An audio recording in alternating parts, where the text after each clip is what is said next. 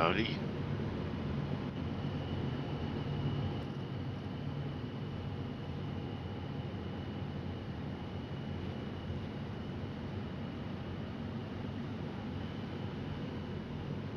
Morning, Mr. Fisher.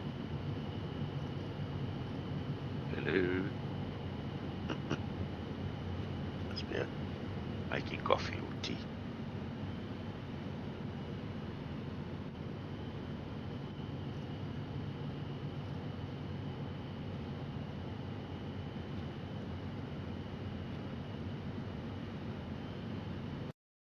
Okay, so I'm gonna make some tea.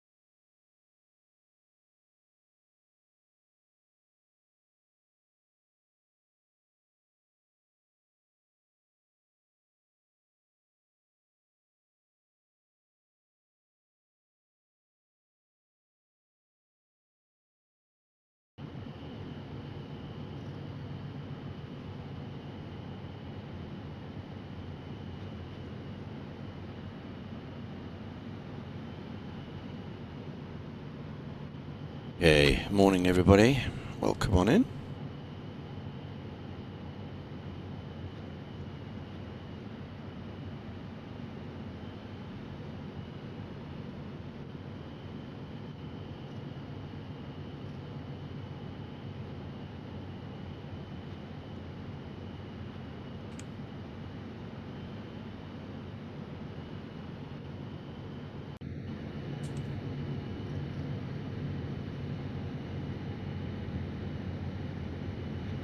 Howdy.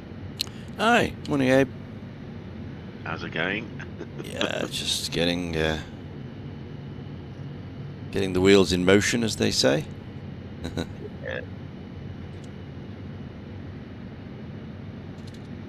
Yeah, I've already taken off and checked to see how this plane takes off. And it's a struggle. So what I'm going to do is I'm going to drain the fuel tanks down to almost zero here, Okay. and then try again. And then when I get to the waters, I'm going to land quickly and just fill up, Uh-huh. take off.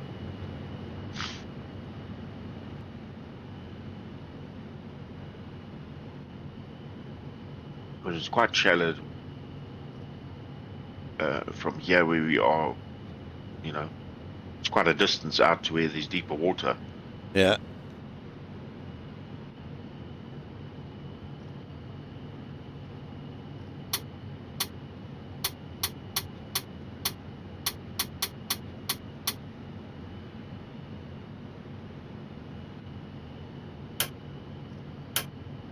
Are you parked up at the airport still? Yeah, I'm just in the bay. Just outside. Loading up. Like on Little Nav, but I'm still at the airport. No, I'm in the harbour. So you haven't got joint affairs on. It's not you. That's No, not somebody else. yet. No, I'm well, I've got it open, but I'm not connected. Let's just do that now.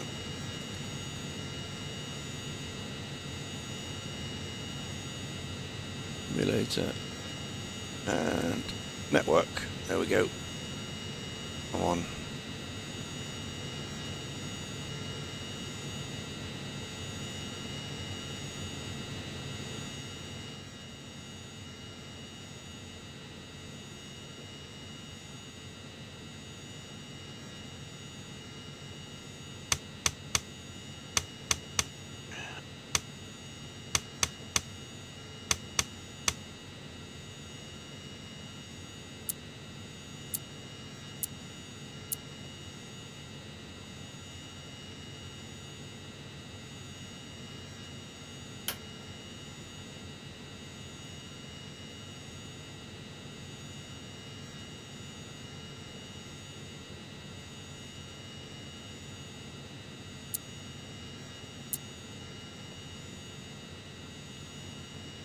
that. Okay. Engine 1. Listener for me.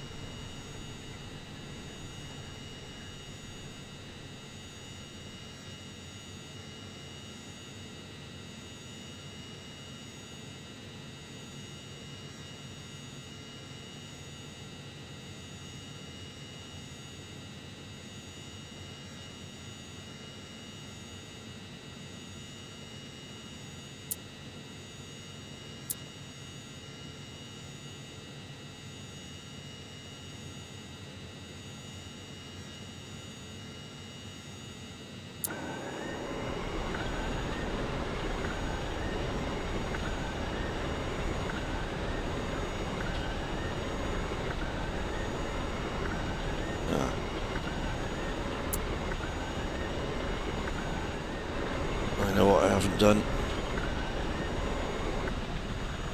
Put the fuel on. Stupid. Yeah, that'll do it. That'll do it. Yeah, let's open the fuel. I thought, oh, I've got this today. Got this. Why am I hearing echoes here? Right. My sound is there. There we go. Twice. Right. Now we start again. Okay, 1 and the boost.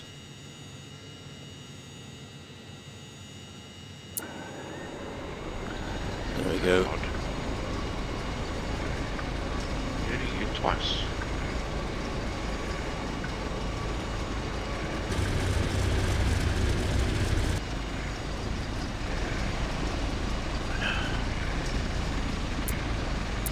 Two.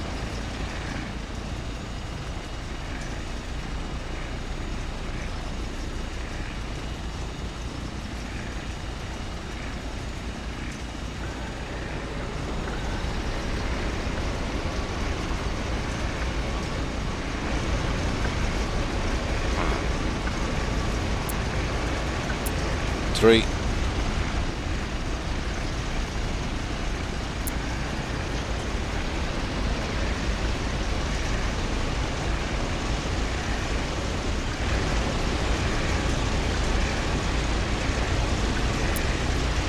Four. Get my toe going here. Toe out of it.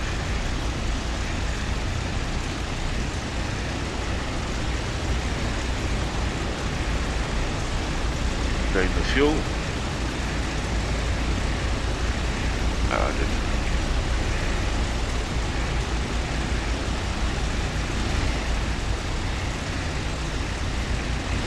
But it was zero fuel. Thanks.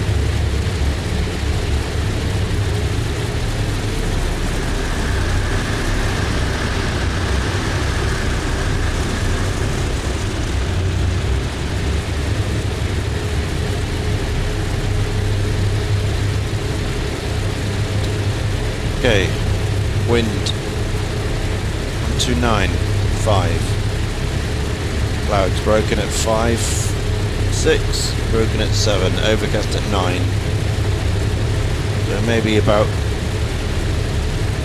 5,000, we'll see. Try for 8. We'll see when we get out there. 1017, so 129.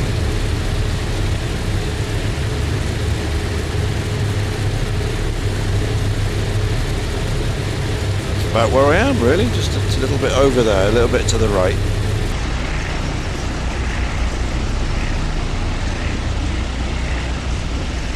Getting double echoes here. Are you? No? Yeah. What's changed? I don't know. I don't know what's changed. I'm not got any of the streaming stuff open. Okay. And you got my stream up? No. No? I've got your stream up. Have you got my stream up? Oh, okay. That I can't help you with then. What's changed since yesterday? Because you echoing and I'm echoing when we talk. Right. Okay. So there's something in your routing that's routing it all back to you, isn't it?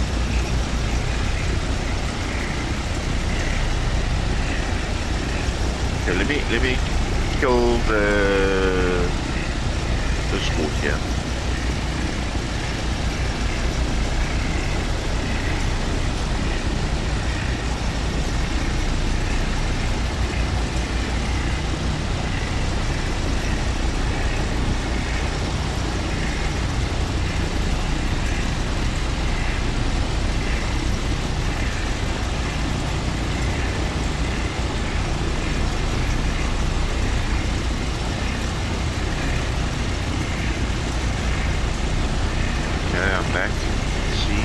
Good. Does that improve things? We've still got the same problem.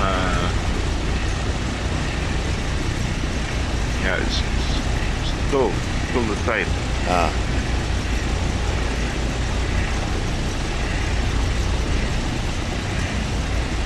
I don't know if it's on my side. So I want you to just carry on talking. I'm going to kill it again. I just want to see if there's double echoes. Yeah, okay.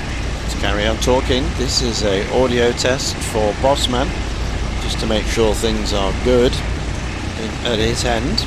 Because we had a good flight yesterday with no audio issues, and typically in flight sim you start it the next day and stuff happens that you're not prepared for. You just got to get on with it and try and fix it. But while we're doing this, I shall go make hopefully get a cup of coffee going before we start, and I'll just carry on chatting. Oh yeah, and yawning, chatting away. This is a test for Bossman's audio, just to make sure it's happening. And he's back again now. Is that okay? Yeah, I don't know what's going on. It must be on Discord side. Yeah, have a look at your output on the Discord settings. Make sure it's correct. So mic on the input and your mixer or speakers on the output.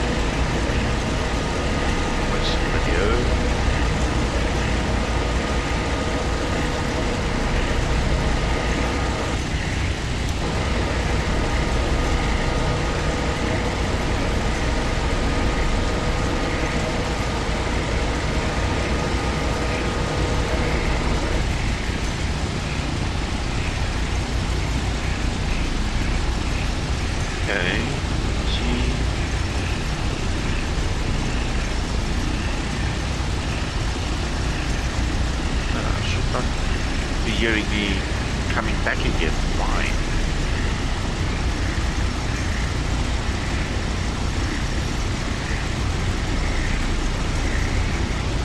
Okay, so now. Right, while you're going to do that, I'm going to get the coffee going.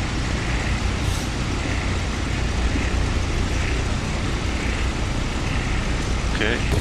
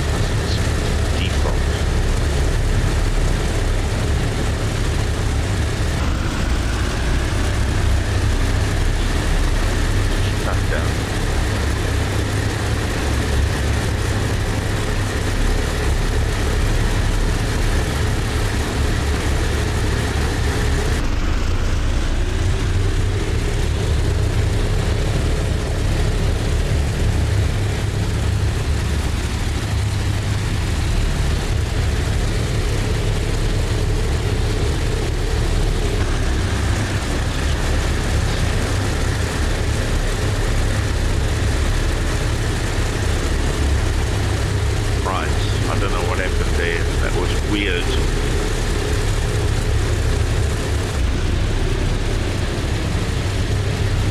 Still the same.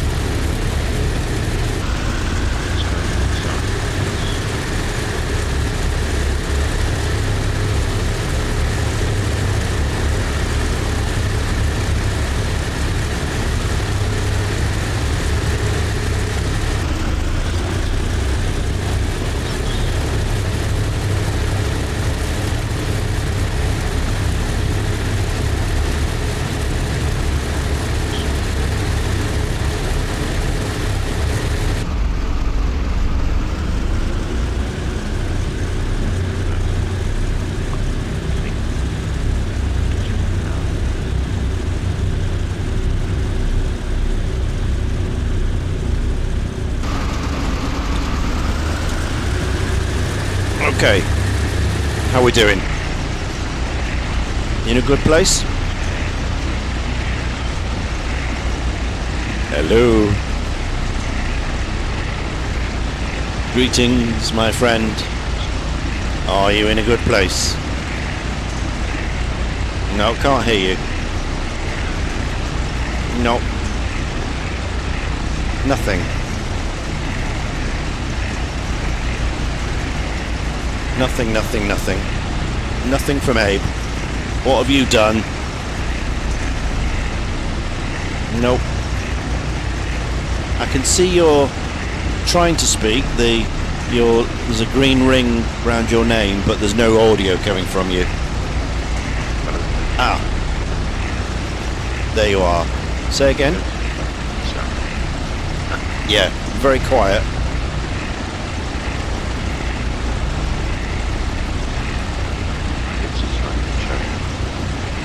You're extremely quiet, mate. Really quiet.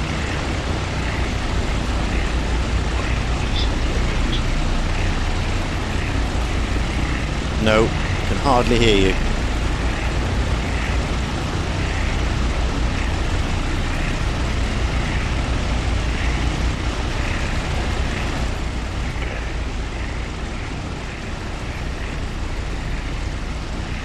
Hello, Abe, can you hear me?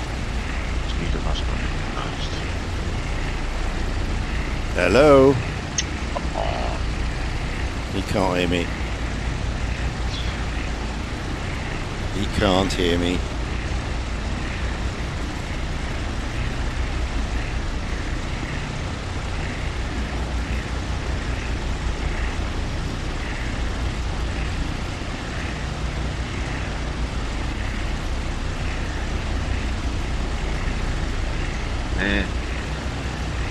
Hello?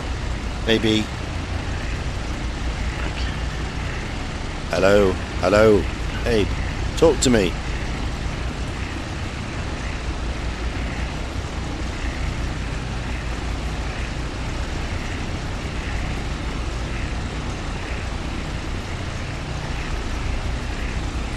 Talk to me, sir.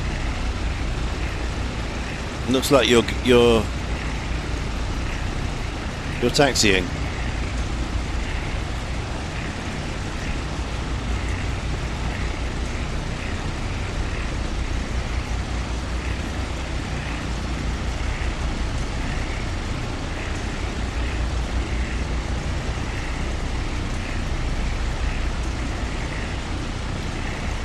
Where he's gone.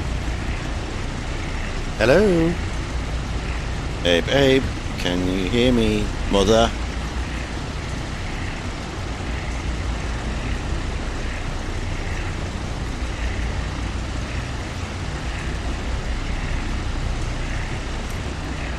Do do do, do do do, do do do do do do do.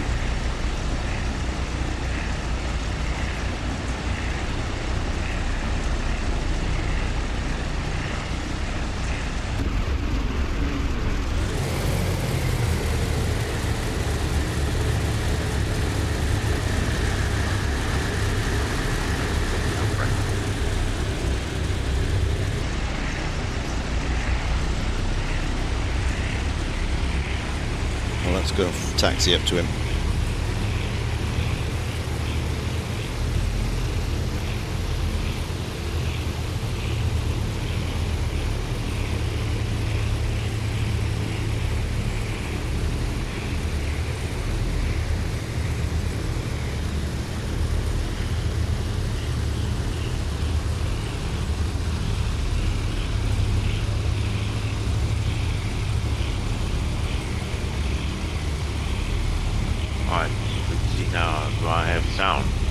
Hello, can you hear me? Hello, Mr. Abe, can you hear me, sir?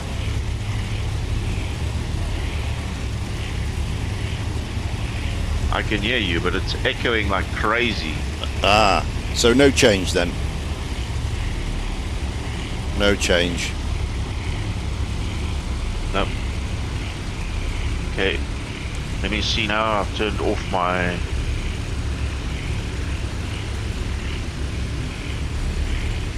No, Still echoing. I shouldn't get any feedback while I'm talking to you on Discord.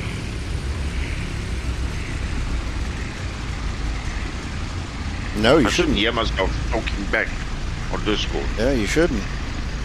That's what I...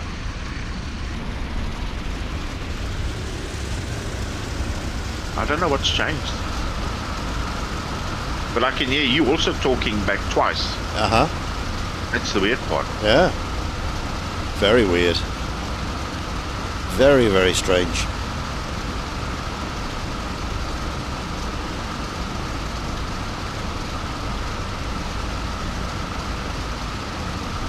I don't know what to do now.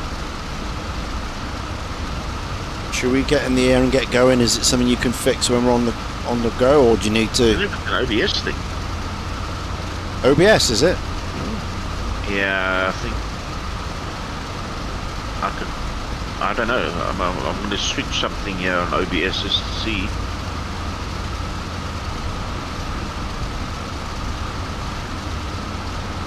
No, still the same.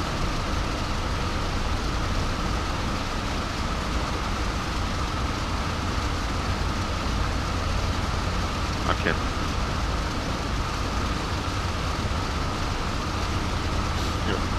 I'll just get out of Dodge. Let's figure it out along the way.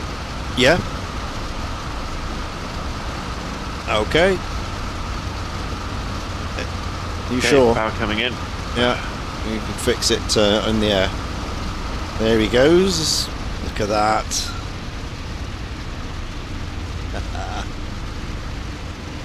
Look at that clipper go. Right. Yeah, we're up and away.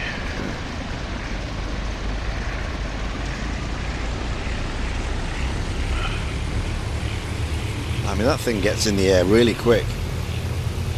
This thing takes forever. Yeah, I've got almost no fuel in it. Right. I've almost got no fuel in it. Okay, let's go 150. Yeah, about to put some fuel in.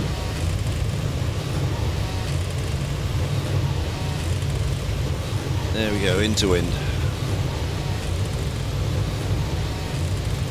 There we go.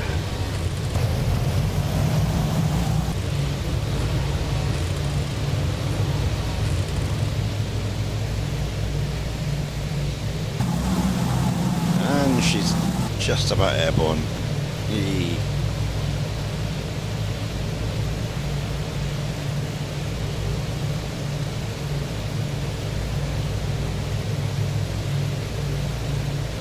Okay, let me just see something.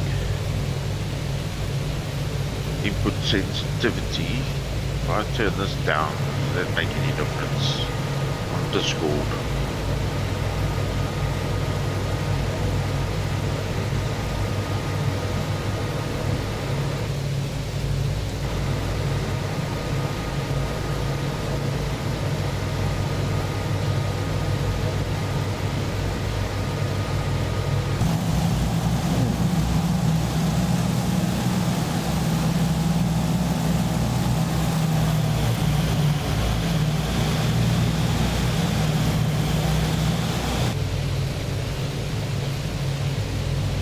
I don't know.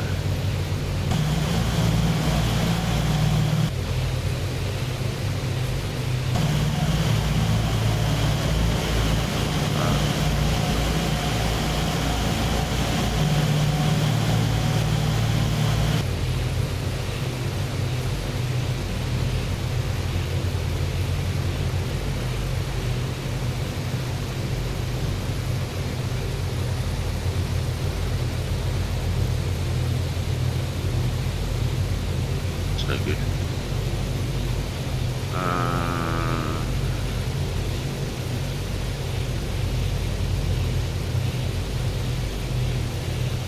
Can I turn my volume down?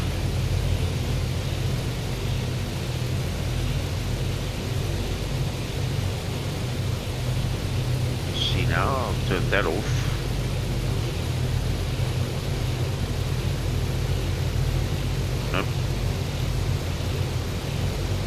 noise suppression, no, it's not that.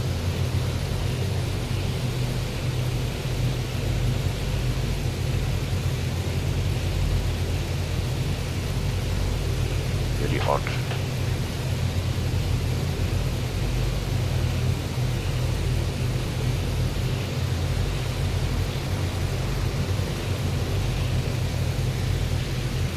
I've got no idea.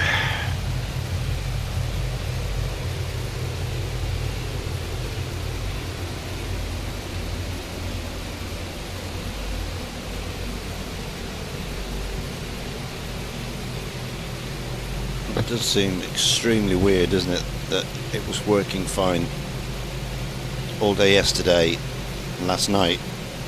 You haven't done anything.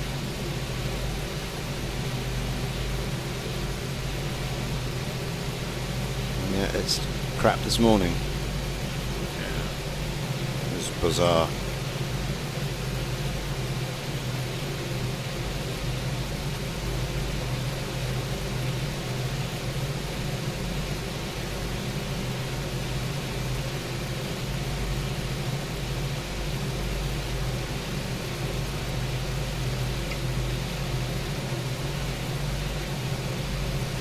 It looks like my mic is open mic all the time. If I look at Discord, you know, it gives you that green Yeah, thing around yeah. when you talk. It's on all the time. Why? Oh, you're on. Okay, you must be on like push to talk instead of push to Vox. No, it's not on push to talk. Okay. So you got your sensitivity and your gate is not correct. Then it's detecting audio all the time. Yeah. What it is, it's detecting background noise in your room and switching the mic on. So you need to turn the sensitivity down or put a gate in or something, so that the background noise doesn't reach the threshold of turning it on. It's gone off now. You're fine now. Set that up.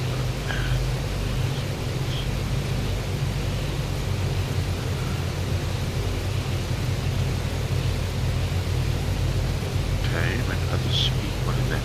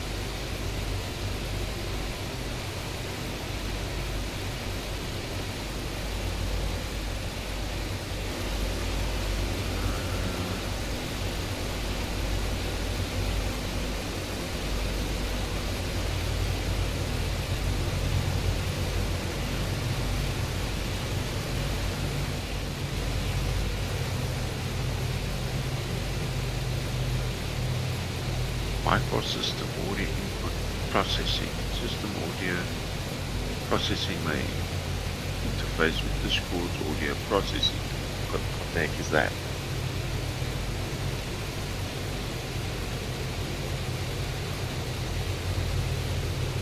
Turn that off.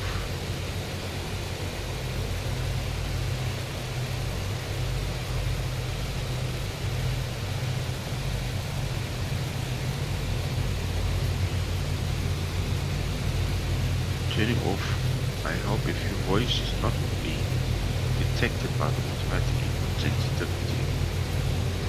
Turn that off. Let's see.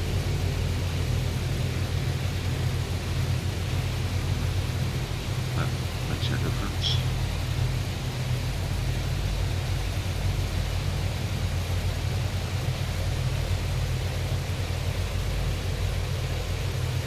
Echoing cancellation.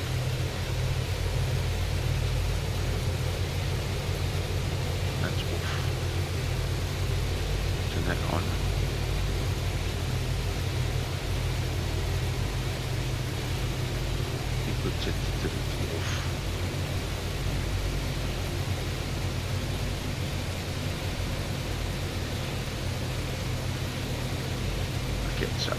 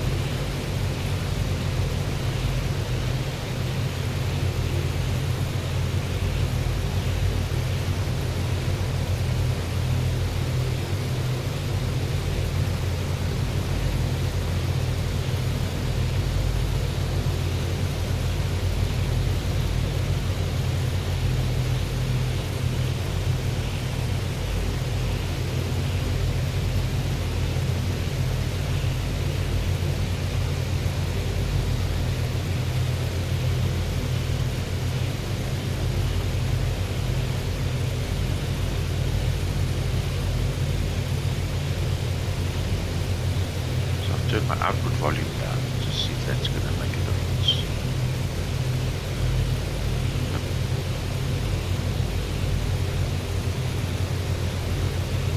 It's annoying now.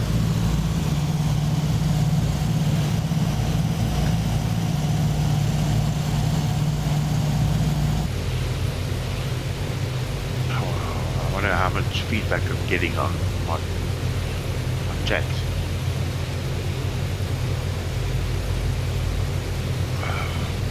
Well, on the Discord end, I'm hearing it absolutely fine, mate. There's nothing at all wrong at my end from you.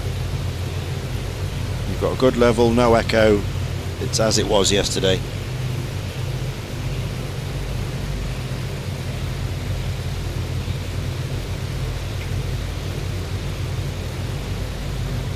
It doesn't seem to be feeding back on the stream either, but No. it's just weird that I'm hearing myself twice. You know, on Discord. Yeah. And I'm hearing you twice on Discord. Yeah. Yeah, it's obviously some sort of routing issue you've got there at your side. It's bizarre.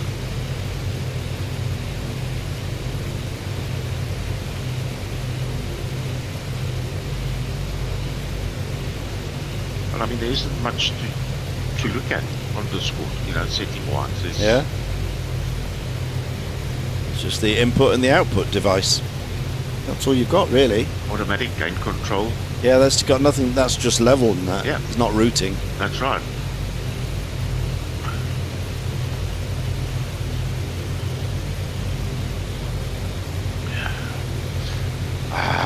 This plane is not bugging me around. Come on, get back in the air. Trying to sort the sound out now the plane's playing up. Oh.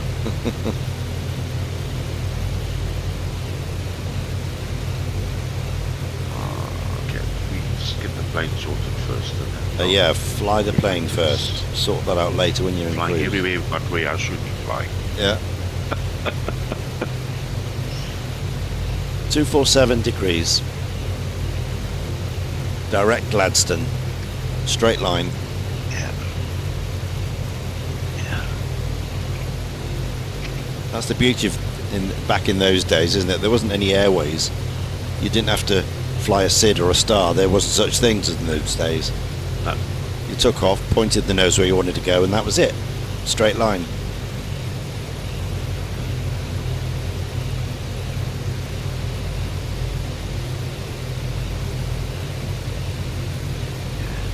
So let's get that one. 247 degrees. Yep. 247.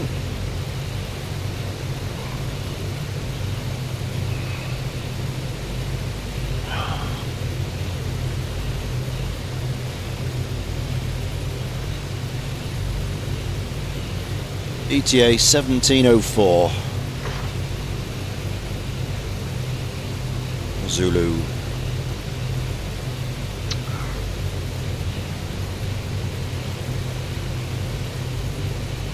And we're coming up on 4,000 feet.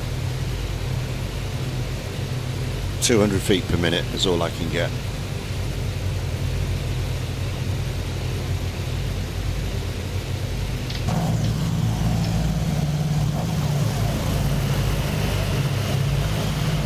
There's New Caledonia, goodbye. Thank you for the host overnight. We're off to Australia.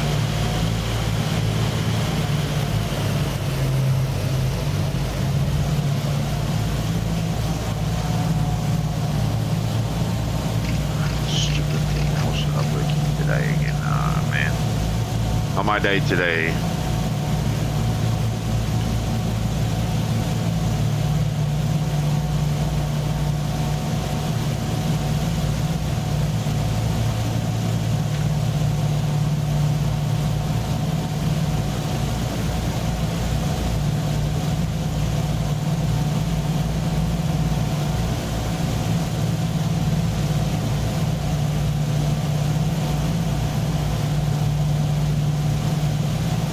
Right, let's have a look.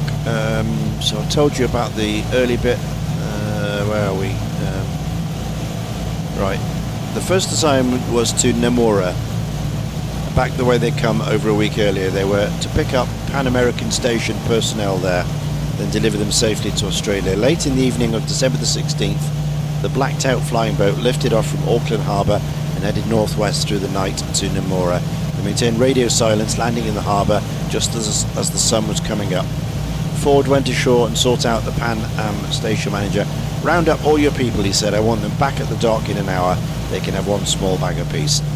The crew set to work refuelling the aeroplane, and exactly 2 hours later, fully fueled and carrying a barrel of engine oil, the Clipper took off and pointed her nose south for Australia. It was late in the afternoon when the dark green smudge of the Queensland coast appeared on the windscreen, and Ford began a gentle descent for landing in the harbour at Gladstone. After offloading their bewildered passengers, the crew set about seeing to their primary responsibility, the Pacific Clipper. Captain Ford recounted, "I was wondering how we were going to pay for everything we were going to need on the trip. We had money enough for a trip to Auckland and back to San Francisco. This was a very different story. In Gladstone, a young man who was a banker came up to me and out of the blue said, 'How are you fixed for money?' 'Well, we're broke,' I said. He said, 'I'll probably be shot for this,' but he went back down to the bank on a Saturday morning, opened the vault and handed me $500 American. Since Rod Brown, our navigator, was the only one with a lockbox and a key, we put him in charge of the money. That $500 financed the rest of the trip all the way back to New York." And then the next bit is the departure from Gladstone for Darwin. So we'll leave that until we leave the next one, until the next leg.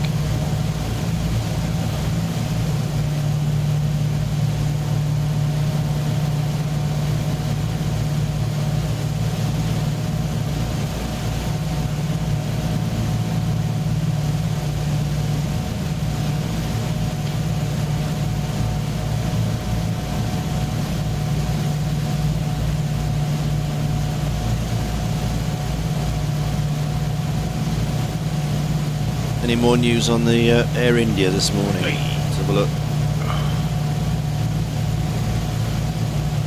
I haven't looked. I haven't even looked at that. No, just searching for answers. That's all it says. Searching for the black box.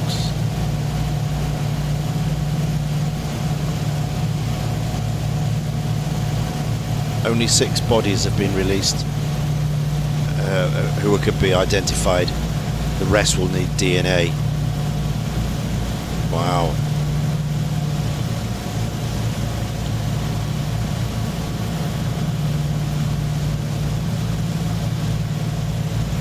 Yeah, it's really sad that whole deal was.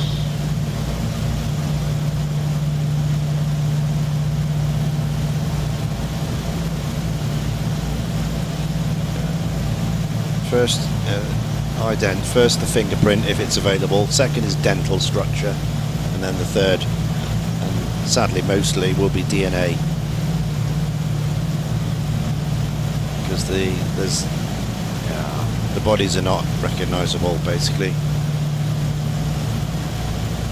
Wow.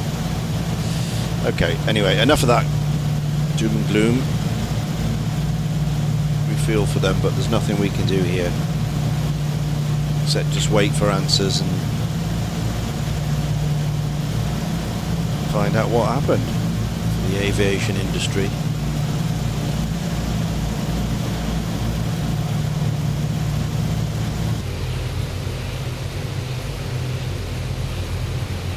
How we're doing? Climbing to 5,000 feet. Whoa! We're getting up there.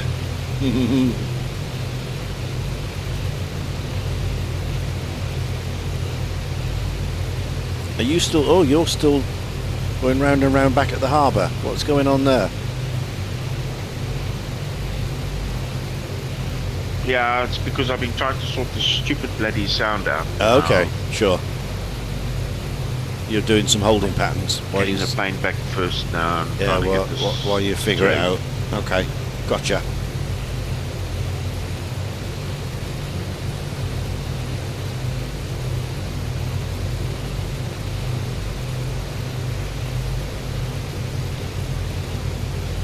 I had an issue last week with my sound just kept dropping.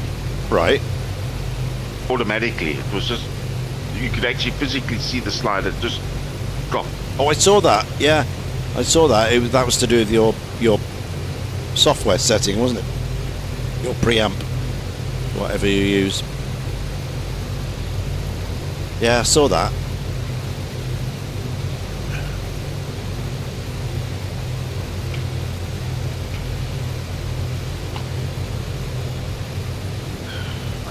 Has changed and where these damn settings are all of a sudden appearing from. Yeah, it's weird, isn't it? I haven't installed any. No, nothing overnight, sound. Nothing different from yesterday, and we would talk for hours yesterday. Perfectly fine. No.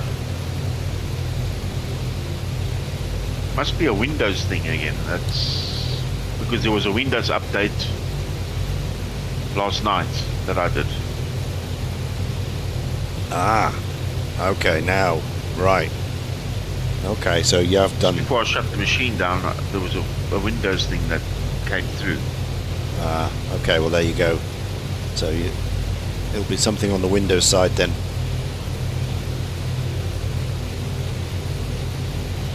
So yeah, look for your outputs.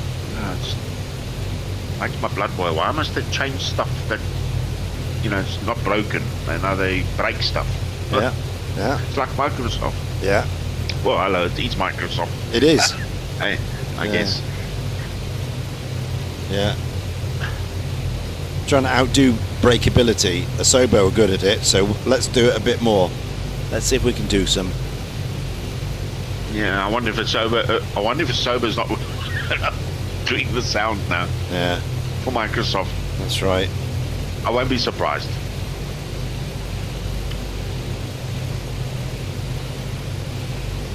Welcome on in, everybody, to the stream. If you're new here, we're doing the Long Way Round, which was a real event that happened in December 1941. The American Clipper,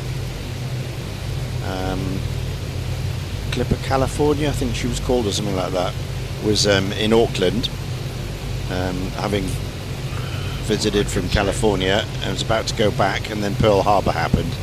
So obviously they couldn't go back, otherwise they'd get shot out of the sky.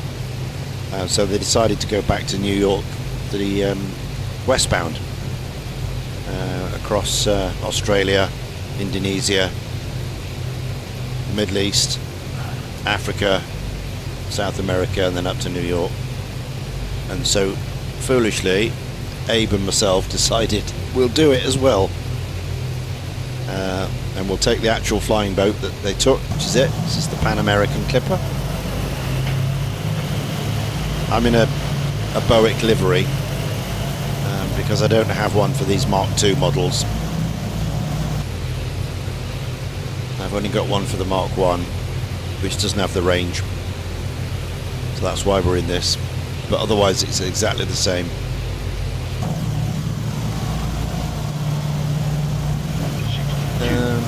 Right, I'm going to stop here because we're getting into overcast.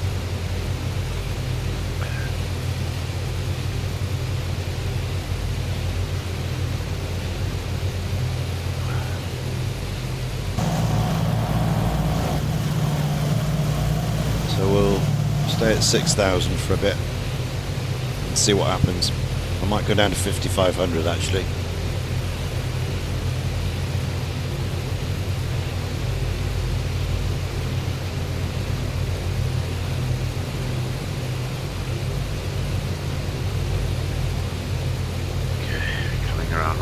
Now.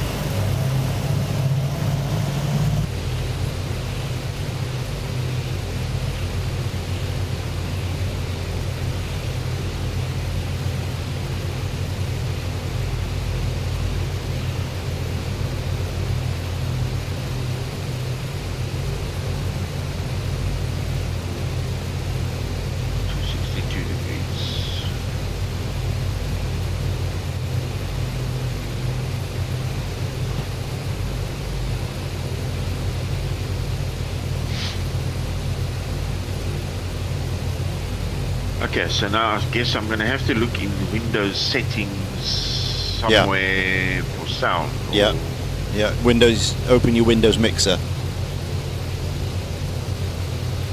Yeah, Windows mixer panel. Look at the routing.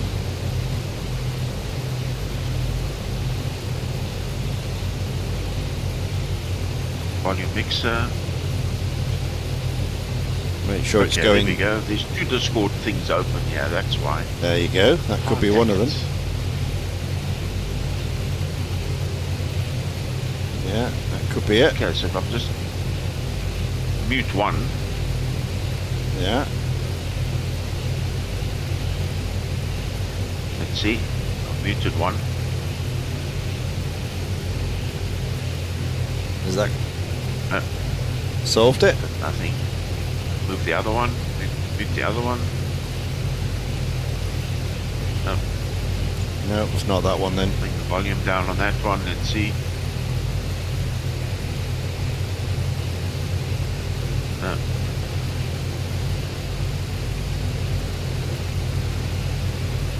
Bring the volume. I've muted both of them now. Yeah.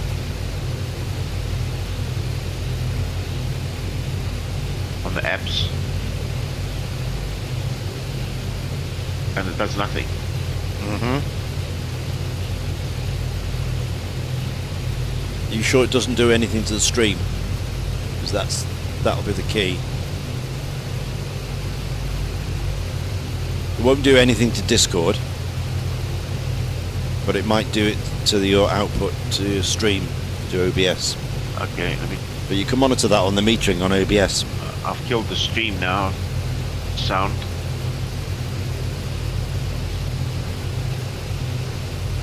I'm still hearing myself. Mm-hmm.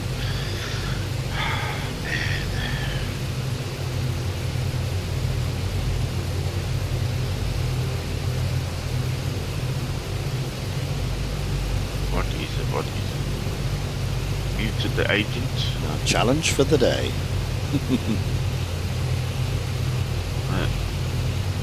Challenge for the day. It's not fun. No. It's even got a little navmat thing here, which I've also now cut out.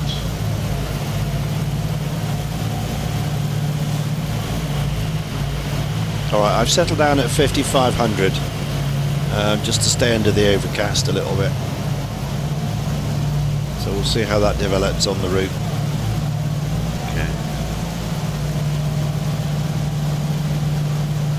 We've got a 14 knot right to left.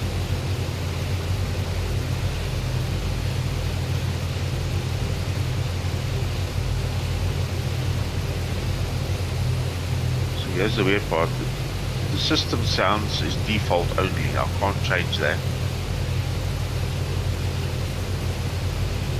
Yeah, I never have system sounds on. I don't like all those beeps OBS. and crap that goes with it. Yeah. All those keyboard sounds and all that stuff. I turn all that off.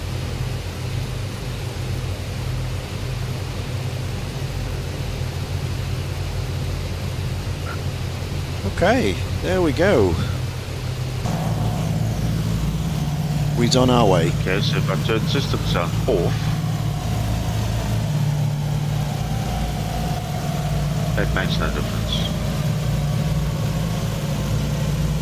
No, it won't affect your microphone and stuff. That's just like the, you know, the keyboard clicks and stuff like that. And when anybody connects, you know, you get that diddy beep beep. Steam turned off. Yeah. Okay, so I've just turned OBS browser page off. Let's just see. No.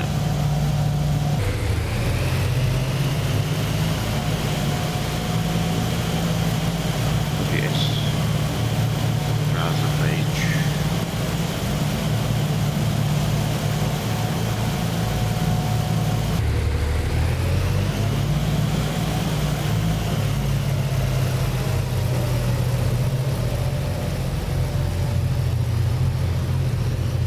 Why would I have two double Discords apps open? Why would it show double Discords? You shouldn't do that. I don't know. I mean, I've seen double things before.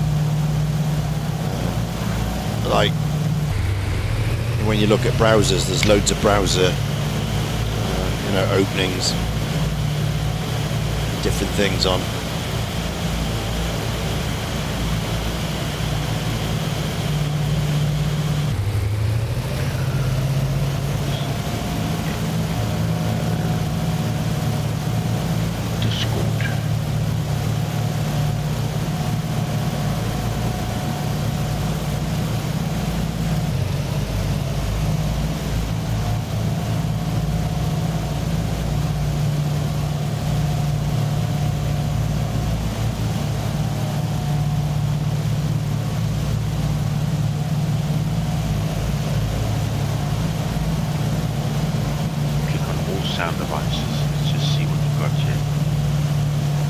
Devices, Realtek Digital Auto,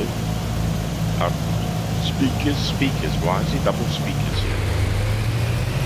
Can I not delete one of these?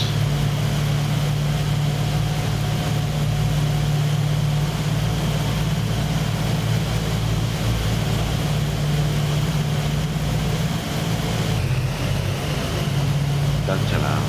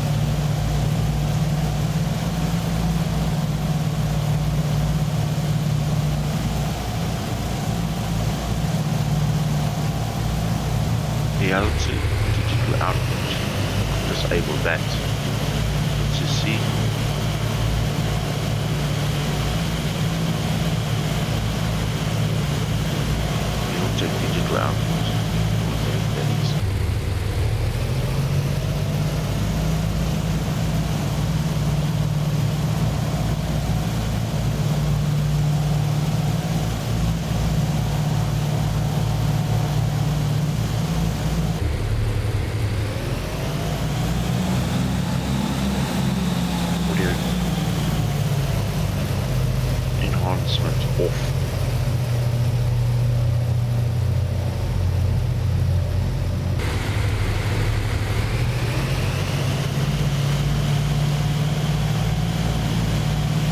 Suspension sound off.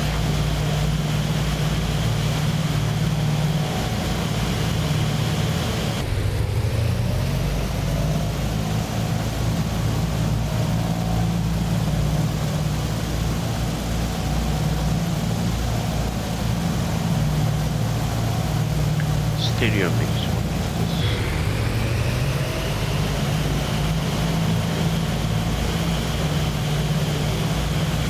Focus.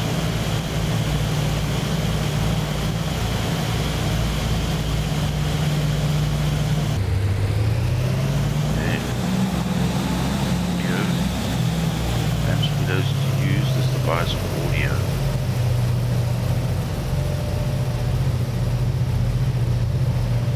Disable that.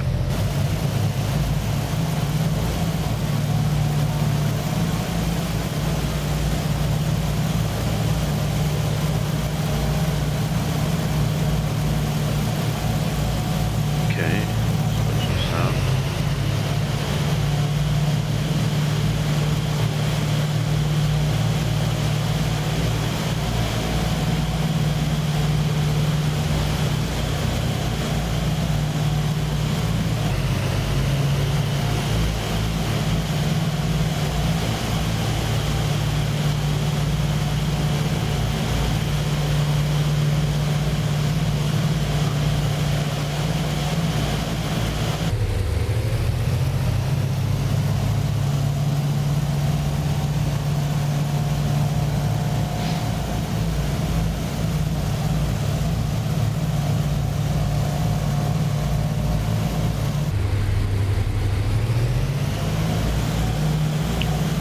Channels 60 minutes. That won't make a difference. Formats.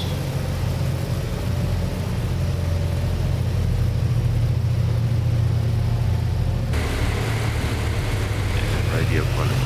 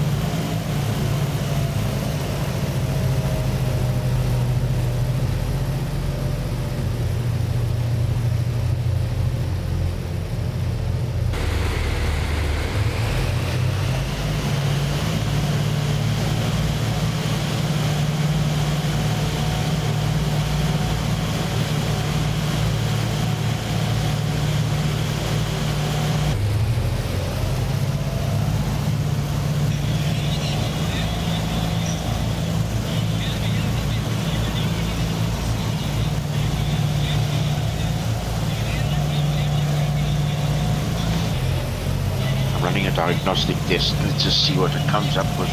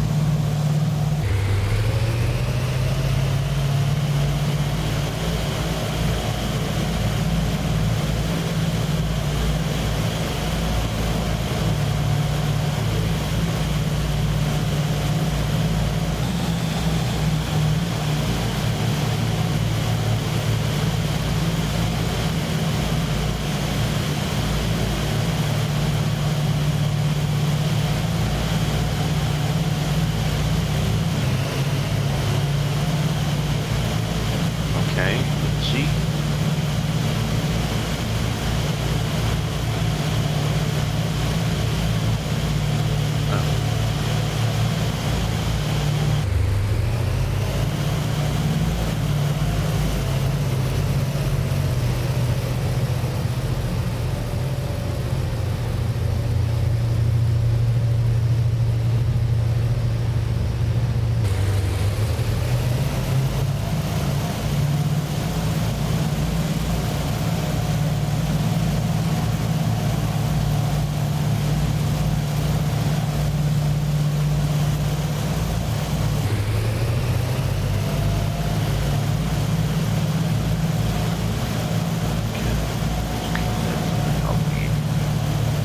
More sound settings. Let's see here.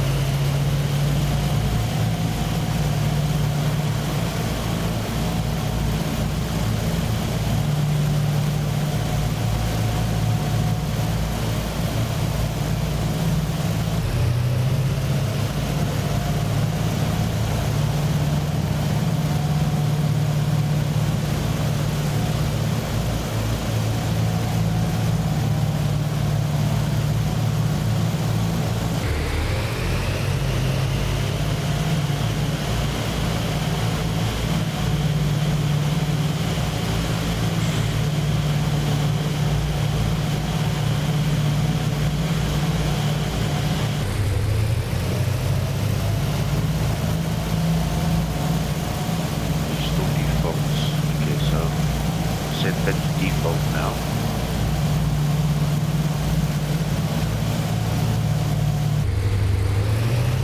See what happens.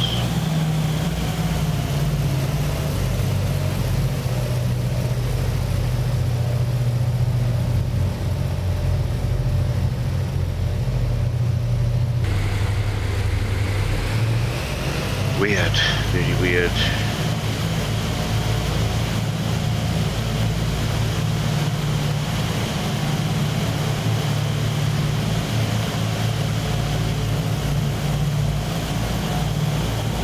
I don't know what to do.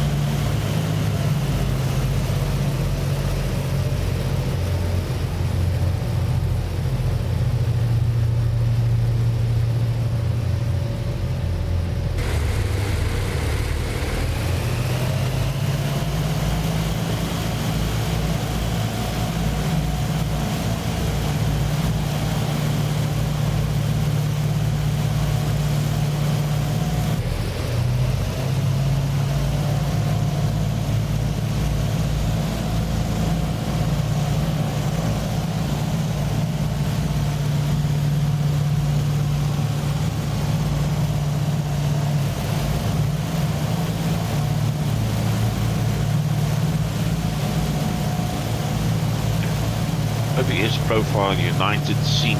What is that?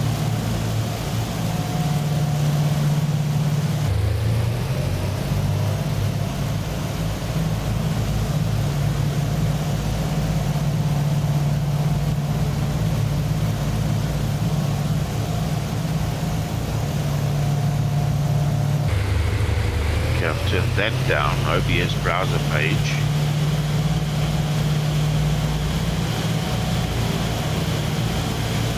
Turned up the profile United Scenes page.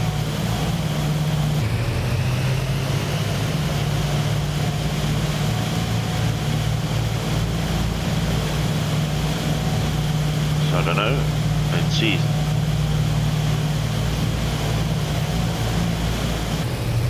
We'll see if that works.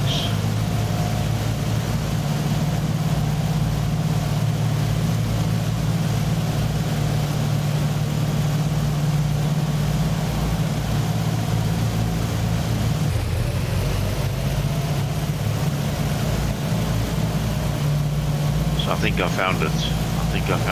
Hey, nice.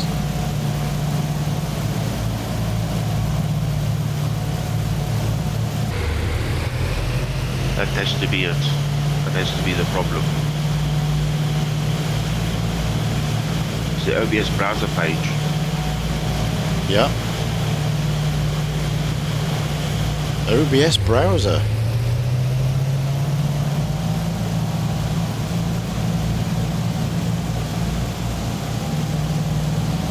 Because if I turn my stream down, I can't hear myself.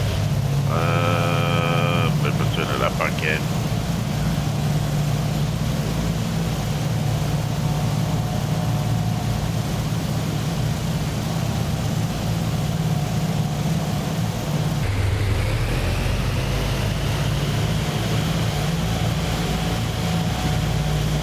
Okay, let me see.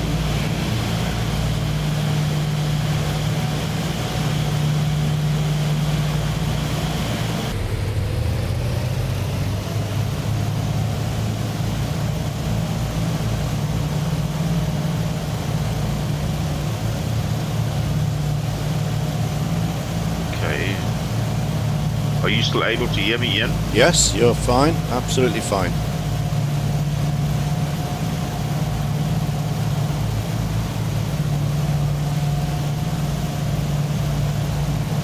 Yeah. That's good. Okay. I think I found it. Good. Nice one. Took a while, but good investigation.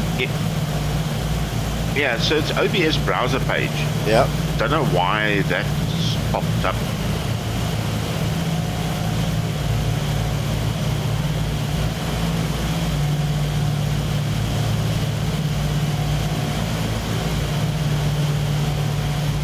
Where that comes from.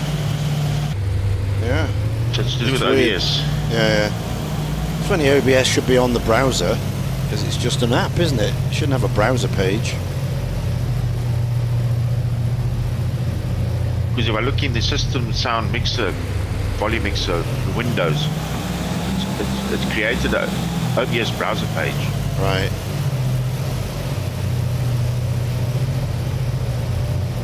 Bloody Windows. Ah! So annoying. You know how many hours people have been wasted trying to fix Windows issues following an update.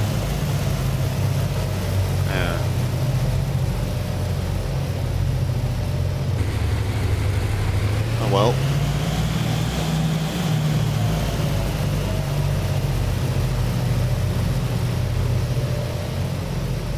Keep that in mind, what you did, for future reference.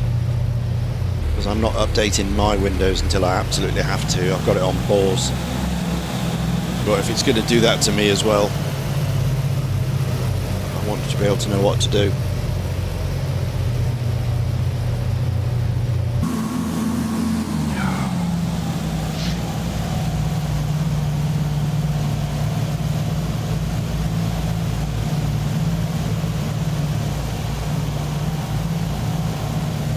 Well, at least I found it. That's the main thing. Yep, you found it. Well done. Annoying, man.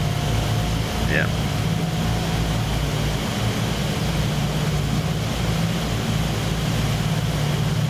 Right, let's see. What have I changed? These settings. We just deleted the page. Yeah, that got rid of it. I don't know. Can you delete the snow? There's no option for you to delete it though. Well, if it's a browser page, yeah, surely it's a. If it's browser, what is it? Chrome, Safari, Firefox? It just says OBS browser page. But you can't delete it from the sound mixer. Oh. But you can fade it down, which is what you've done, I guess, or muted it.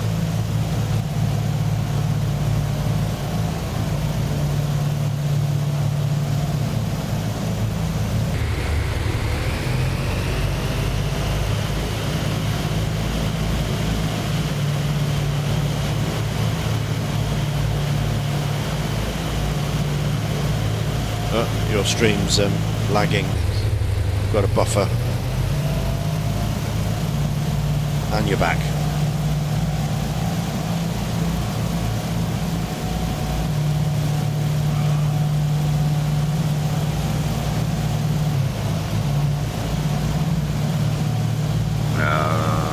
Network has gone for a ball of chalk again, I see. Yeah, it's. I've just noticed your stream is just lagging, buffering. Yeah. Got a big waiting circle. It's frozen.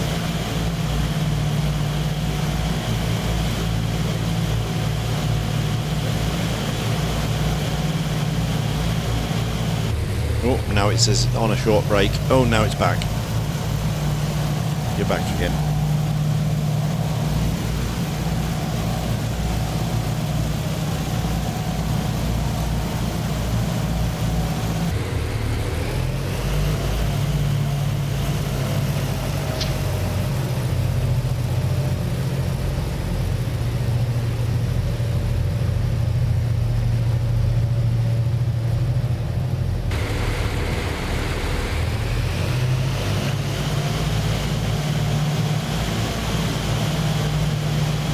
Not very good streaming.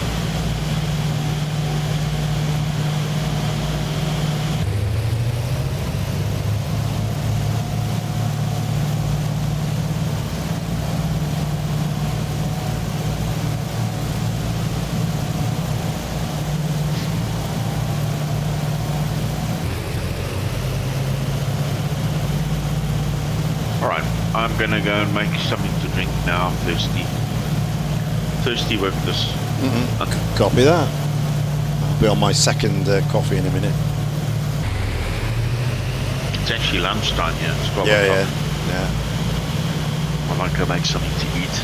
I'm going to warm up fire. My brother's at home, so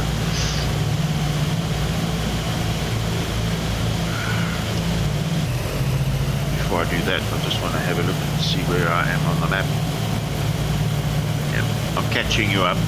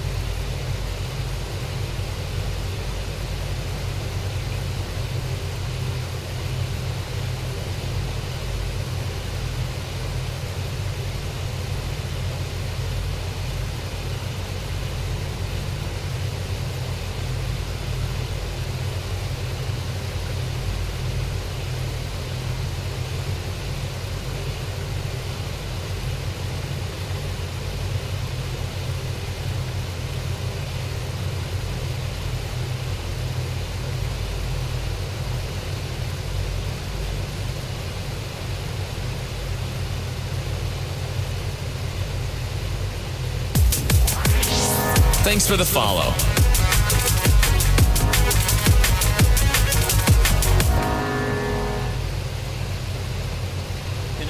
Canadian, welcome in. Thanks for the follow. Yes, you hear the pistons of these Wright Cyclones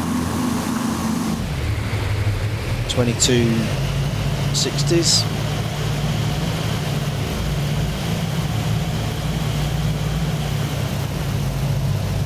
Okay, we are back.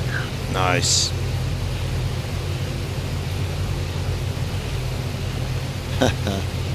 Yeah, I'm the same, Canadian. Yeah, give me some radials any day. No magenta lines here. This is the Pan American Clipper. You probably read about it. The one that was forced to go back to New York the long way round. Yeah.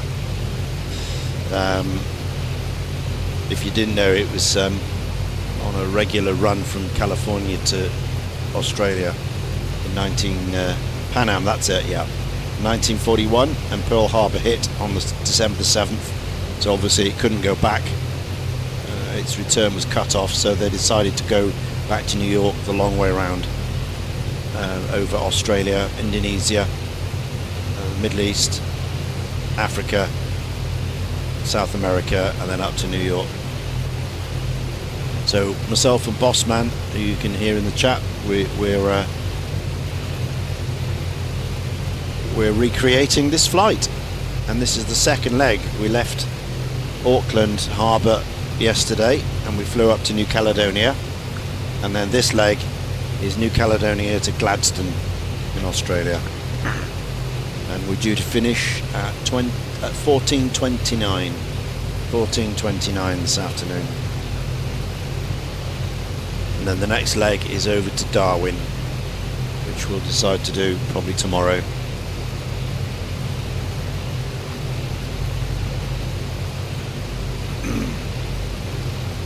The idea of painting US flag saved their lives, yeah. The engine lost fire due to bad fuel. No, we're not going to do that, but I am aware that they used they had to use 80 octane automobile fuel at some point because they couldn't find 100 octane, and the engines coughed and pinked and, you know, didn't really produce much power, but they used it because that's all they had. It's a great book from the captain, Ford, that I'm reading.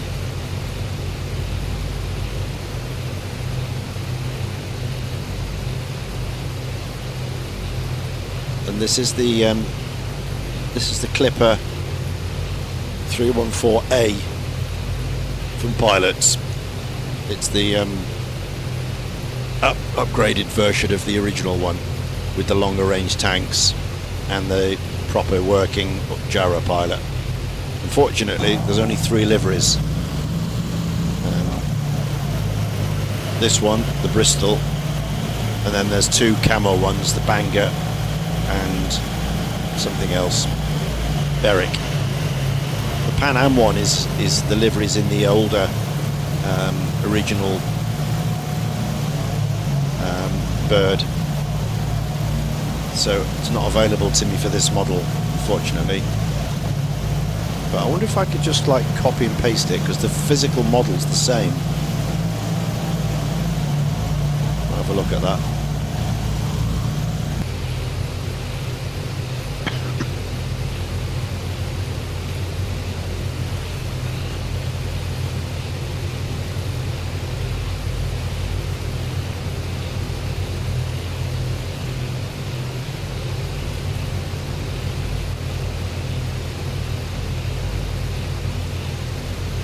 Right, what was I doing? Just a little camera view.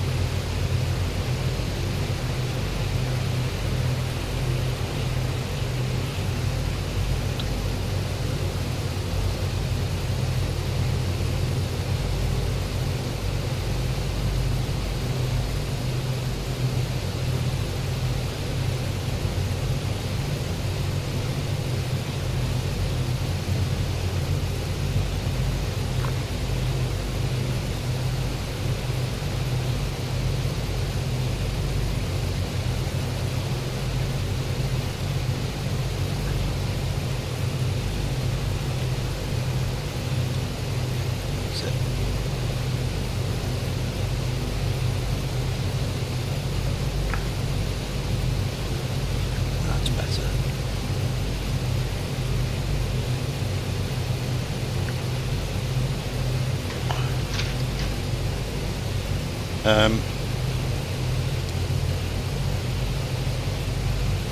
I fly pistons in my home country, Canada.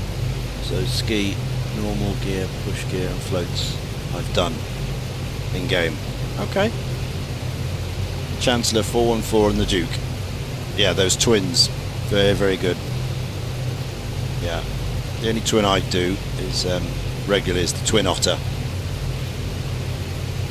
Twin Otter bushwork. Beavers, yeah. We've got beavers and otters. Beavers and otters.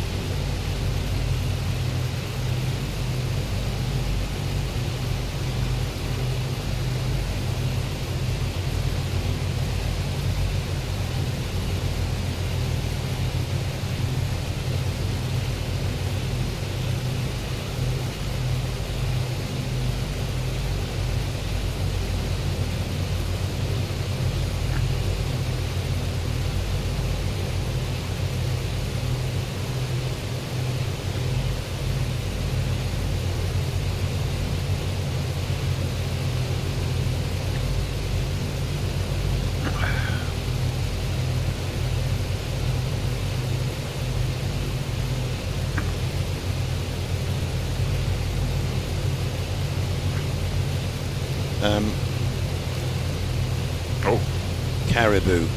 Okay, I don't have just that. turned live weather on, and it is cloudy. Yeah, exactly. This is why I'm staying at 5,500. Get underneath the crud. Yeah, Canadian. If you're interested in radials and stuff, which you are, I fly with the A2A Misfit Squadron. Let me give you a link there. We fly every Friday and Sunday at 1900 Zulu, and it's A2A props mainly, and that'll give you an idea of the sort of stuff we do. If you want to join in or fly with us or whatever, you're very welcome. Friday's a tour generally, and Sunday's a kind of a one-off thing. So Friday being today, we will continue our tour, which happens to be the tour of the Mediterranean, and we're in Israel at the moment. So we're starting. We started in Morocco 7-8 weeks ago, and we went all the way across North Africa to the far end of the Med, and now we're just about to turn round and come back via the northern bit and back to Gibraltar. So tonight's flight is, I think from memory, it's Tel Aviv to Antalya, and it's in Turkey.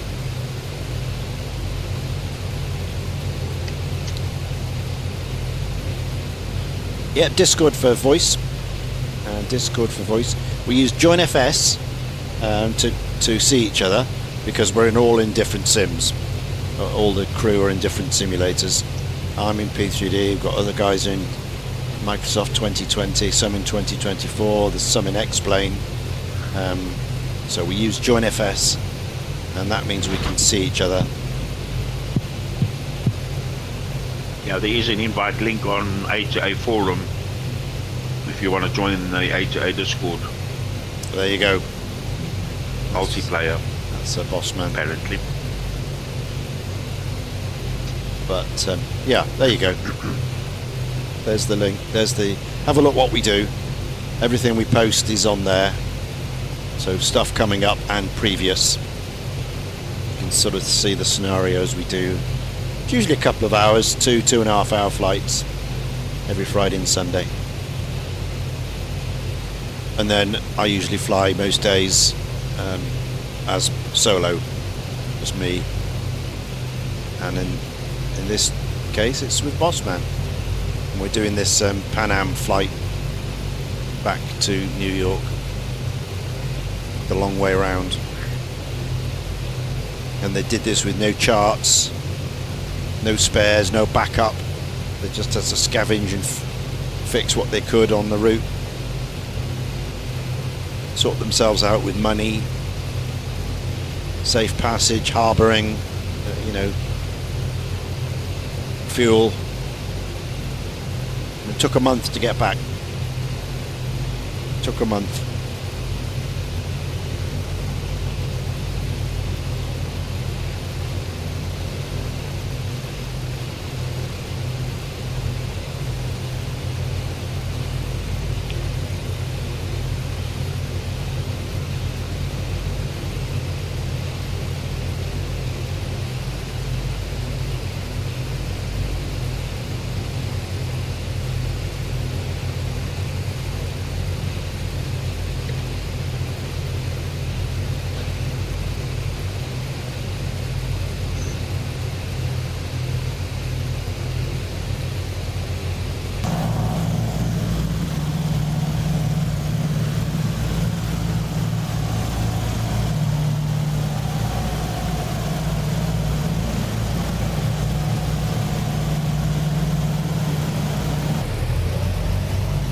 Your stream's running now, Osman.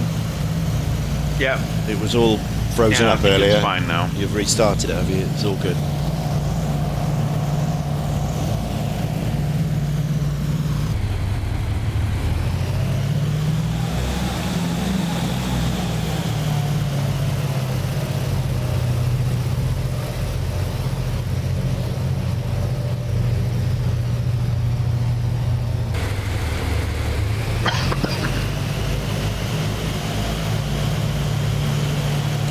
The second leg is 847 miles, nautical miles, 847.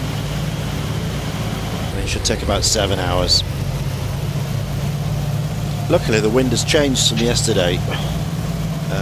If we did it yesterday we'd have had a headwind. Now we've got like a quartering tailwind. We've got 15 knots from 33 degrees. So got a little bit of a push.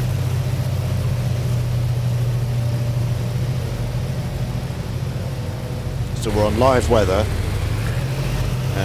but obviously not live time because it'll be pitch black over there. Not much fun to see on the stream. That's the only reason.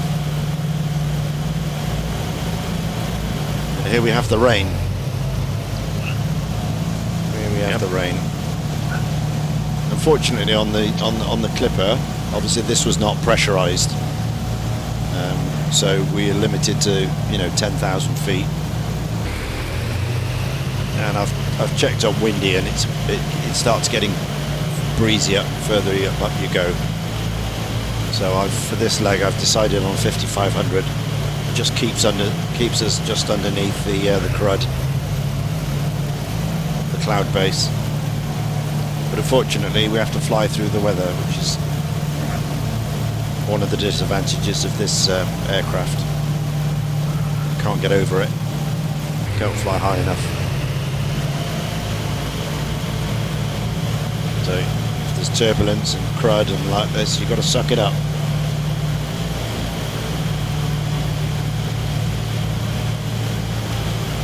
Canadian says he's made an account. What do I do to get access to the Discord? Any exams or something? No, you don't need any exams.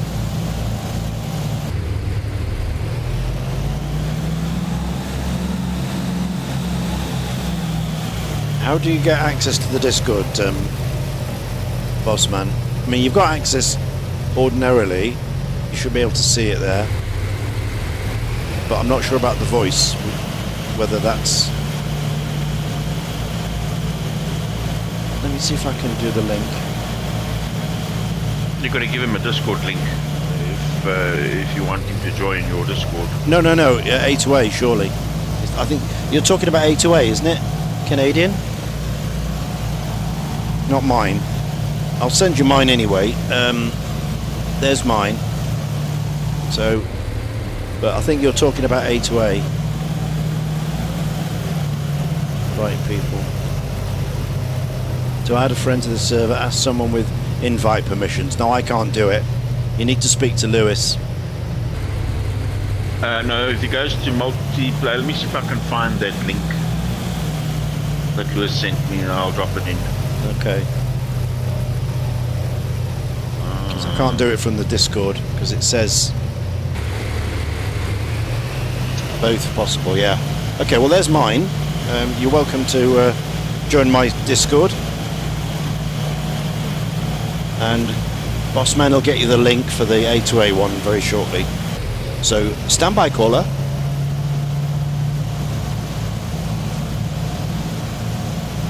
So that should get you into the A2A Discord. Yeah, just let us know if you're in. It's starred out. It's starred out. You're not allowed to post links.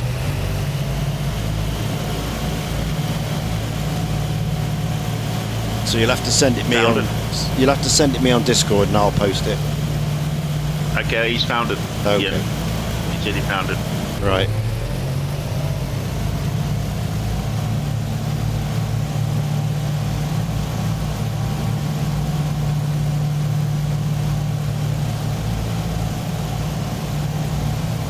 Good.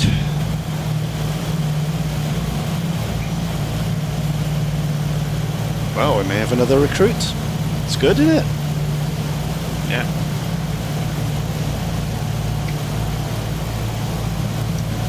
It's all about being on, isn't it, at the right time? Catching people. The more we do of these, like we're on all day, and people who like this sort of thing can suddenly find us.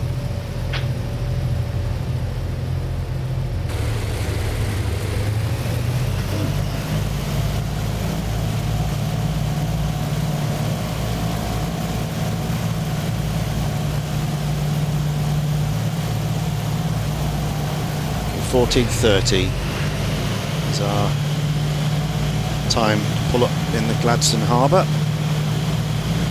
I think this is one of the shortest legs we do.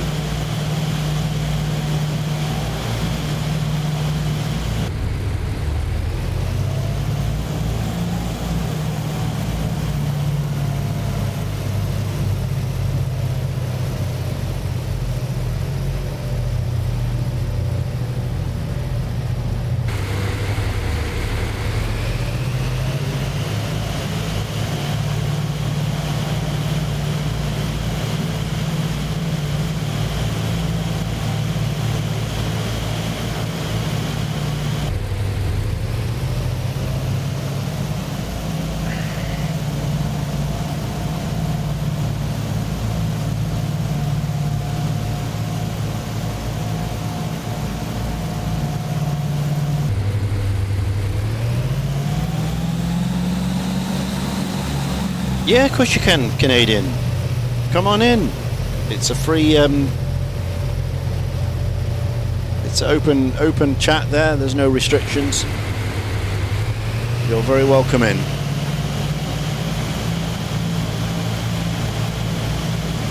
And there he comes. Hello. Canadian Leo. Oh, he's gone away. Oh, he's back. There he is. Canadian Leo, talk to us. Yeah, hi. There he is. Hello. Welcome on in. Welcome. Welcome on in. So you like the old prop radials, do you? Like us? Yeah. Good. Not gonna lie, I like the jets when I actually fly, but Yeah. What, in the sim? when I Or? have fun, I just Yeah. When I just want to sim, fly, have fun. Pistons are more intriguing. Yeah. Oh yeah. It's less monotone. Yeah. Yeah, we like it because we've got to fly these things. You know, you can't just sit here on the magenta line and go away. You've got Unless you got a Cessna, maybe. Yeah. You got the wind drift and fuel pumping, and it's Like ADHD people, for me, if I fly like anything that has like commercial level of autopilot, you're gonna see me like pull on my phone and do random crap. It's like, why am I playing the game in the first place? Yeah, we also fly the jets from time to time. I mean, the modern technology is great, to be able to program things in, and it can follow thousands of miles on a dime. 400 people, A to B. It's a marvellous thing, but as regards the actual flying experience, stick and rudder, there isn't any. Especially that I have like an actual like rudder and stick and all that, it's way more enjoyable. Yeah. Oh, yeah. Well, like one of the most biggest shames I've seen in like there was this promotion in 2020, right, about Microsoft Flight Sim video, and the people that were flying in their promotional video only had like the yoke and the throttle. I'm like, they didn't even give them throttles. No, like not throttles. My bad. Rudder pedals. They didn't even give them rudder pedals. I'm like, why are you gonna give them a yoke without rudder pedals? It's like the most. Give them a stick at that point. Yeah. Yeah, I also don't understand why they don't, you know, especially at these trade shows and that where they go to, expos where they, you know, have that. If they don't have it, I mean, how they expect the people to fly the aircraft? Yeah, some air, like you're like, if there's any crosswind, you're done. You're just in the field. Yeah, and when you're flying, obviously the GA, you need the rudders to do coordinated turns. Otherwise, you slip on a turn. A lot of people just use the ailerons. They think turning left is just yank the ailerons left and round you go, but it isn't, because all you're doing is slip unless you coordinate your turn. Well, it's still doable. Yeah, but only, you know, you can only do tiny little, you know, like 10 degrees or something. You know, any form of bank. You just slip out of the sky. Precisely. So you need the rudder to coordinate it. Keep the ball in the centre, the turn coordinator, and there you go. But a lot of jet-powered pilots don't, because they don't use rudders. Apart from one of the games that surprised me the most, apart from like build simulators, one game that was like an arcade game that surprised me on, like, when you go in simulator mode, how it's not perfect, but it's like maybe like 2000, early 2000s, like 10 stuff. Like X-Plane 9 would be a good explanation of how the flight model is. War Thunder. War Thunder, right? I don't have X-Plane, so I've never flown X-Plane. I've come straight from FSX to P3D, so I believe yeah, it. so like it would be more FSX then. Yeah. For your plane of reference. Like it's not like the greatest, but like, you know how War Thunder has like a bajillion planes. It's like in the simulator mode that also there's like way less people that play it. It's kind of intriguing, but not like DCS is still going to win it over any day. Yeah, for serious combat stuff. Yeah. But I mean, for theoretically a free-to-play game. Yeah. I would actually, on the free-to-play side, prefer War Thunder over the DCS Frogfoot. Nothing wrong on the Frogfoot, but people... That's the thing with DCS that gets me. Like, people buy your game because they want to do dogfighting to some extent. Not ground pounding. Yeah.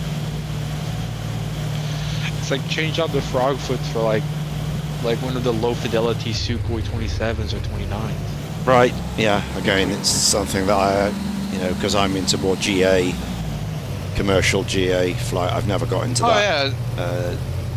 DCA. Maybe it's more to spice it up. Yeah, I know about it, obviously, I've seen it, but I don't own it. Do Never you been fly on it. this C-47 or civilian? Yeah. No, we fly C-47, yeah. We use the Manfred Jan, the freeware version, which is very, very good. I love the C-47. Yeah.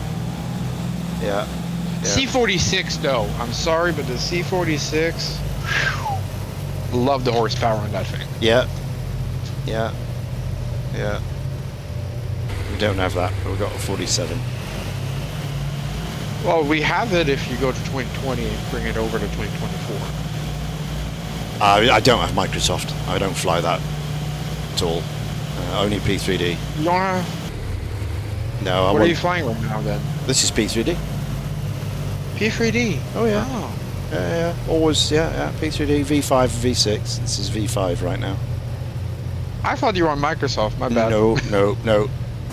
Because you're streaming on the Microsoft thing. Yeah. It doesn't look like it, but maybe remove the HUD, you know? Yeah.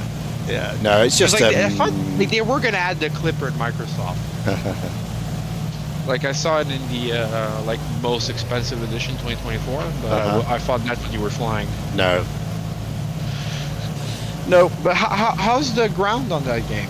Like to me, it's I do bush flying a lot and like ski landings and stuff. Yeah. With Orbex, you know, if you add the Orbex stuff, it's not too bad. I mean, obviously it's not photoreal, it's not photogrammetry, but then this is a flight simulator, not a scenery simulator. You know, if you want the Microsoft blurs the line. Yeah, if you want the eye candy, then go for the MS. But if you want if you want a true flight sim with, you know, what pilots use for training, what the US military use for training, what nearly every flight school around the world uses, they use Lockheed Martin prepared. And that's the issue with me is like, I would go for one of those like sims like you're having or explain or something like that, but the problem is for me is I fly bush flights in the Canadian North, so I like having the lakes and landing on a lake and like landing on skis and stuff and seeing something at least. So that's my like yeah, well, it's like an if it's like with Orbex, but Orbex Alaska, Orbex Pacific Northwest, you've got LC. You know, I didn't know about those people. I looked at them. Yeah. That intrigued me. Yeah, no, it's there's loads of North American, Canadian airports in Orbex, and you get the land class as well. I mean, you know, have no fear, it's not photoreal, it's not photogrammetry. Let's put it like that, straight out there. No, but as long as it's not just a stick with like 2 leaves on it. No, it's pretty good. You know, it's, like, you know what I mean, like the Minecraft tree. Yeah. No, it's not that. No, I mean, you know, it's not as straightforward as, you know, just starting the sim. You know, you've got to add Orbex Global first, then the regions, and then you've got to add like Orbex Trees HD or Terraflora. So there's lots of add-ons that you need to bring it up. Yeah, but if you're anywhere near, like if you know anything about like just if you're in any sort of niche game, that's just like Tuesday. Yeah. Yeah. So yeah, you've got to work on P3D to get it looking anywhere near half decent. And then it depends on what you want. If you want the ultimate eye candy, then no, it ain't going to do it. But if you want the flight model and the choice of aircraft and all the A2A stuff, then P3D is the only place to go. And there's suddenly a clipper right behind me. He's done a follow. Join FS. Boom. There he is. Look, right behind. 2 clippers flying along. That's what you can do in Join FS. You can follow someone and you're immediately behind them. Turn that multiplayer rubbish off and just put Join FS on. Much better. But we're in the clouds here way today. better than multiplayer. You don't have stutters and pausing and all the nonsense that goes with Microsoft. Oh yeah, I turned them off most of the time. Yeah. Because most of the time it's children doing barrel rolls in the 737. Absolutely. That's it. You got it. You got it. Bossman style. Yeah. That's the way I do it. Barrel rolls. Like, I'm not going to tell them to stop because, look, they're having fun. Yeah, do what you do. You know, you do what you want to do. They're having fun. If it gets them to, like, enjoy aviation. Yeah, that's great. That's great, you know, but do it for yourself.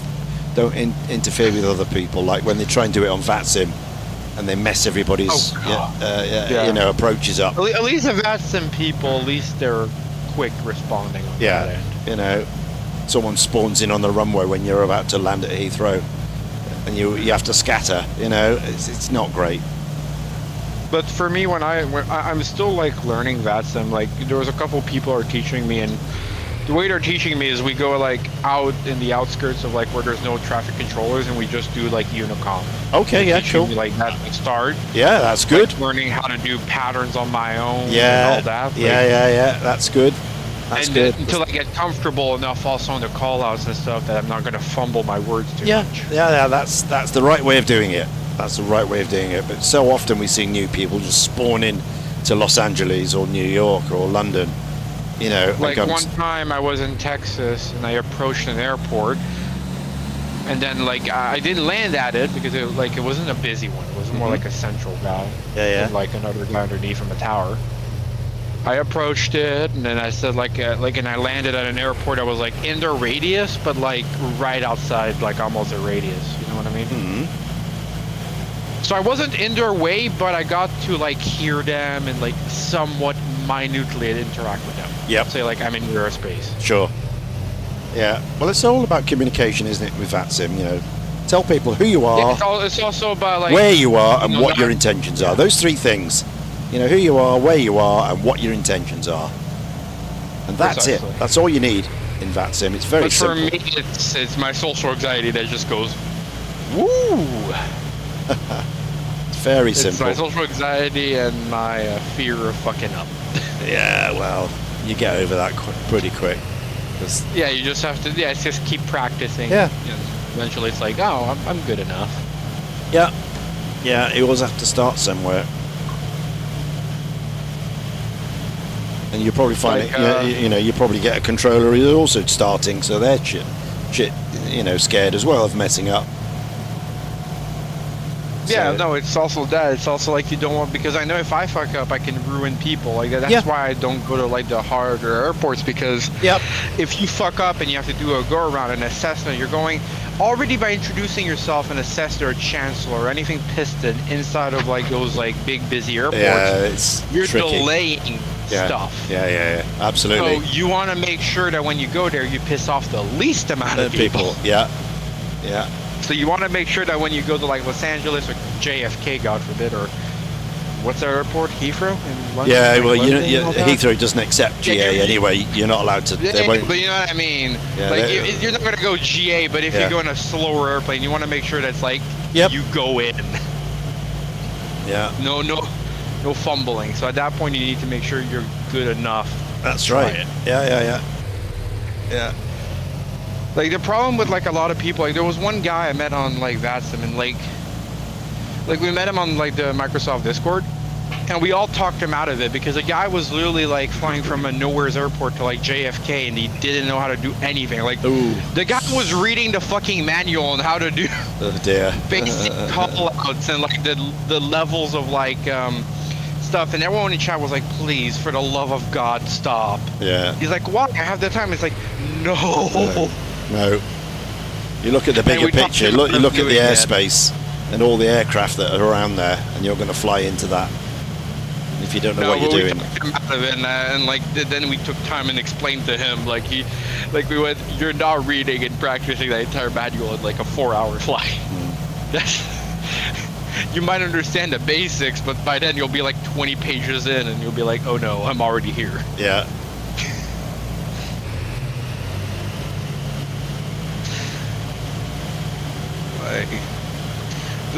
But it was funny, like the conversations we had with like it's like we had jokes, like one of them was like, so it's essentially like you're barreling down a hill, and you're like, okay, so let's get out the car manual and hope I read where the handbrake is Rick before I reach the bottom. Absolutely.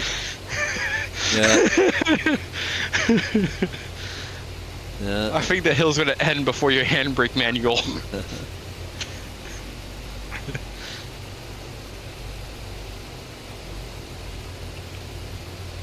But yeah, no, that Clipper looks nice.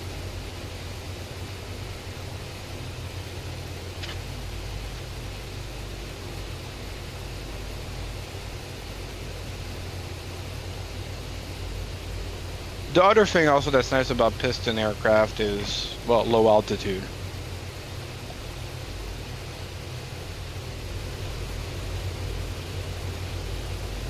Also, in your game, do you have skis? Like, does it Yeah, support there's, skis? yeah. There's the A2A J3 Cub has skis.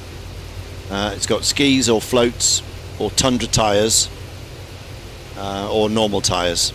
That's the A2A J3 Cub. and what else has skis? Is the Milvis? Does the Milvis Beaver have a ski version? I think the Milvis Beaver has got a ski version as Beaver well. has got skis, yeah. Yeah. Beaver, I'm not Twin sure. Otters. And the Otter. So yeah, we've got those from Milvis, and they've got those as well.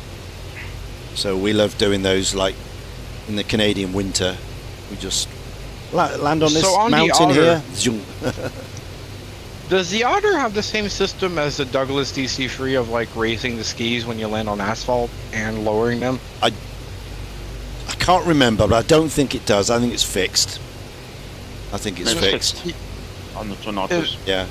But in real life, is it fixed? That's what I'm. Really I've got no idea. Absolutely no idea. Probably would depend on the price tag too. Yeah, but the old Probably ones, the older original 60s models, probably not. I mean, you can change them. They change them in the workshop, when you get back. Yeah, But but it's during also probably the price tag. during flight, they'll be Right. fixed. You can't retract them or do anything with them. They're just dangling underneath, and that's it. Yeah, but I guess like anything in aviation, if you pay enough money and you certify it, anything's possible. Oh yeah, yeah. Somebody will make it for you. Get it. Like get it. at the end of the day, it's only like hydraulic systems. Yeah. So you can make an auxiliary pump, and that could also help a lot on like, well, at least it's not connected to the avionics. Yeah, that's it. It's all a question, though, of weight against, usefulness, isn't it? How much? If it weighs too much, also, but Yeah. it depends also on How what much do your you- job requires. Yeah, how much do you improve in airflow and consumables if you raise your skis? As opposed to having the weight of the motors and the. Well, I mean, all that raising stuff. them is for more the purpose of if you're landing on asphalt, you don't want to damage Yeah, the yeah. skis too much. Yeah, like an amphib, Like on the DC3, they don't raise as much as that. No. They just raise enough that, like, when you're landing on asphalt, Yeah, only the back end of them are dragging, not the whole ski. yeah. So Like- you can just reinforce the back end of it. Yeah, it's like So- amphib, where you put the wheels down, or you can land on floats, Yeah. whichever. Bring your wheels up. You're on water. But yeah, the trade-off on the wheels on the floats is they're more stiff and they're prone to breaking more if you go too hard. Yeah, and you've always got the floats there, so it's all a big drag. You've got a lot of drag when you're flying one of those things. So it's like if you don't need them for a flight, you maybe are better off taking them off and Yep. re-putting on your tundra tires or something. For Absolutely, the flight. absolutely. Yeah. Depends on again the work and how long the flight is. Yeah. Like if it's only like a municipal to municipal, like 1 hour flight, maybe at that point it's not worth the No. couple hours of removing the floats. That's but- right. But if you're in it all day and you're taking some hunters up country, for a few hours, and it'll be worth it. And also there's a security factor of like if you're flying over lakes and stuff, you might prefer having the skis in case of an engine failure or something. Yeah, lots of different reasons for doing these things, isn't it? Aviation in general is all up to safety and judgment. Yeah. Like, and that's one of the things that like is the contrastingly different in cars. Like me when I drove my car, right?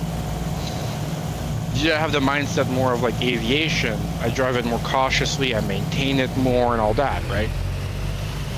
But most drivers don't have that. They don't realize that they're driving like a 2 to 3 ton like brick.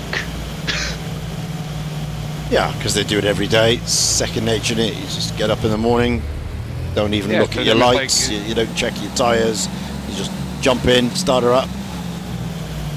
But not just that, it's also the way they drive. Like sometimes they don't realize that they're driving like a 3 ton brick that's Yeah. not gonna break on a dime. Yeah.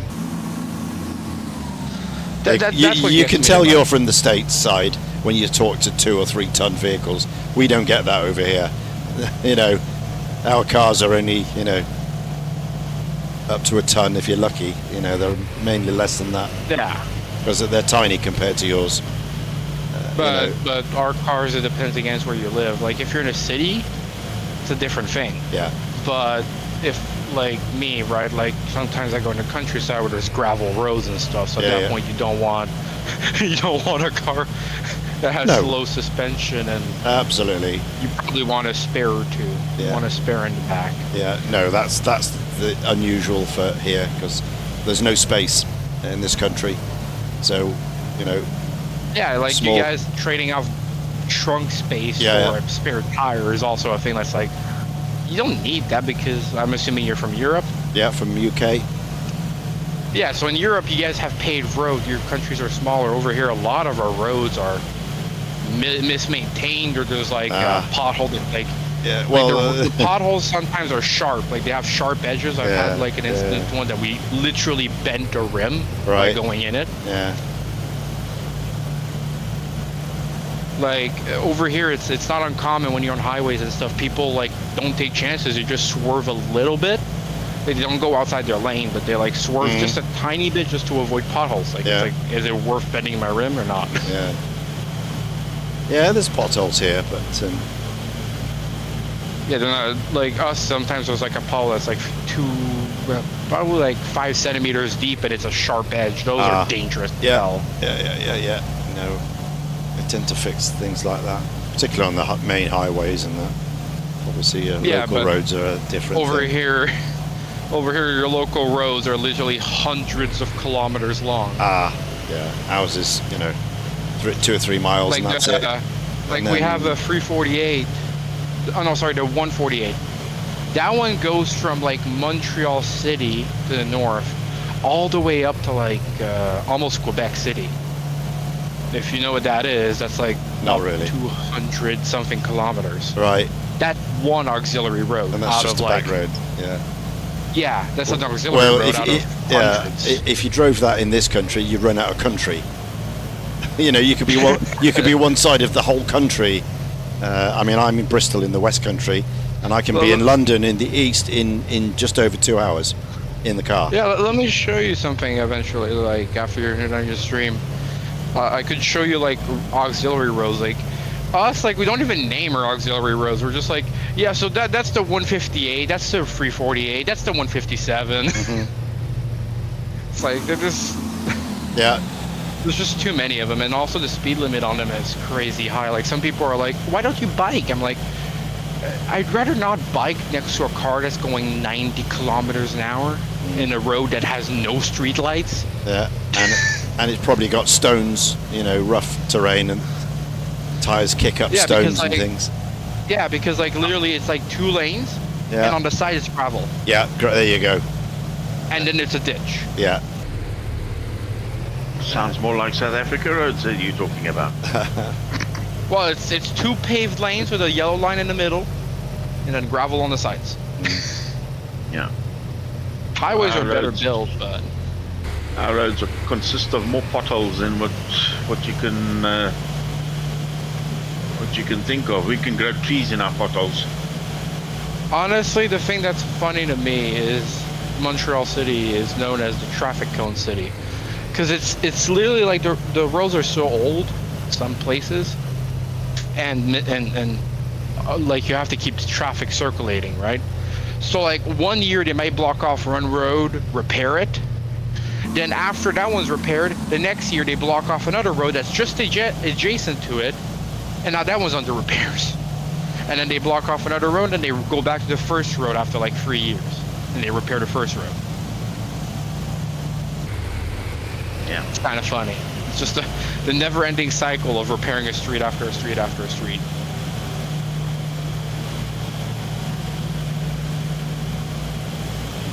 Like there was a joke of like the city of the traffic cone.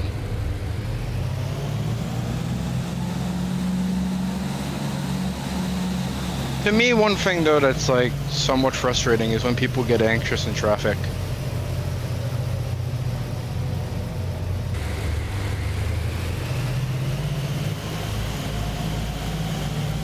Do you guys get anxious in traffic or not really? nope. Been doing it long enough now. Like, well, I don't mean like the maneuvering, but I mean like getting anxious just because you're in traffic. I guess it's more of a psychological thing. In this country, we're always in traffic. I mean, every time you go out the door, you're in traffic. It's busy. There's no Yeah. you know, there's no roads that you're on your own in this country. And that's the really big thing that I noticed, like a culture shock to like Europeans when they come here. It's like, to Europeans, like a 2-3 hour road trip is like going to the end of the world. Oh, it is. Well, we finished the country. To us, it's just going to a neighboring town, like big city. Yeah. Or something. No, we'd run out of country in 2 hours, east to west. You know, as I say, Bristol to London, east to west in just over 2 hours. North to south, you can do the whole of England in about 6 hours.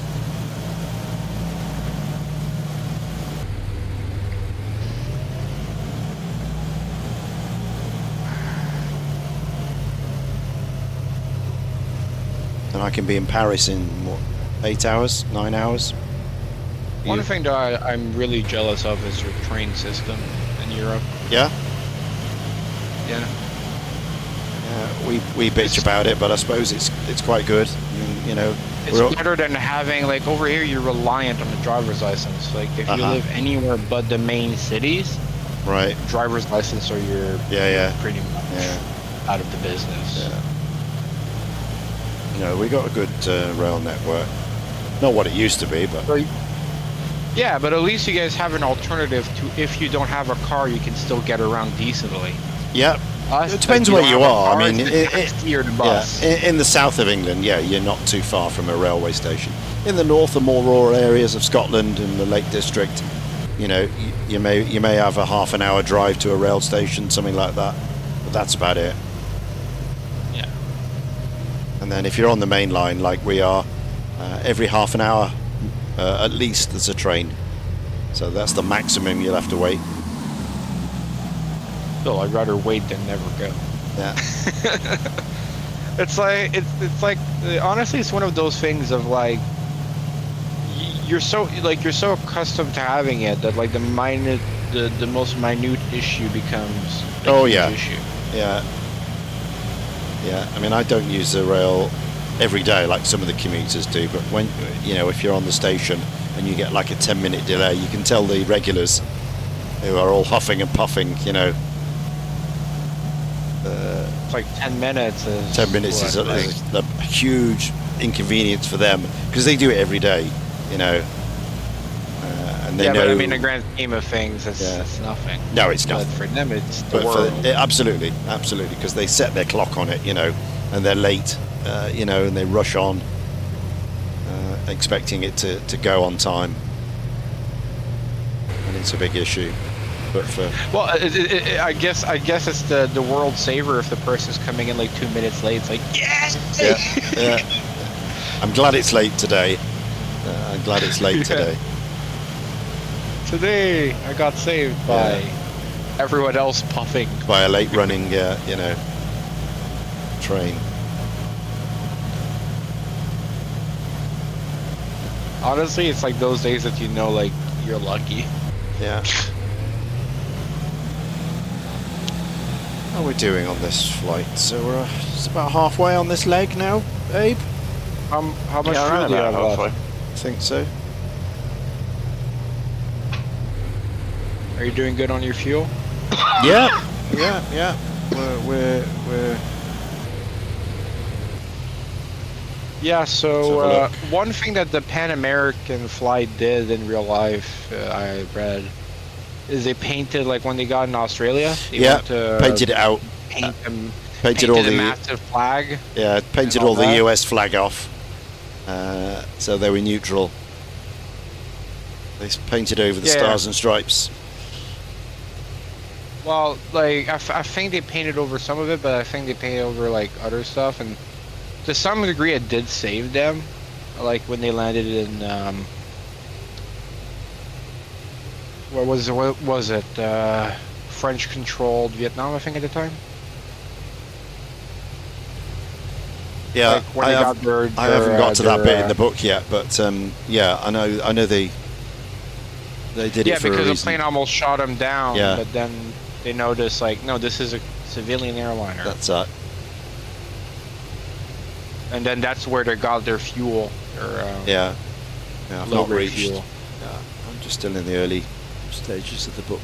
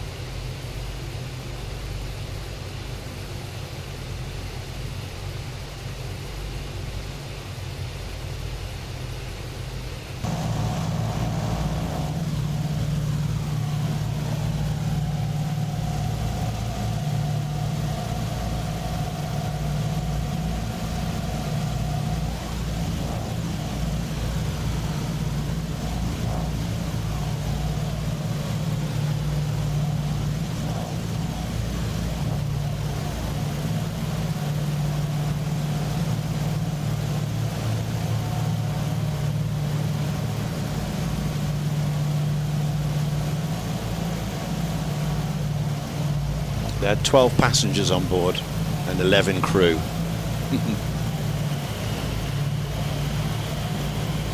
Almost 1-to-1 passengers to crew.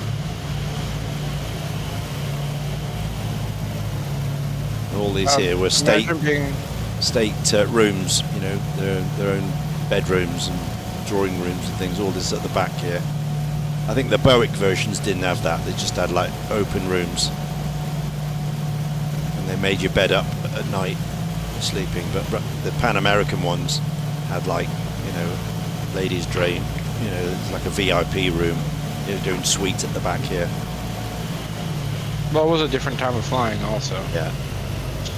Back then, tickets were way more expensive. Oh yeah, yeah. This is silver service. You had your own butler serving, you know, serving drinks and food and whatever. White coats. It's kind of funny that, like, when people are like, "Oh, look how much we've lost in aviation," it's like, yeah, just pay a first class ticket and you won't have lost it. Yeah.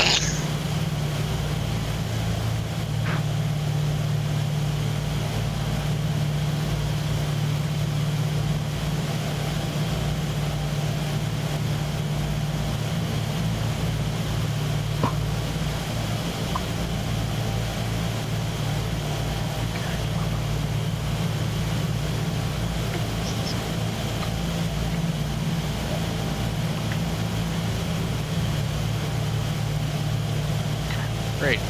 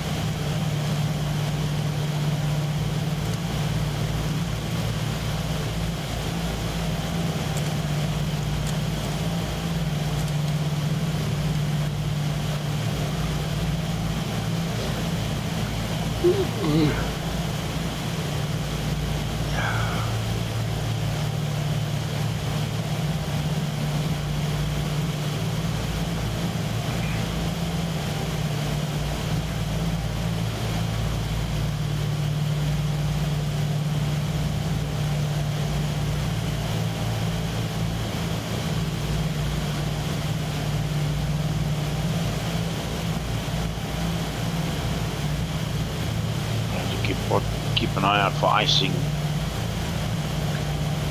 on the wings. Yeah, I don't think we should get that.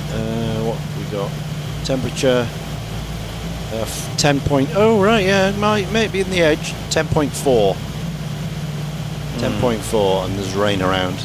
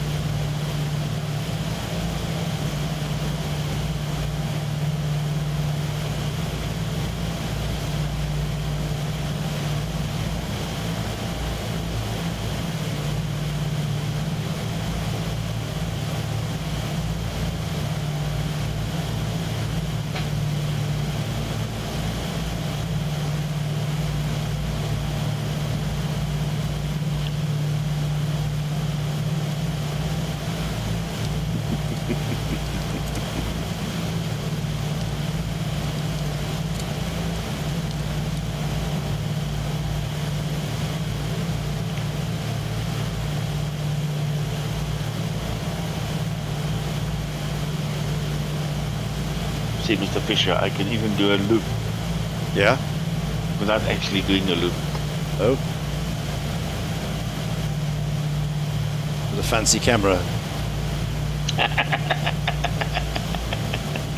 Yeah, there he goes. Whee! Yeah. Very good.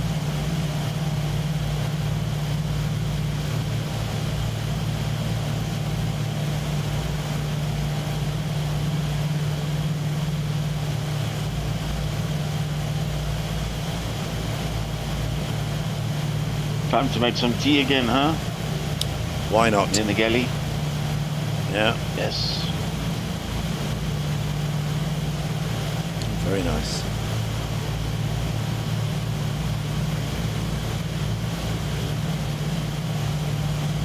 The polished wood paneling, Yeah.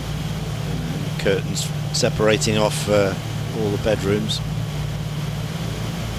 Very good. Trying to set my drone speed here. It's a bit too fast.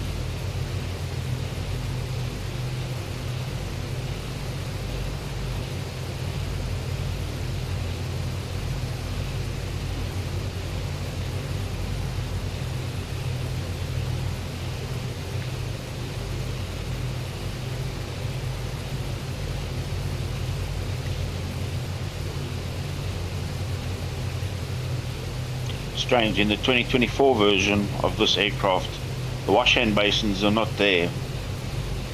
Over here. Okay. Yeah.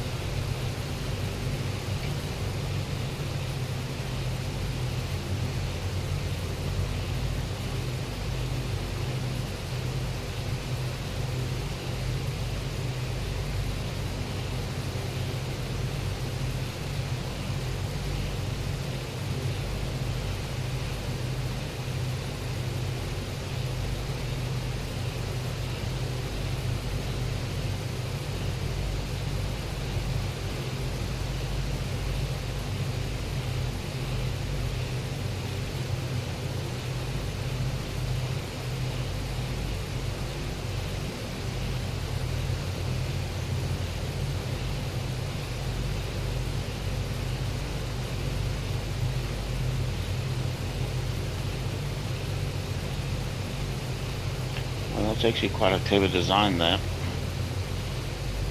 So there's no handle from the passenger side up to get in here. You don't have the risk of passengers trying to get to your pilots. You can only lower it from from above, can you? Yeah. Well, so how do they get in when there's no one in there? Start of the day. Through the pilots? Yeah.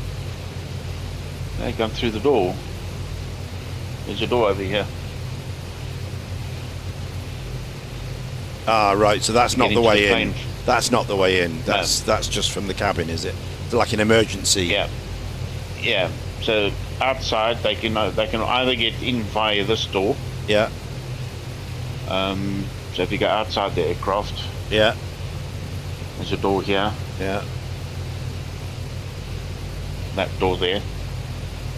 Passengers get in, I think, down here somewhere. On the other side of the plane, yeah.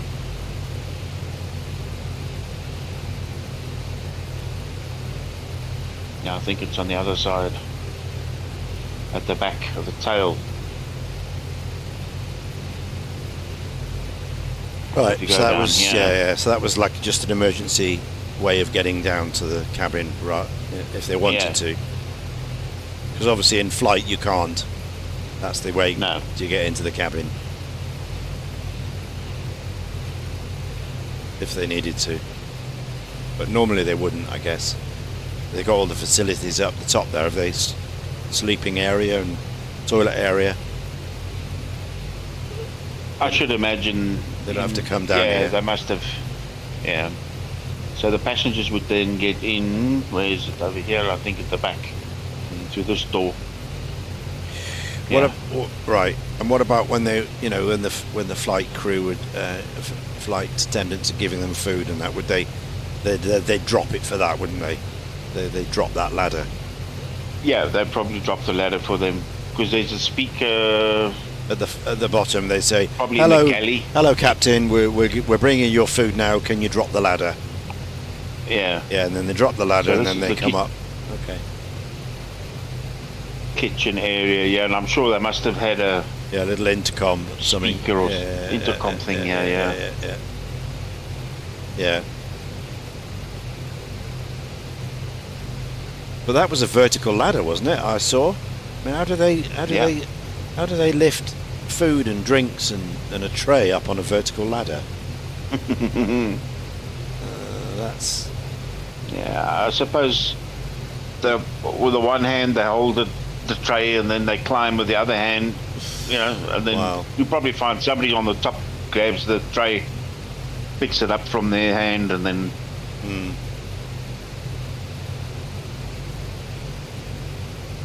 even so, you can't really climb with one hand and holding a full tray Yeah. of food with drinks and that's yeah, not. don't know.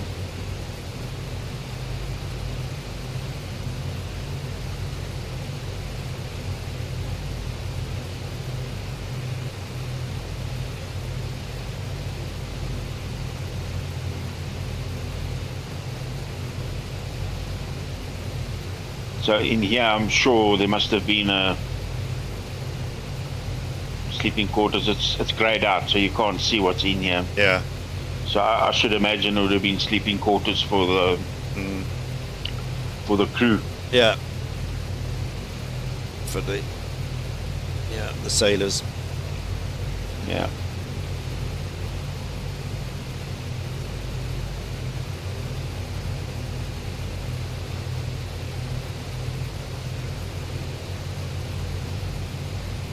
Yes. So it's not modelled in. No. So obviously they wouldn't be allowed to mix with the with the first class, the hoi polloi. Yeah. Yeah. Crew would be So separate. there's definitely space. Yeah. Definitely space for them to be able to do that. Yeah.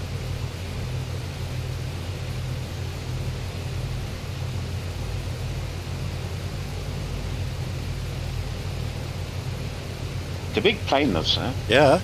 It's It quite is. a big bird, this. Yeah. It's massive. You can see why it needs the 6 engines.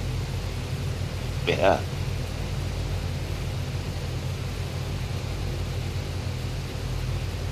Only 2 people can sleep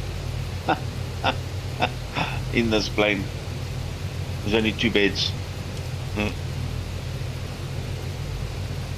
So you got a hot bunk. You want to sleep. Yeah. You One sleep in, for one 2 out. hours. You wake. Yeah. Yeah. You sleep for 2 hours and let somebody else come and sleep. Oh wait, yes, another 2. So there's 4.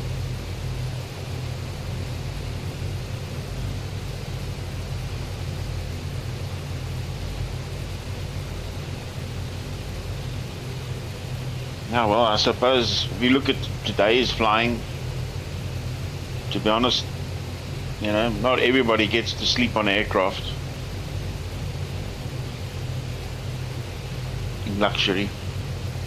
Yeah. First class and business class only. The rest are going to sit in their That's right. cattle class seats. That's right. And doze where you can. Yep. Sat up.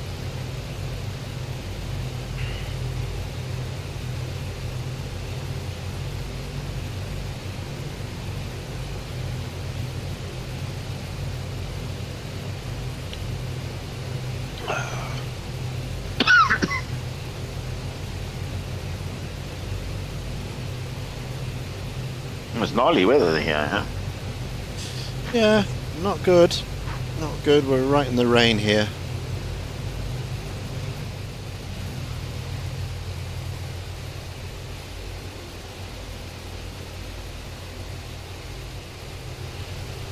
That's the problem with this unpressurized vehicle. I can't get over the top of it. In the Connie or the Strat, I just cruise it up. You know, we'll go over the top of all this into the smooth air, but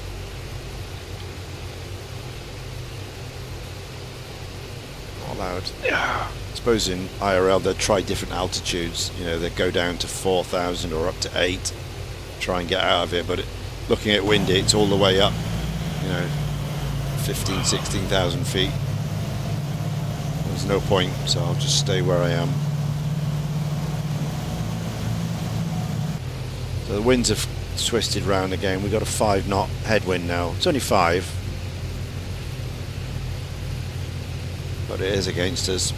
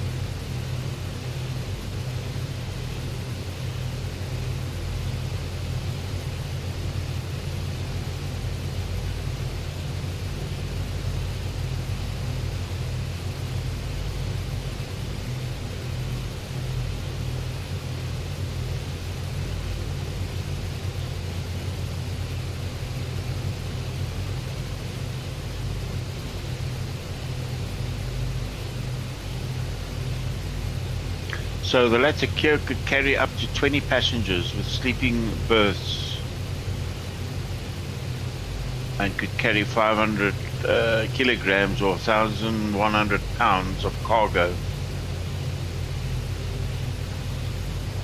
3,730 miles against the 37 miles per hour headwind. In addition, aircraft needed a normal cruise speed of 155 miles per hour. The larger passenger aircraft was to be used on transatlantic service for both North and South America, Marseille and Moyne.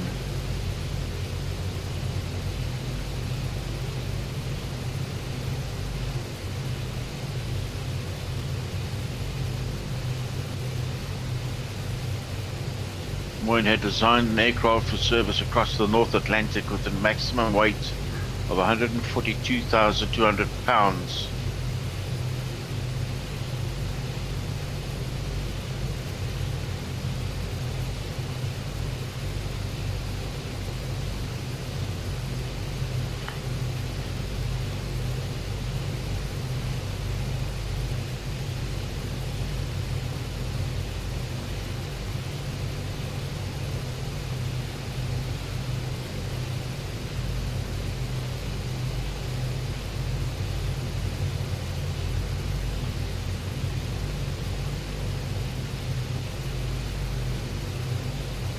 Let me see if there's a YouTube clip on this. I am quite curious to see what they say.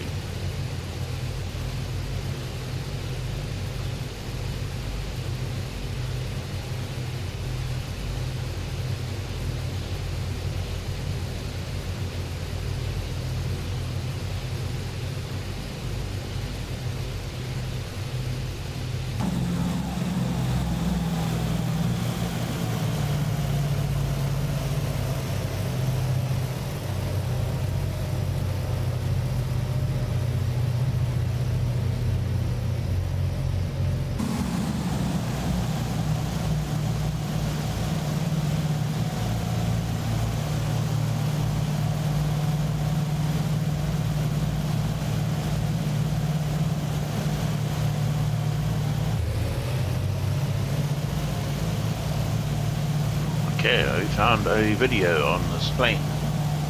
We shall play it, as I normally do.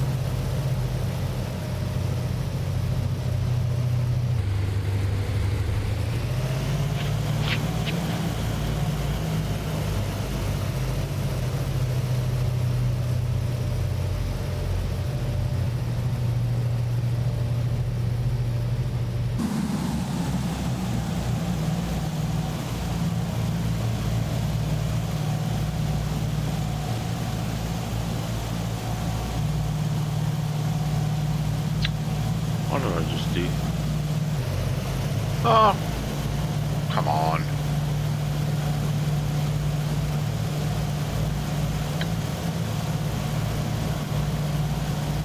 Stupid.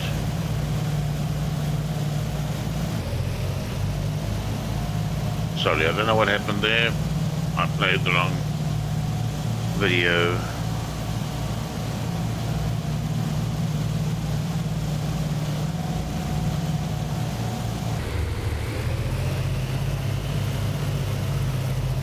That can't be it, surely.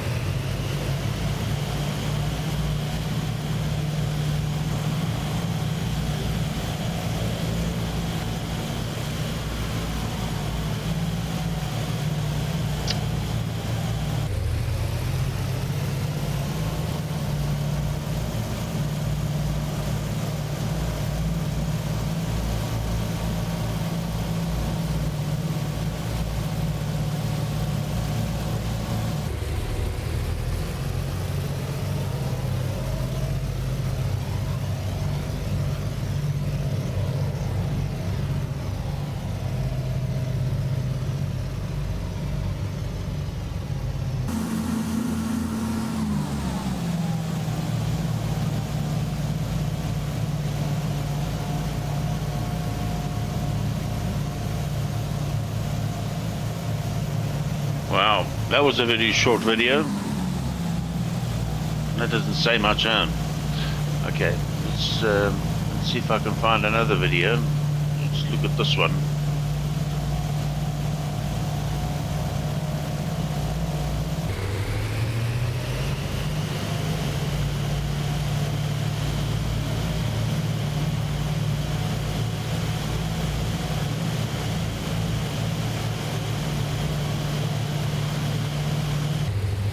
Yeah, there we go.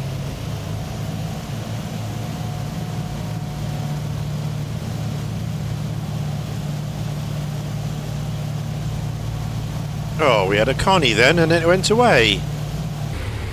Oh.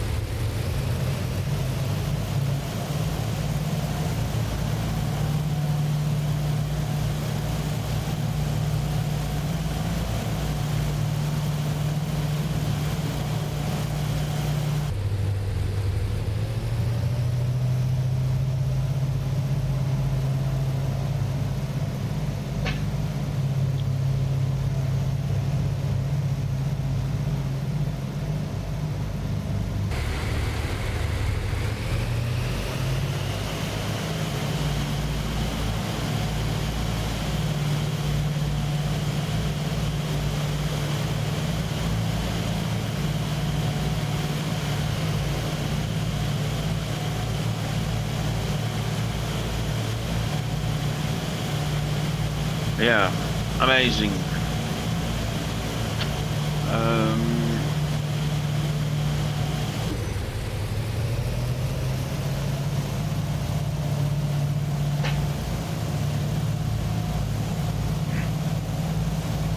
There we go, here's your plane. There she is. There's the famous Clipper. The Clipper.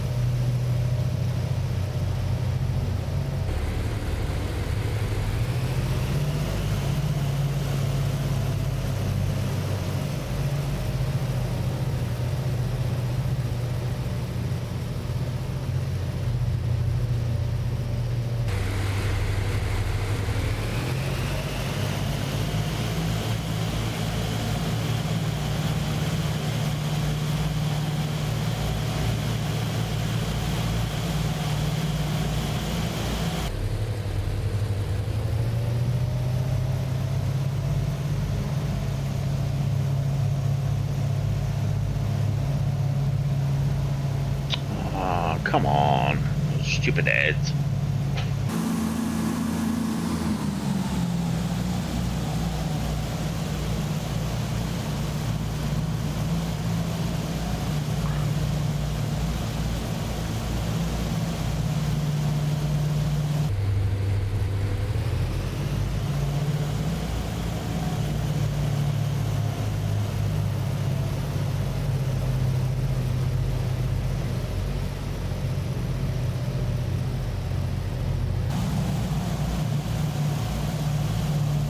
Oh, they had wheels. Oh, this is the Grumman Albatross, sorry. Okay. I was going to say.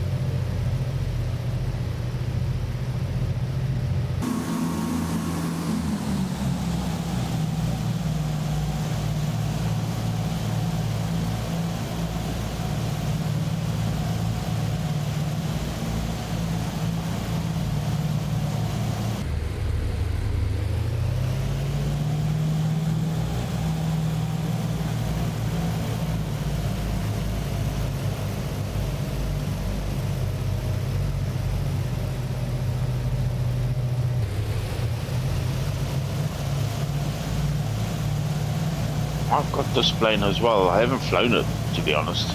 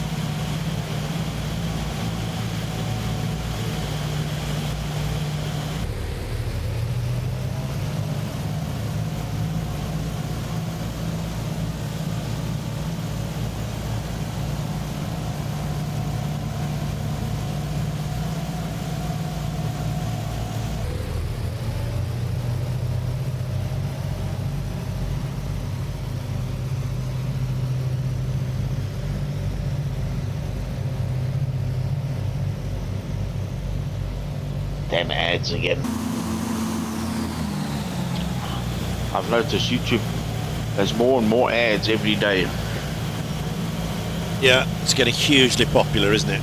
It's millions and millions of these videos are watched every day.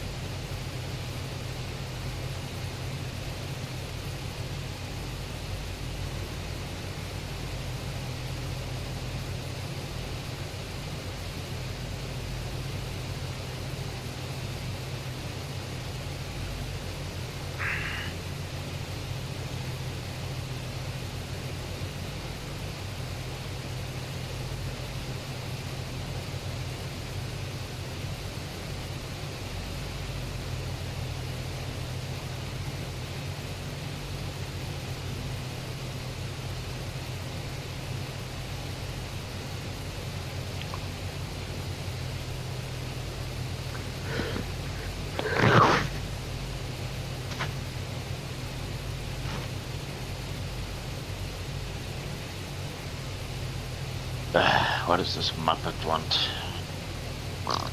Skip. Oh.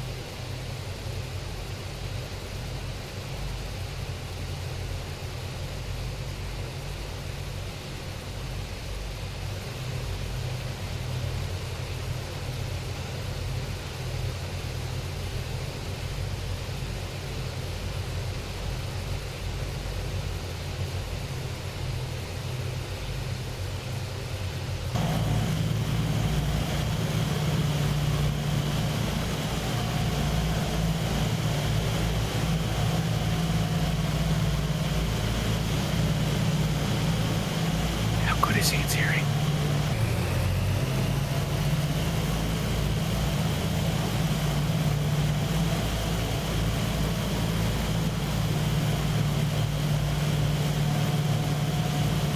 Ian. Hello, mate. Hey, how are ya? Yeah, good, thanks. Just watching a video on the Clipper. Oh, is that what it is? I can hear it in the background slightly. Yeah, it's on Bossman's stream. Ah, roger. Very interesting little program. Is it true, like the Clipper, you can actually walk inside the wing as it's flying? Yes, you There's can. actually got, like a Yeah. door or something? Yeah, you can. Yeah. Yeah.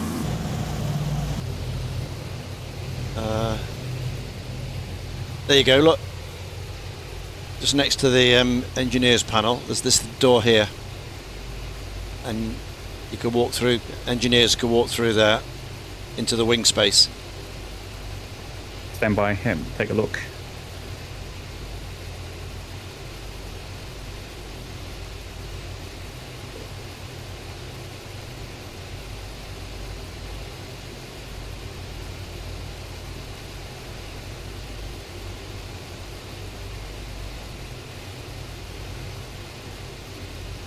Oh yeah, I'm here. I can see your stream now. Yep. So just to the right of the engineers panel, and the same on the other side. Ah, there it is. There's little doors.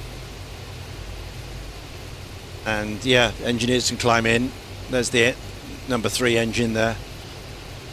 And you could do maintenance, oil the engines, check magnetos, all sorts of things. Could you actually like replace it during flight? Like you close one engine and probably No, do little bits of maintenance? No. no. I mean, It's just top ups. Yeah, it's just top ups, fluids, checking things. You know,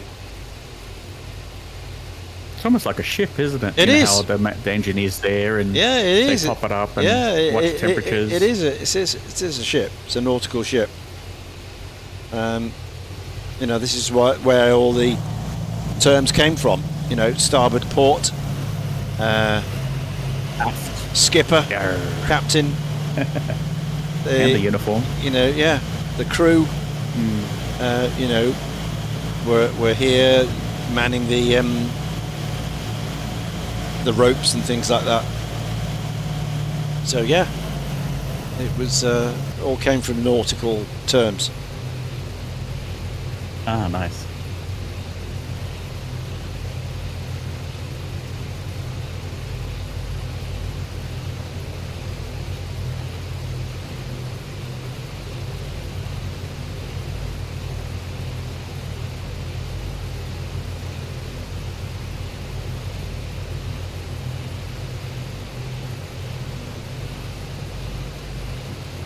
Does the Clipper actually like, have a turbo or it doesn't? No, It wouldn't have like, a turbo system. no. These are very early radial piston engines.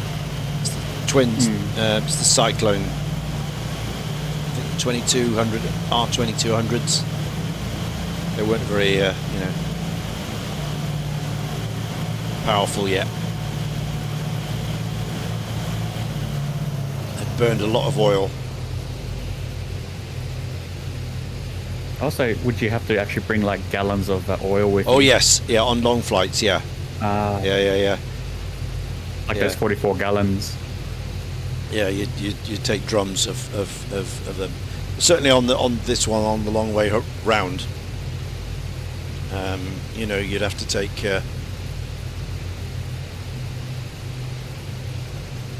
your oil with them because there were no bases. You know, when they did this first leg, they did this first bit with no charts, no bases, no servicing, so they had to take everything with them. You know, because they were Just a basic compass heading west, right? Yeah. So they were forced to make this run, obviously, because their route home was blocked by the Japanese. So they had to go across Australia, Indonesia, all the way around, with no charts, nothing. Literally just their wits. Was that during the time where, like, remember when Darwin was attacked? That was maybe before it, right? I don't know. I mean, obviously, this thing was Because in... there was a time where the Japanese went to like Papua New Guinea and all that. North Yeah, of there, yeah, it's those probably little after this islands. point. Yeah, because this was Pearl Harbor. This is December 1941, so they hadn't got that far yet. So that's what they were hoping when they were going past it. You know, they were hoping the areas like Singapore and all that. When was Darwin attacked by Japan? 19th of February, 1942. Right. Yeah. So, yeah, So just close. 2 months after Pearl Harbor. That's pretty close in time. Yeah. 2 months after. Mm. So the Clipper snuck out before then. I think they waited about a week in Auckland to see what Pan American wanted them to do. And then they got I the would have order, just migrated to Auckland. Beautiful country. and then they got the orders to come back to New York via the long way round. So this is what we're doing. This is our second leg. This is the long one. Let me show you the routing. If I go to display capture, there we go. I can show you the actual route, what we did. So obviously they started off in San Francisco here, went to Hawaii, Fiji, and then down to Auckland. That was their regular run in the Clipper, and they're about to go back. And then December the 7th happened, Pearl Harbor. So all this here was now in Japanese control. So they couldn't go back that way, otherwise they'd get shot down. So they were forced to go the other way. So they went to, the first leg was New Caledonia, and then we're going to Gladstone. Yep. And then the next leg is up to Darwin. Then after that, they went to Surabaya. So on the coast of Australia, the east coast, would you be like Rockhampton or something? No, they went direct across to Darwin. Okay, yeah. 1346 miles. They were, really worried. There's obviously no water underneath them. They went over land on that area, and with no wheels, if they had put down that was the end of it.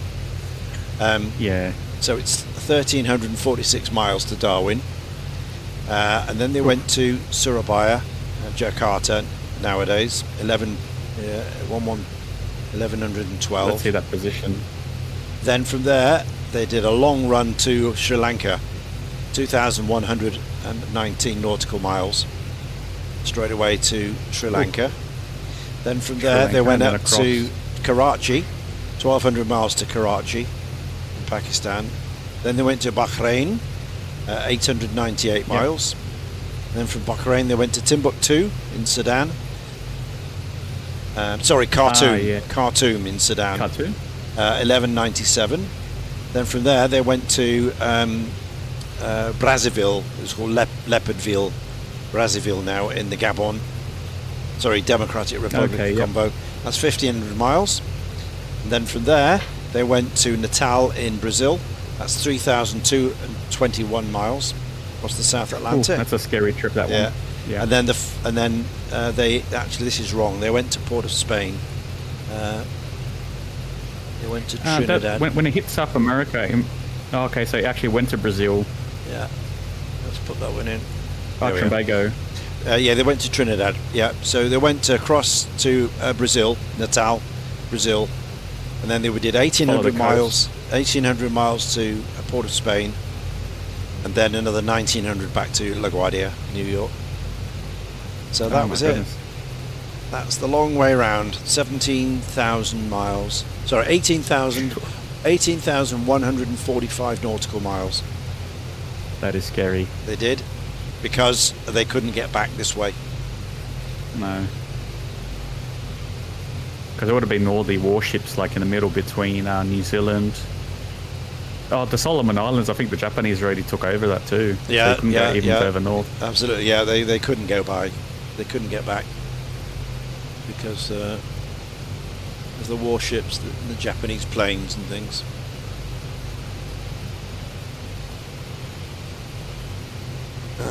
Right. So that was it. That was the routing, and foolishly enough or not, Bossman and I doing it. It's Nice. it's 151 hours and 14 minutes altogether. That's the flying time. So does that mean you won't be working for the next couple of weeks? Correct. I'm not working anyway. My Nice. my next job is August the 16th, when the season starts sweet. again. So I can do all these long flights in the summer. Don't have to worry about not being around for the weekend.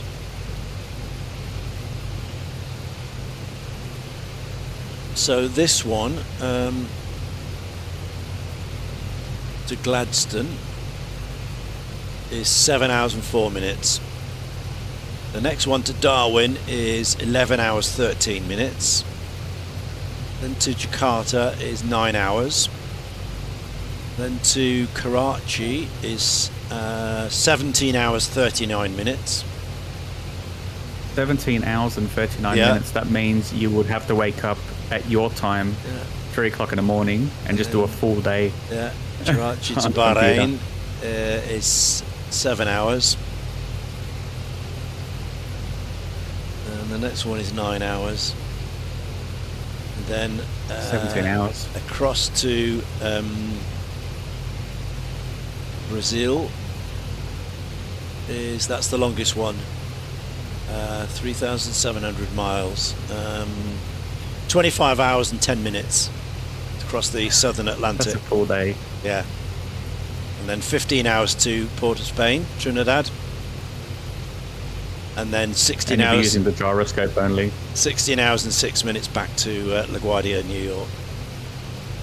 Oh, So that's our you're on a big timings. mission there. Yeah, that's our timings. So we've yet to decide how we're going to do those. We'll work it out.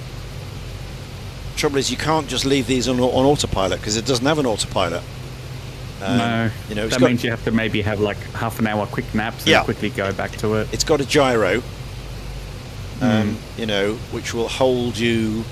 I mean, it holds the altitude pretty well, but laterally, of course, you've got gyro drift. So unless you come and reset the gyro every 20 minutes or so, you're going to drift Does off Johnny course. Best have shared cockpits so one person can at least No. flick it when you're sleeping? No, Oh, bugger. no.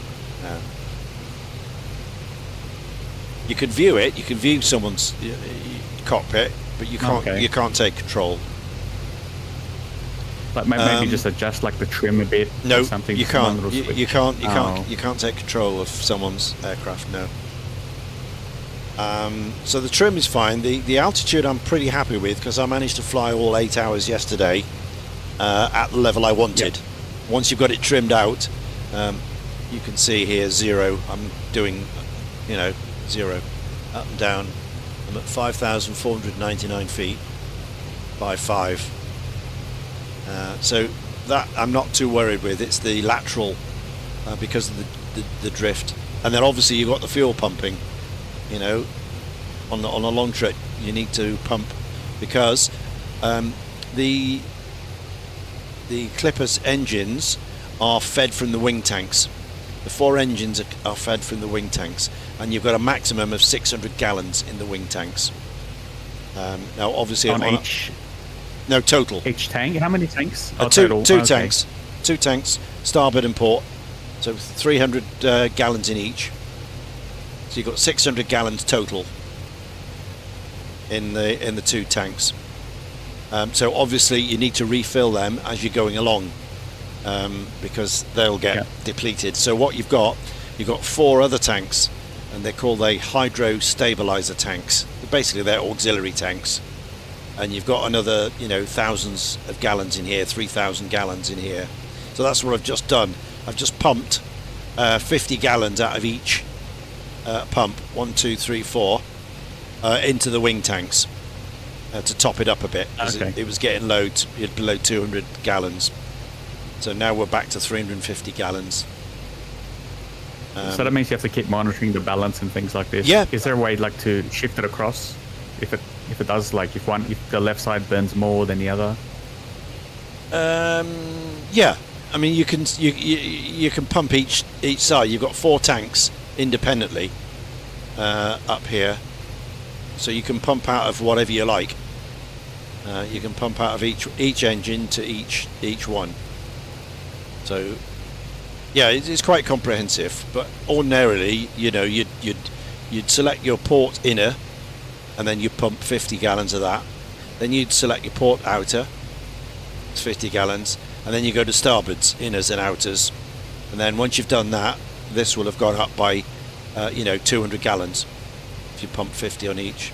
And you have to keep doing that, you know, throughout your trip. You can't put more than 600 in here. That's the problem, because it only takes 600. If you pump more, then it just goes overboard in the return. You just lose it. Oh, okay. That's not good. So, you know, so every couple of hours, you've got to be here for the fuel pumping anyway. So, you know, you can't just leave it overnight and go to bed. That's the problem with these long flights. So we've yet to decide how we're going to do that. My guess is we'll probably start very early one morning, like 4 a.m. Yeah. Get the thing rolling. Have a little. I've got my flight chair here. My gaming chair can go flat, so I can kick it back. Ah, nice. So I can have a little sleep here in the studio. Yeah. And then set my alarm for like 7 or 3 hours down the line. Get up, do some fuel work and stuff like that. Maybe you could put some like separate alarms and things, like for one is the gyro you check, one is the fuel. Yeah. I mean, you do that every time, you know, on the changes. And then I reckon then obviously we'd be up during the day, and then as we get to the evening, we'd have to do the same. Yeah. I guess that's kind of what might happen, but I'm sure Abe has got a view on that. Oh, he's muted. Oh, he's watching a video on the Crash Air India thing. So he's muted his mic. I actually tried not to watch it. I was looking at Facebook at Sunrise Cambodia, and then people kept posting the accident pictures. Yeah. It's not nice to see. I don't know. It's just like. Yeah. The only thing that's interesting is probably I'm just going to wait for the NTSB. Yeah, the result. Just to read the report. Yeah, the report. PDF, yeah. Absolutely. They bring out all these. So that way they don't get too emotional. Yeah, they bring out all these so-called experts who said, "Oh, this could happen." That. Yeah, anyone can say that. This could have happened. It could have been that. It could have been this. Of course, it could. No, but just wait for the facts, I reckon. Yeah. All we know is one guy was extremely lucky. Just one survivor out of the whole plane. Oh, is this one? One or just one? Just one. Oh my goodness. Yeah. 242 passengers and crew. The guy sat in 11A is the only one who survived. Wow. Incredibly lucky. What a lucky seat that was. Everyone else perished. Because it was the picture was like I saw a big mushroom. Yeah.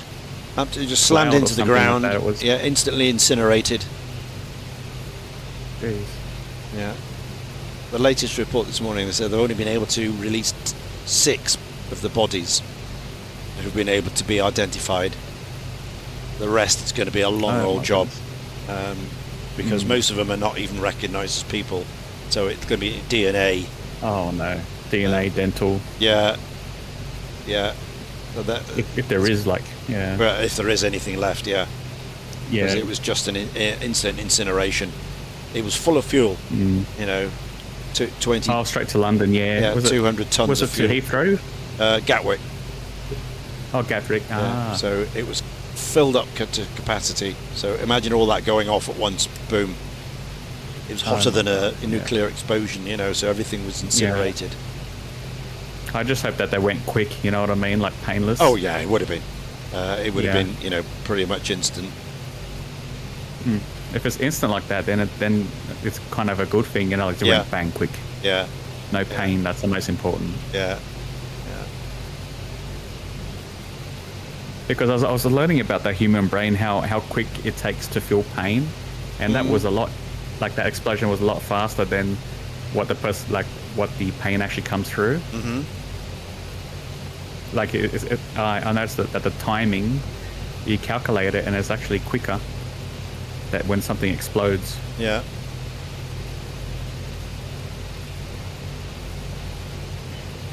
Yeah, probably the 30 seconds yeah, of them going no. down would have been the worst bit. Yeah. 'Cause, I think most people wouldn't have even recognized it at the back. Like, only maybe the av geeks and the ones that stare at the window. yeah, I guess so. I guess so. Because it looked like it was smooth, right? Yeah. The picture. It looked Oh, like yeah. it wasn't shaky or anything. No. From what the video I saw, it just looked like a a controlled flight into terrain. Just like no thrust, Yeah. stalled, no lift on the wings. So either the engines were not powering up, or the flaps weren't set, or something. But again, speculation. We don't know. Yeah. Speculation. They'll find the black boxes soon enough, and then we'll know. In a couple of weeks, we'll find out. Yeah. Yeah, they'll probably issue an interim report once they've got enough facts to do so, and then they'll begin their detailed analysis. Yeah. I know That that- 787, they are a good aircraft. They are excellent. Well, that's the first crash. There's never been one Yeah. in 14 years. They're 14 years old now, and there's hundreds of them Wow. flying around the world. Yeah. Never been a Yeah. crash. It's the first one. Good thing about the 787s, because they're very fuel efficiency, you can take it internationally, or you can. Oh yeah. They can be very short hops domestically.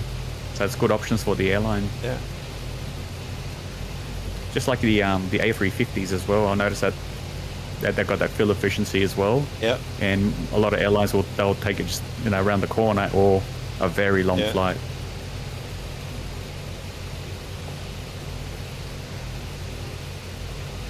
There we go, 38 cruising. I don't know how many hours to go. I'm at Same 5,000. thing. 5,500, because this thing's not pressurized, of course, so you can't go much more than 10,000. So you have to fly in the weather all the time. Ah, okay. Have you been checking the weather? Like, Oh, yeah. Is 5,000 sort of a tailwind? Yeah.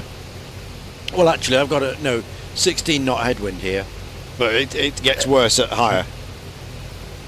Oh, okay, so 8, yeah. Yeah, so there's no good, and there's cloud up there as well, so it's bad. So I'm in the cloud here,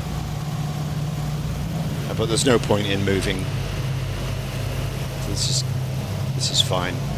It's about the best we're going to Can get. you look down the ground?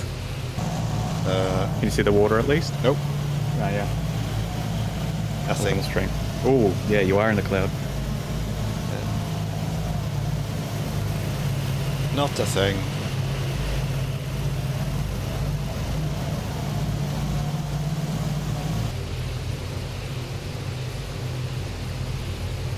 So I'm reliant on the navigator to tell me where to go.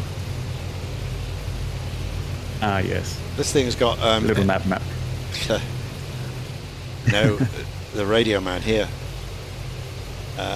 This thing has NDBs, frequencies, to receive. Ah, okay. So if you've got an NDB transmitter, you can receive it on these two receivers here. But unfortunately, Gladstone doesn't have any NDBs. There's a VOR there, but that's useless to us. Oh, it's only like a short... it's not powerful enough. Well, it can't pick up. The receivers are not tuned to VOR frequencies. It's NDBs only. Oh, okay. So you got to stay visual with the coast or NDBs. Yeah, NDBs. Well, actually the stars, isn't it? If you are not in cloud at night. So, yeah, I mean, you're not going to miss Australia. You just head west, That's it. and you'll hit the coast. It's when you're trying to find these little islands in the Pacific, that's when it really, you struggle. That's why the Pan Am hired the very best of the best navigators for this job. These are the creme de la cremes. These are the top. The elites. Yeah. This was the top navigators, wireless operators, captains of the day. These were like gods. These were like astronauts. The things they had to calculate with no computers, just their own, sextants, bubble sextants, celestial navigation for the navigation. Engineering. The engineers could strip out an engine and put it back together in the field, in the hangar.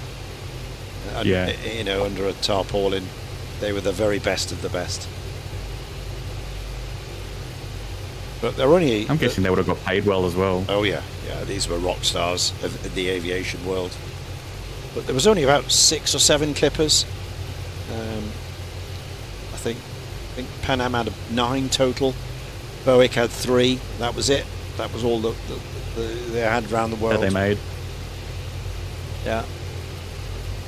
So how much would total, including the engineer and everything, like would fly that actual aircraft? What crew? Would it be like 5? Yeah, the crew itself. No, there not, was not the flight attendants. Oh right, it was yeah. You got the pilot, Because co-pilot. for something that long, 1, you need to be 2, switching. 3, 4, 5 crew. Ah, okay. You got pilot, co-pilot. You got the navigator. You got the wireless op, and you've got the engineer. So a flight deck crew of 5. Ah, okay. And then you had the other crew, you know, the ship's able seamen, they called them, aircraftsmen, to tie, you know, tie the ropes off and do all the manual work, man the launches, you know, pilots and Luggages, all stuff like that. Yeah, outside. luggage, Yep. baggage, and all that stuff. I think they were on this thing. There were 12 passengers and 11 crew total. 11 crew, Okay. 12 passengers on this round, long way round.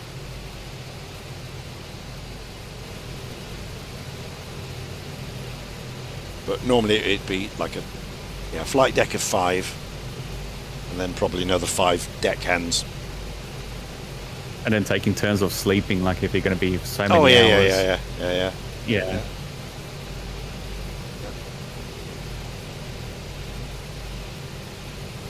Ooh, I can see Melbourne already.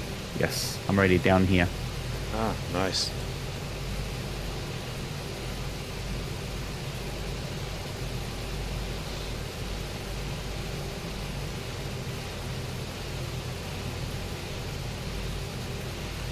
Yeah, our ETA is 14:59 Zulu into Gladstone Harbour. 14 hours. 14:58. So, The time. so that's for UK. So 1 hour and 45 minutes to go.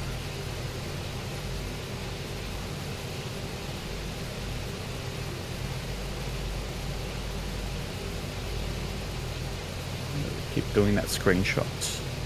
Stand by.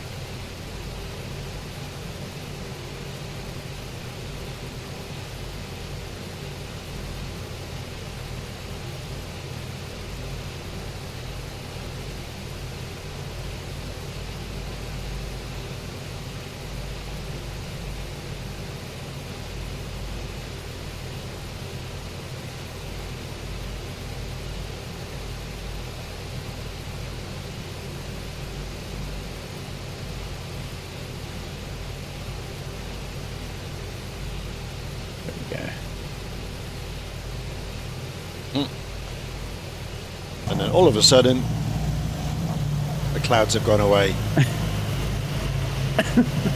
Look at that. Could be the aliens helping you out. Sea mist or something. Clouds just disappeared. And we've got a clear run Actually, to... looking at windy, there are clouds. Steph, hello. Welcome. Join us on leg 2 of the long way round. Auckland back to New York, westbound in the China Clipper, Pan American.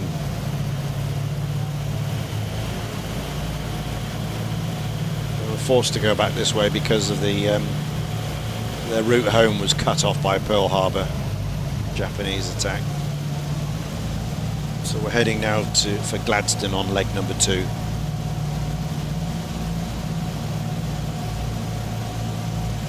This is like a short flight. It's only 7 hours, this one.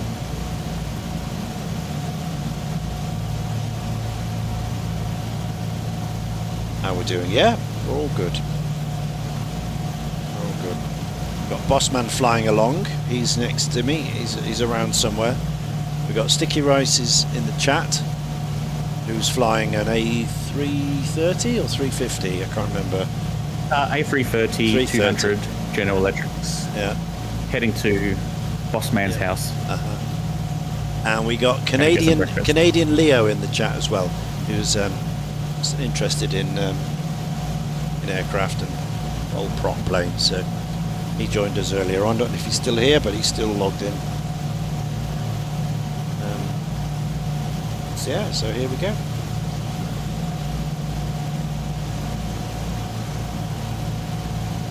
Can you talk to anyone here? Is this a game? No, it's not a game, it's a simulator. It's not a game. It's a sim. So we are simulating the 1941 China Clipper. This is the Boeing 314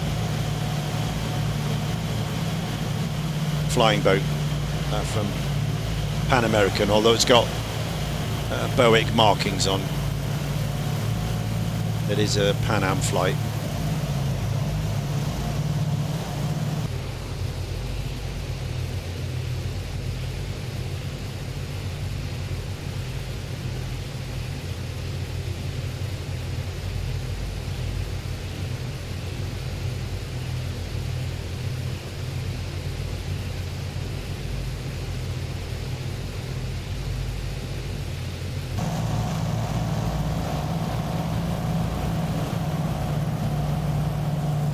Capture.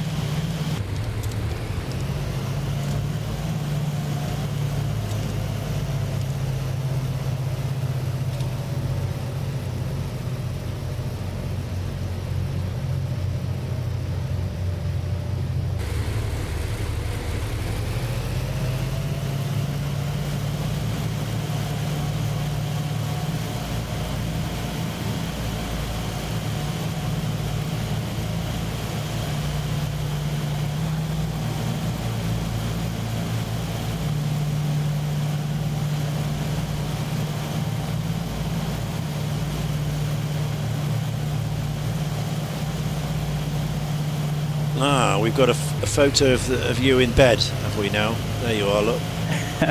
I'm just doing, just adjusting something. There we go. There, look at him. Looks like you're sat up Chilling. in bed with your headphones on, watching a telly. Oh, now it's gone. Yeah. We've got a flight deck. There's the flight deck. Look Oh, at the flight deck. that. Oh, that's great. PNG'd it, made it clear. Yeah. I think you need one of these on your flight. Look at that. Like in the back of the Clipper. Got the bar there on the left. Look at that. Oh yeah. Saved up nice. all the Qantas miles. Yeah. Hee hee. It's fun.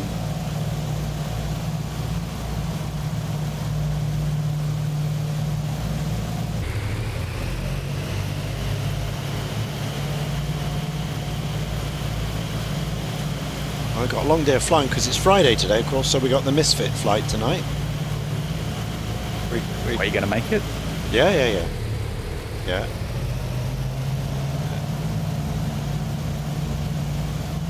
Oh, there's Melbourne down there. Flying Yeah. straight over Melbourne International. Got another hour and a half to hour and 40 minutes left of this. Oh, is that it? Yeah, we do it. Yeah. ETA 14:58 Zulu. 7 hours. Ooh.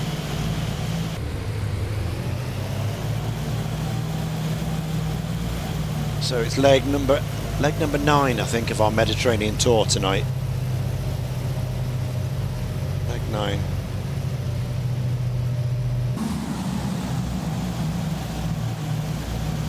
We haven't got time to do the next leg into Darwin before that, so probably do something else. We'll probably finish this in Gladstone and then do something else before tonight. Because we need... how long do we need for the next leg? Gladstone to... Are you going to have a break in between? Like a Darwin. quick little nap or something? Grab something to eat? Darwin. We need 11 hours 13 minutes. Gladstone to Darwin. So we'll do that tomorrow.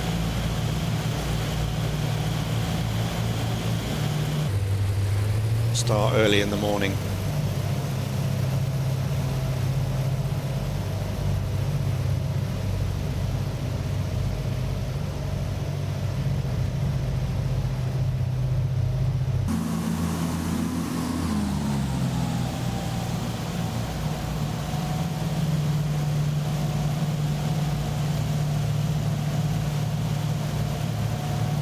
Start about 9 o'clock, 9 a.m.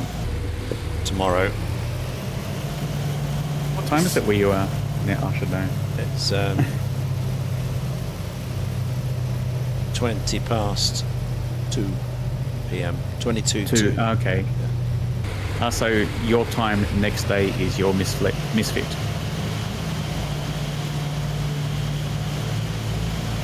Tonight. Tonight. Yeah, this evening. 19 Zulu every week, every Friday, every Sunday. 19 Zulu without fail. So I don't have enough time to do the Darwin leg before the Misfit flight. Because we've only got like 5.5 hours from now and it starts. Oh, got to have a bit of a break between, Yeah, right? Absolutely. So Fatigue will kick in. yeah, I'll do something, but have a break. Come back for that later, and then we'll do Darwin tomorrow if Bossman's up for that. We'll check with him, see if he wants to do it.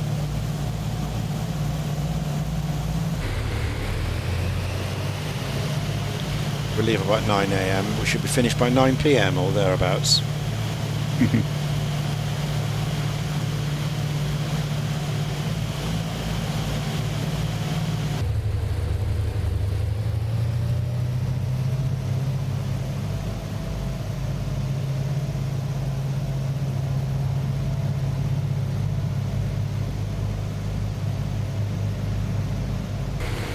So we're over the Coral Sea now. This is the Coral Sea, everybody, between New Caledonia and the east coast of Australia. And they touched down in a place called Gladstone in the harbour there. Just on the coast. Yeah, that's it. Gladstone.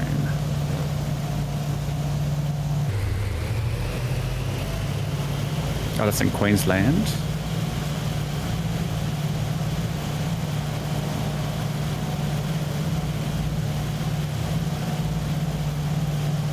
I don't know if there was a sort of a seaplane base here at the time, or did they just choose this at random, or whatever. I don't know. It doesn't really say in the book why they chose Gladstone and why not Mackay or a bit further up, or Bundaberg or somewhere else. I wonder if back in the days it was like maybe like a military area. Don't know. I mean, it's well protected, so maybe that's what they chose, because it's a protected inlet, because there's facing island, blocking all the weather. So all And that also, yeah. inland To me, stuff. I think the Japanese ships, any ships couldn't go in there as well. That's what I think as well. Like if they were going to get attacked, that's kind of protected as well, because ships can't get in there. Yeah. Maybe they just need somewhere to refuel, get passengers off. So Queensland would have been back needed then a very jetty or quiet. something. Needed a jetty or something, or somewhere fairly close to the town. It looks like Gladstone Central was right there next to it. We should probably try research Gladstone, like in the history. Check the archives, what it actually looked like. Yeah.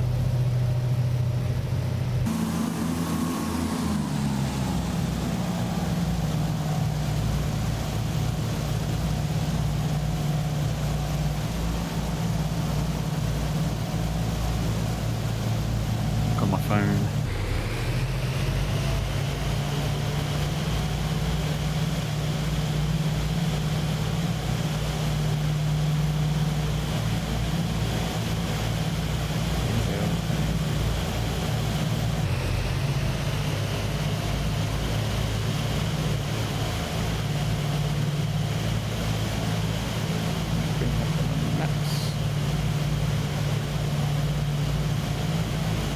So Gladstone Central.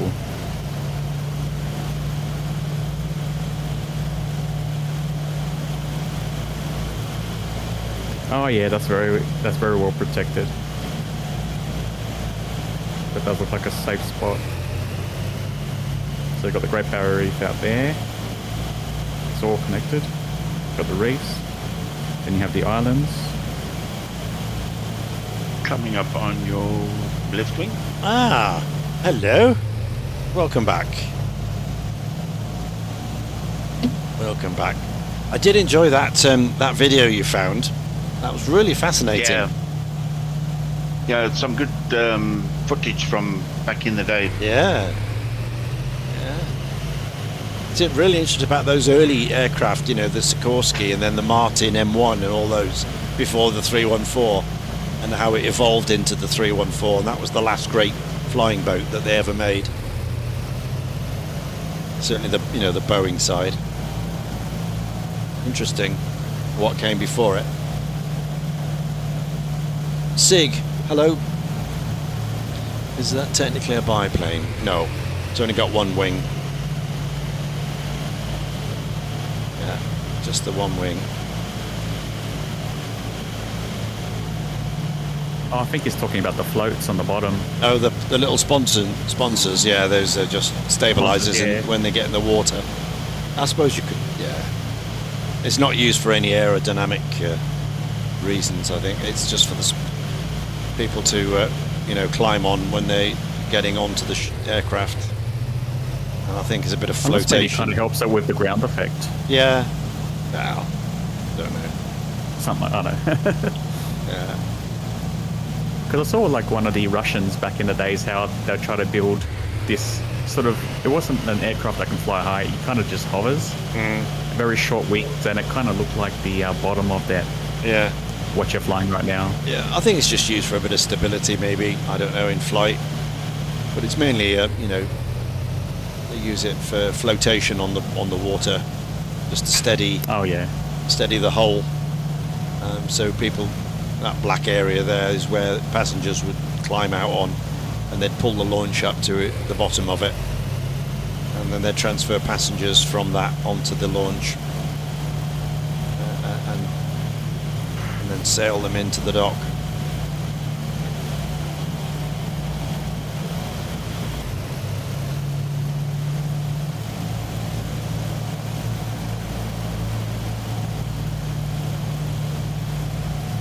Interestingly, I was watching a video of Captain Steve and his thoughts of what happened yesterday's plane.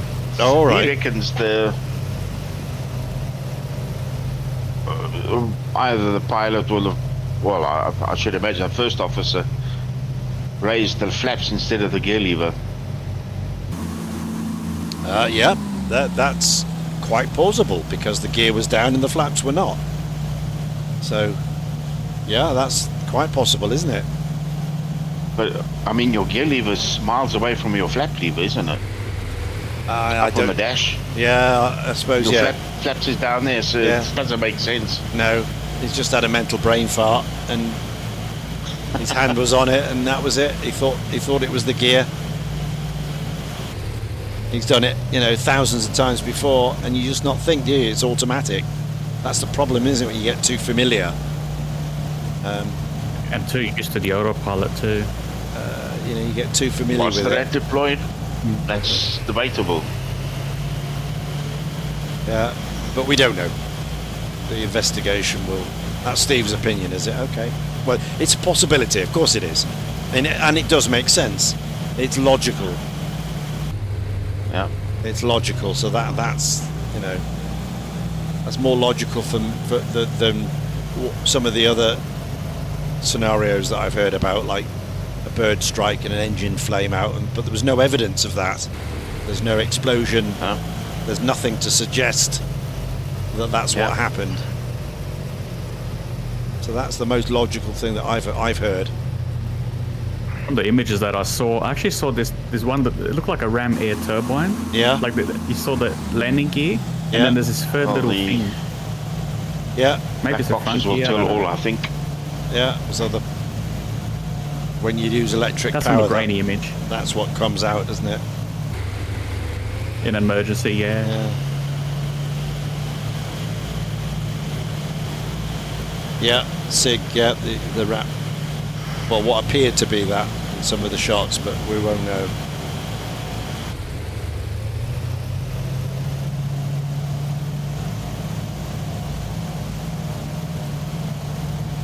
Again, they could have, you know, in the 30 seconds of emergency, they could have done a lot of switching and pulling, and because the crew could have set that off manually. You know, as they tried to. Because they have the quick reference, like in case of an emergency, they punch it in the computer, quick reference, so they can just do the checklist. Well, I've seen at Heathrow, for example, where the planes have taken off and they have what they call hot brakes, and they don't raise the landing gear immediately. So, you know, you don't know if that was a scenario or the case with this plane, why they didn't raise the landing gear straight away. It does happen on a regular basis, especially with Airbuses as well, the A330s and A340s, taking off with hot brakes, and they just keep it down for a while.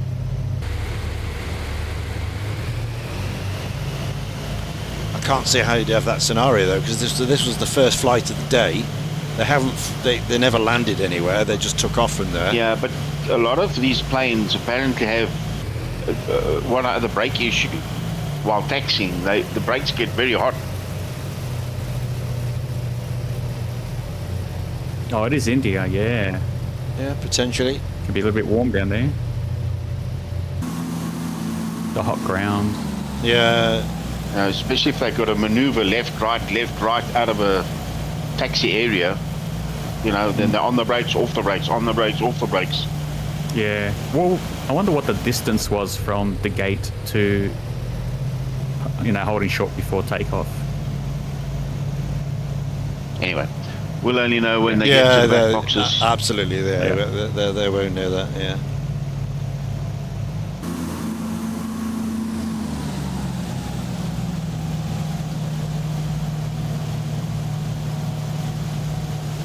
Yeah. Trying to match your speed there. I don't want to go whizzing past you, yeah.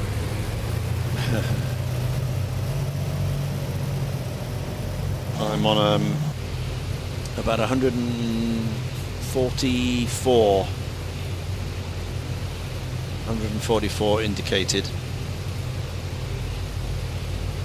and we got a 15 knot sort of cross headwind.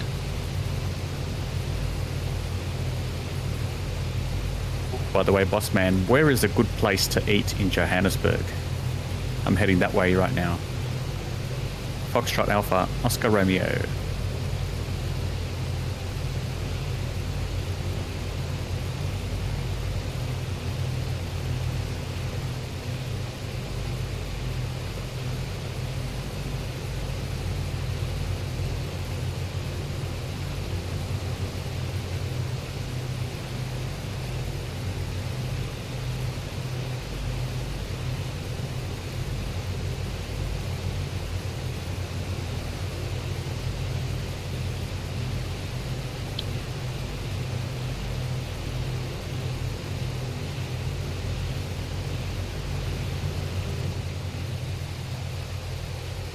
Oh my, got a long one.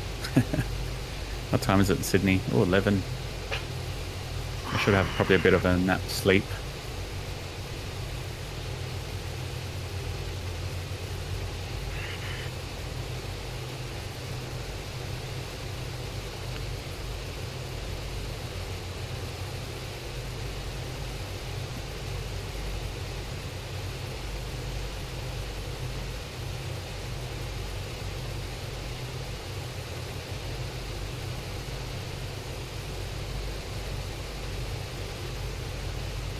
Okay, so what have we got left? We've got 300 gallons left in the wings. That'll be enough now.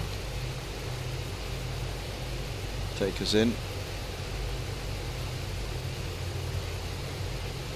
What's your fuel estimation that you reckon that you're going to, before you land in the water?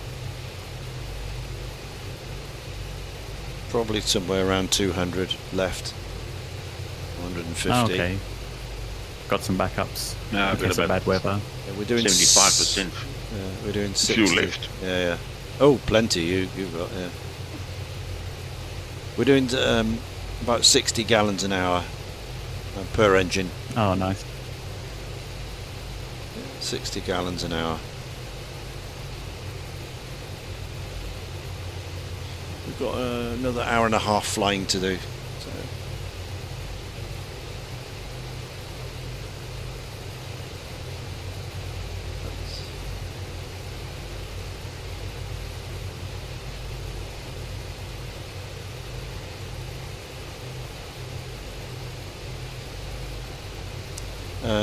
Sigback says, saw a video of the wing with the slats deployed. The distance wasn't that far, but they had to back taxi. Love the simplicity of the cockpit, yeah.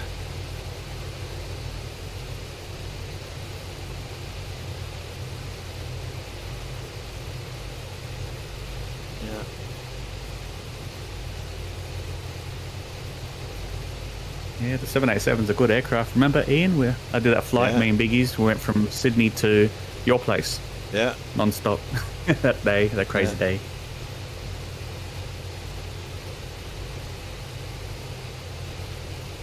Departed at night and arrived at night. I think it was 2 sunrises.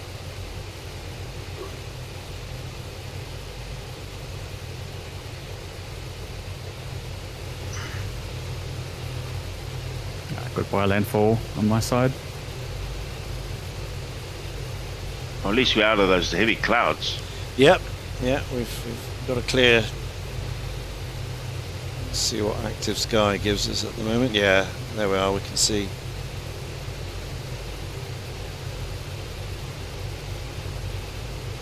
What's left of behind. If I put display capture on, you can see this. That's what we've just come from. Now we're into a clear bit now. And there's the Australian coast ahead. So according to the active sky, we've got a clear run now to the coast. Clouds are up here. And the rain on this edge.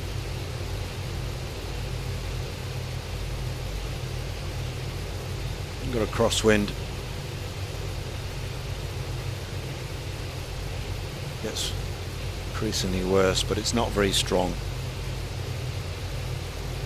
We get along. Winds 212 at 15, a headwind of 11.3. Temperature 6 degrees. That's not too bad. Viz 500, No, it's cold down here. light turbulence.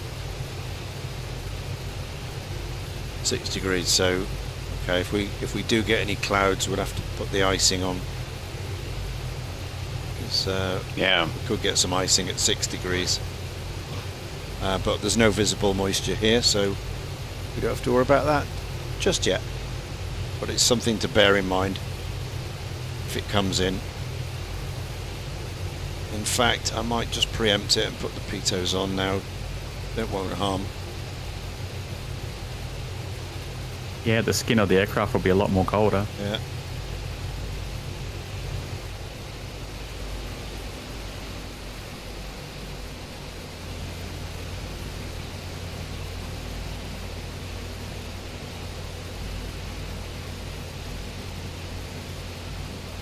Pitos on. There we go.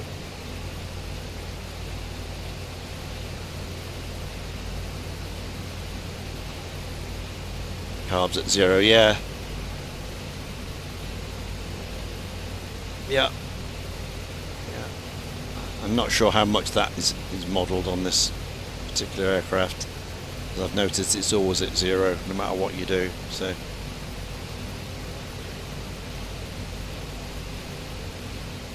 I've been watching a few documentaries with the carb icing. I noticed even when it's 30 degrees, with the right humidity Oh yeah, and everything like this, you can still you, get, you can. like even at 35 degrees Celsius outside. Yeah, you can get carb icing. Absolutely, you can. Yeah, because it's where the wind, it's where the the air slows down through the venturi.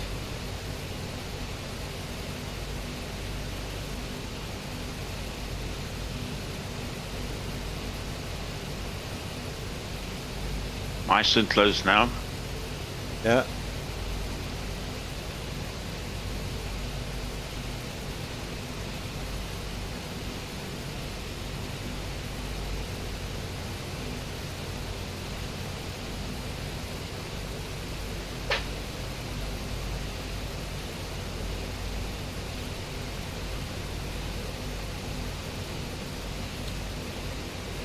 We've got 182 miles to run. 182.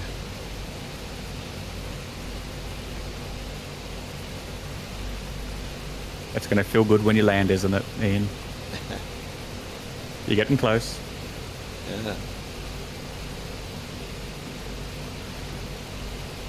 Yeah. Abe, we were just talking about the next leg, and I don't know what your thoughts about it are. Obviously, you can't do it today because we won't have enough time. It's 11 hours we need. 11 hours for 1,300 miles. So we'd never do it with the Misfit flight. So I don't know if you fancy cracking on tomorrow and doing it, or do you want to break till next week? I don't know what your thoughts are. I don't mind. I mean, we could do it tomorrow, or if you want to do it next week. If Yeah, you've got something on. I know we're going to be doing this anyway next week, aren't we, with the longer legs?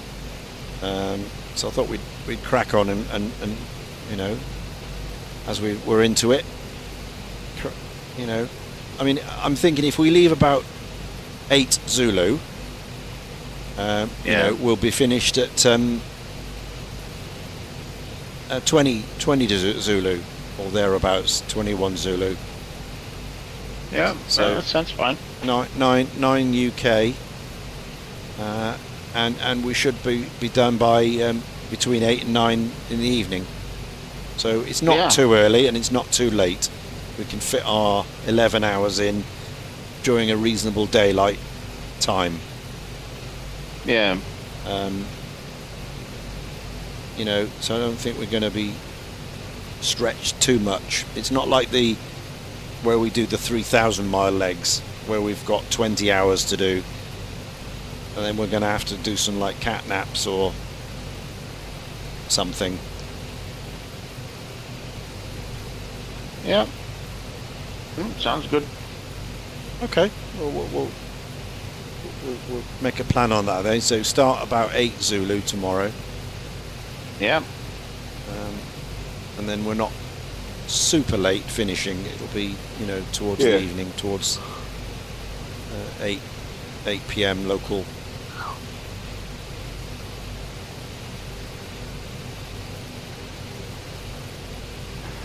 Oh, by the way, Ian, Yes. I was doing some research about Gladstone. I've noticed there is some decommissioned naval ships around, so I'm guessing that question that you ask, there must have been a naval base around. A naval base, yeah, which doesn't surprise me because the way it's protected, the way the harbour's protected, it's probably a base there anyway. Yeah. Which is why they chose it, I guess. So it was a known thing.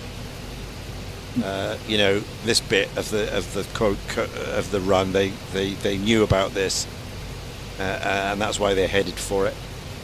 It was after this that it became unknown. There was no charts for like the Indonesian bit.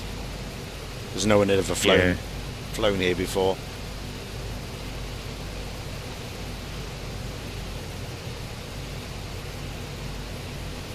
So after this, it became a little bit more of the unknown. Royal Navy Commission. Certainly for the Americans, Yeah. they didn't know in it. There's no charts for this after here. Obviously, Qantas knew a lot about it because it's their base, and they've been flying here for 30, 40 years already by the time we get to 1940. Yeah. But only small domestic stuff, and local mail and things like that, not international flying.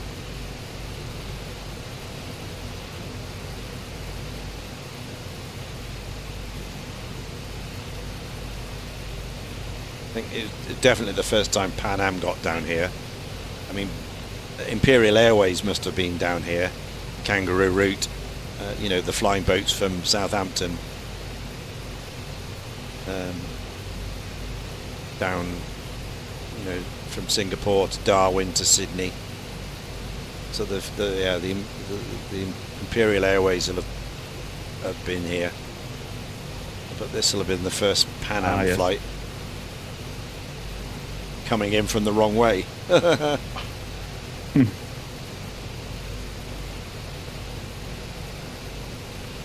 Interesting. So there's your cockpit in the dark. Look at that, cruising away. There she is, look.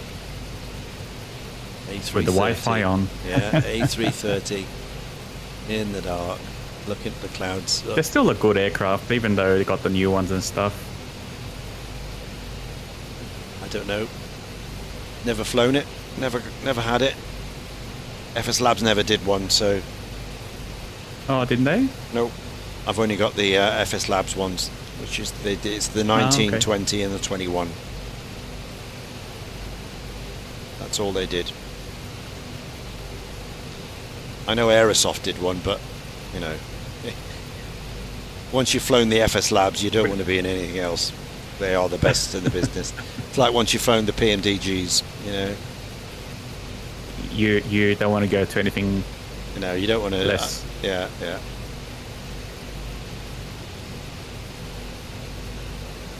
Until a new contender comes. Yeah.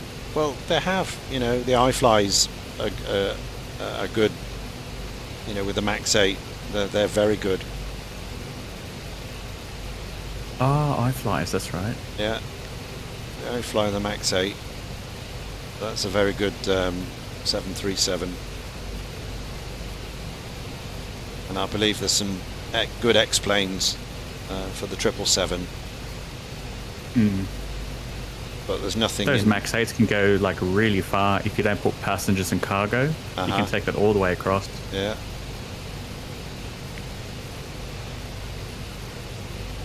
Just like with the A321 Neos. Mhm. It's like without passengers, take out all the interior. You can hit it straight across the Pacific. Yeah, but why would you do that? What's the point? I was thinking about Captain Bob, how he does the ferry flights. Sometimes there's no seats or anything, so he brings his own beanbag and just goes, Right. it's very light. Just the fuel.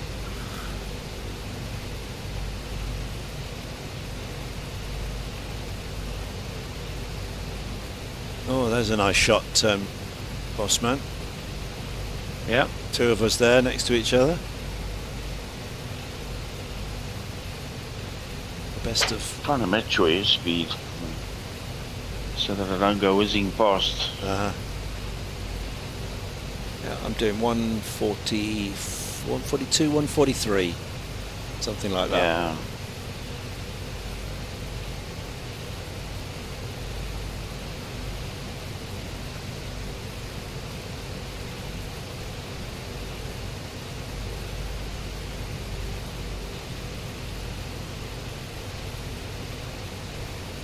About an hour and 10 minutes to go.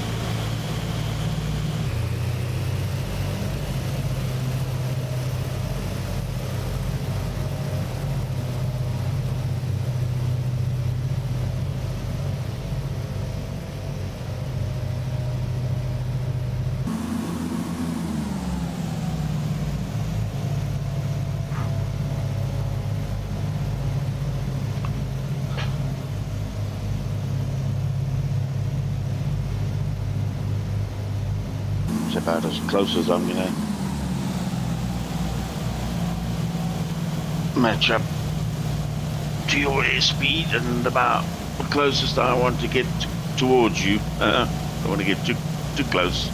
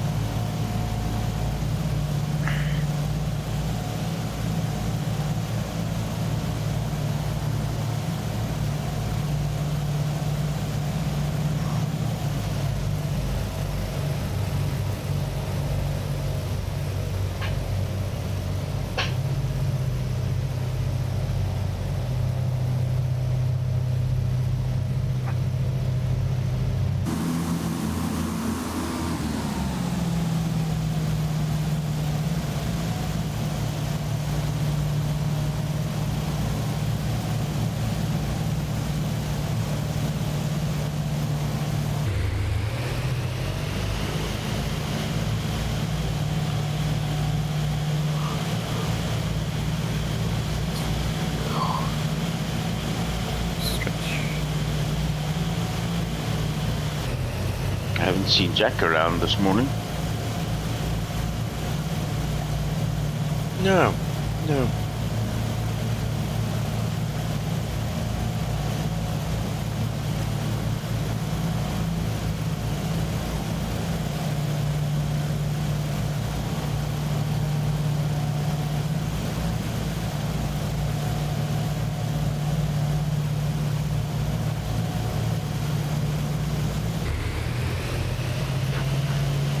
Right, you know what time it is, Mr. Fisher, don't you? Tea time. Yes. Brew time. Bedtime for me. Alright, Ian, I'm going to pop down for a bit of a nap. Yep. I'll see you in a couple of hours. Okie dokie. Yeah. Good night, guys. We'll be here. See you on the flip side. Okay. Good night. Cheers, night. Bye bye. Good night. There goes Mr. Sticky.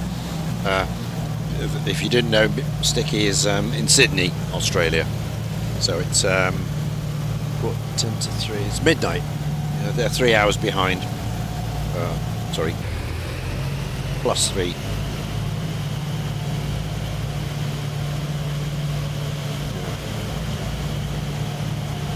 Yeah. 10 hours, that's it. 10 hours plus 10. Yes, it's midnight anyway for them.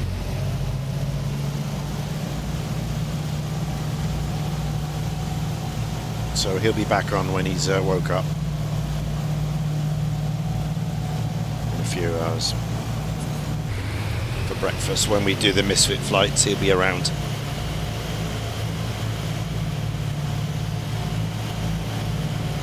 Just shows you when you see the two models like that back to back next to each other how big that French thing is.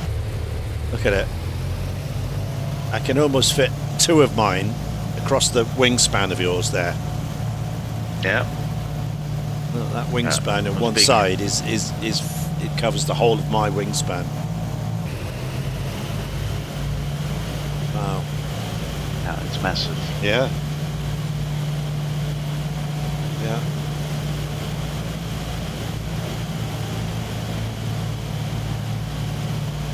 Okay, I'm just gonna go and make some brew. I'll be back. Okay.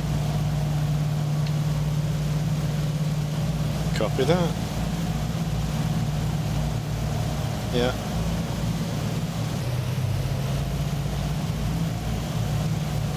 Cup of tea in a minute myself as well. Had enough coffee today so far, so we'll switch to Yorkshire tea next. And then this evening we'll switch to Doom Bar as usual.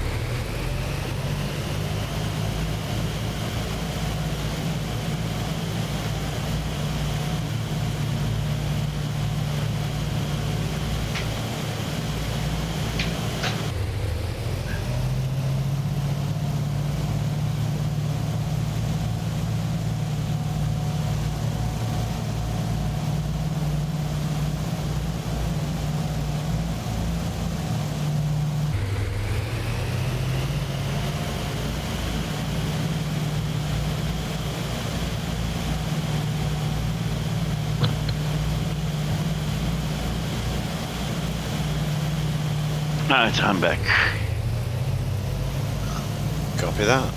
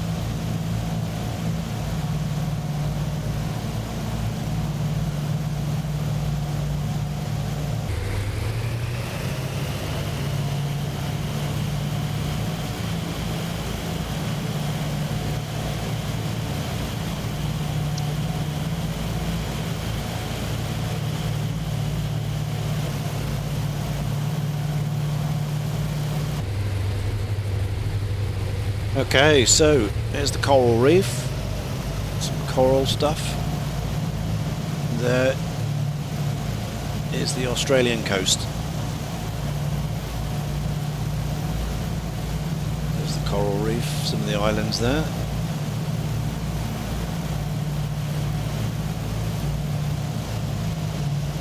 There's the Aussie coast ahead. So we'll think about descending in a bit. We haven't got a lot to go. We're only at 5,000 feet, so no, we're okay for a while.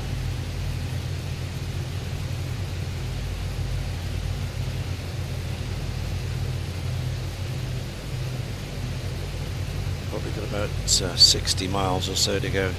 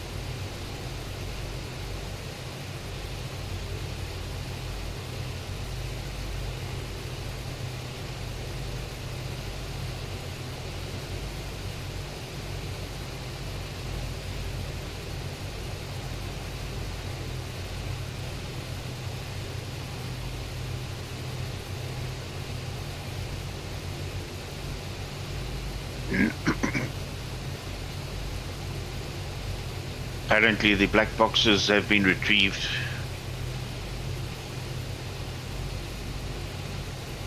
That's good news. Yep.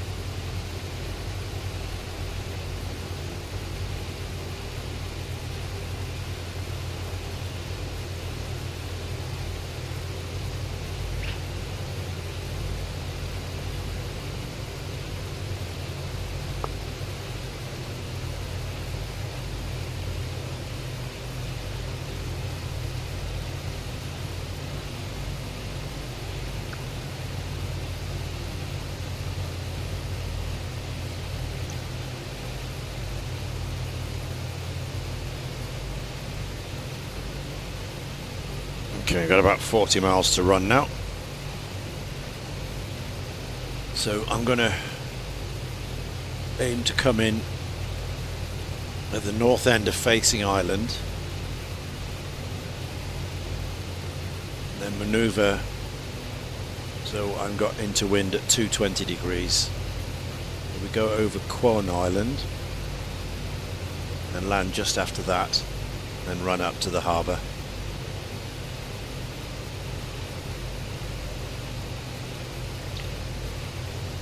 That'll be the plan. Who's behind who now?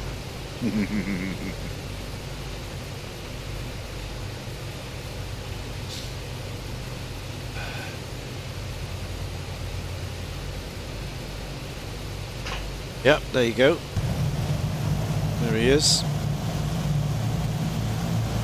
Man in front.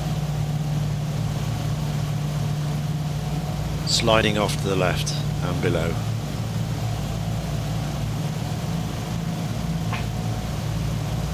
Okay, so there's Gladstone in there.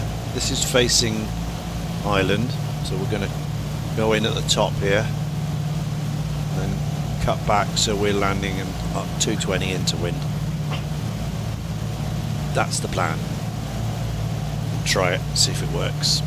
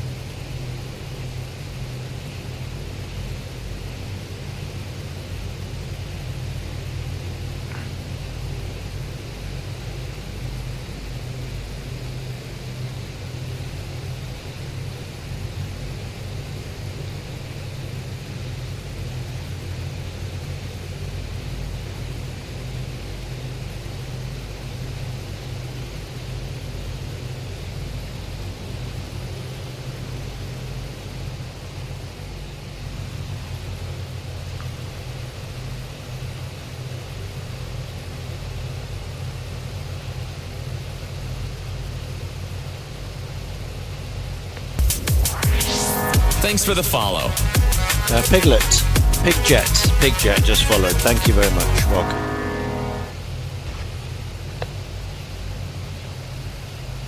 Well, come on in.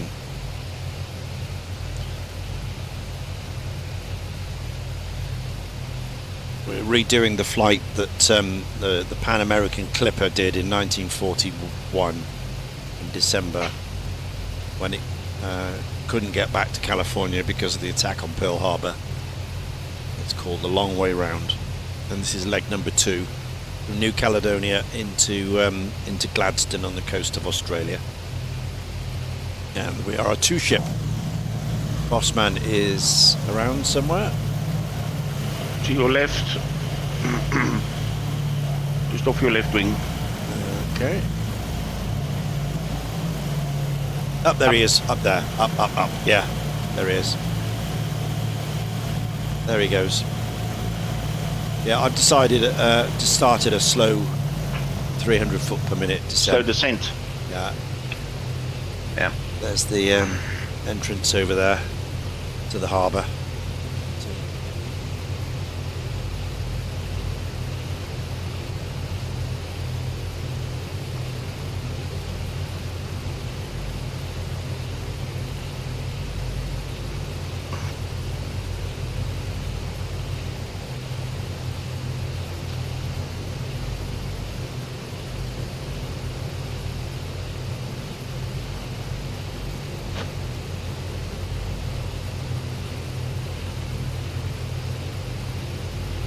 I've just dropped you a link to the Aviation Herald of the preliminary findings of the flight. Oh, okay.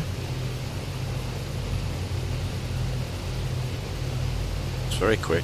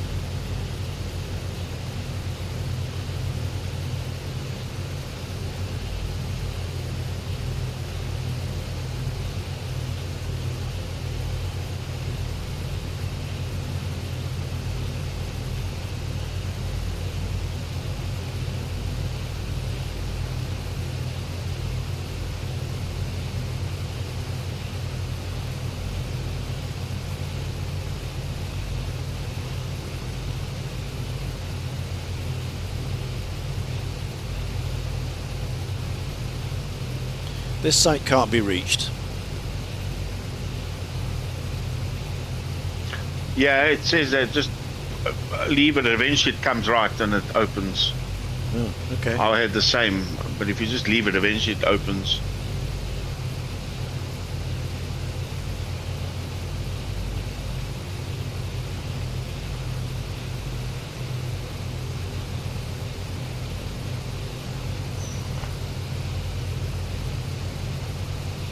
Otherwise, I'll take a...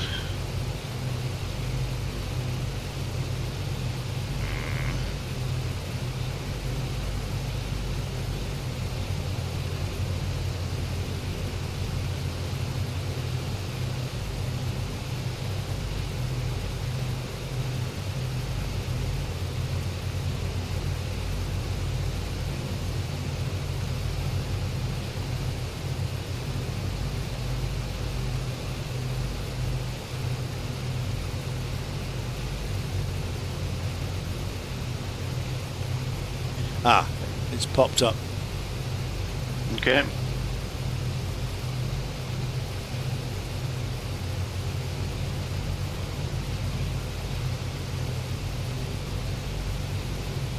All right, so this is their interpretation. It's not the Crash Investigation's initial report.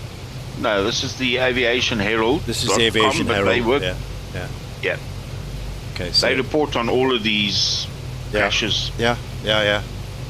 So it's just like Blancalirio or Mental Pilot or one of those. It's not. Correct. Yeah. Yeah. Okay.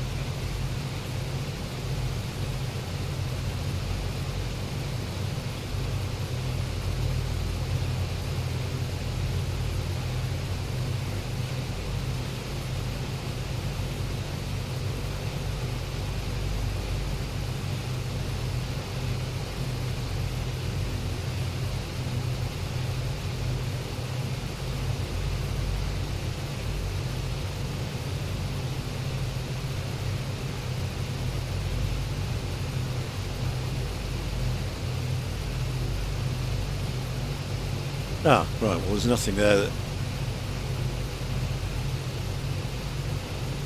sheds light on it. It's just a statement of fact, isn't it? What happened? No. Yeah.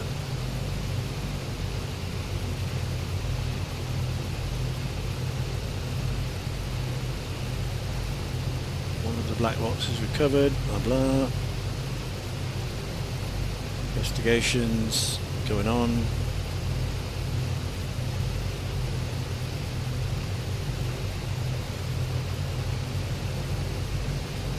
Initial preliminary findings rule a bird strike out as no bird carcasses have been found. Can they tell the thing was incinerated, wasn't it, when it landed? Loading of the aircraft was routine, so it's not a loading problem. Likelihood of a pilot error is considered minimal. Oh. I'd have thought that's the favourite. Minimal, he said. And that's it. And he just goes on to... Again, that's their opinion. Yeah, that's their opinion, isn't it? Yeah. And then it's just the facts about the injured, where the hospitals...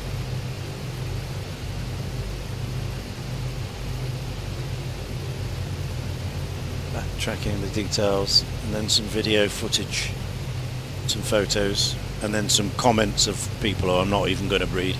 They're just public comments. Right, well, Yeah, that's all. yeah, there's nothing there really. It's just the facts that we know already. Yeah. But saying it's not a pilot thing, or it's unlikely, is a little bit odd, but there you go. And that's...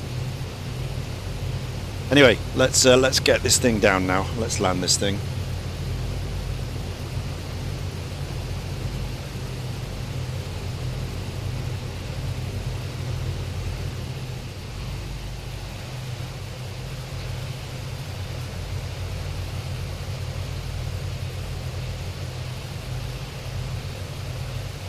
Okay, mixture goes to Rich. Landing lights on.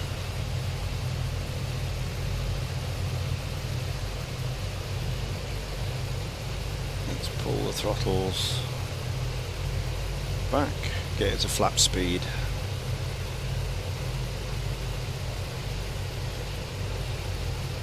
So there's the harbour there. There's that little little island that we need to land after. Yeah.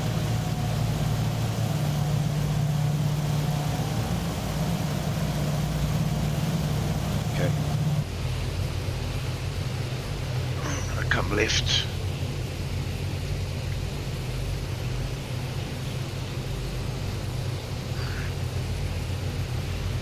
Yeah, so this airport is quite inland here. Oh, the airport is, yeah. It's about... I don't know if you'll be able to land in that river. No, I'm landing on the coast, just here, You're landing on the coast, okay. and then just sailing into the harbour. Yeah. Okay.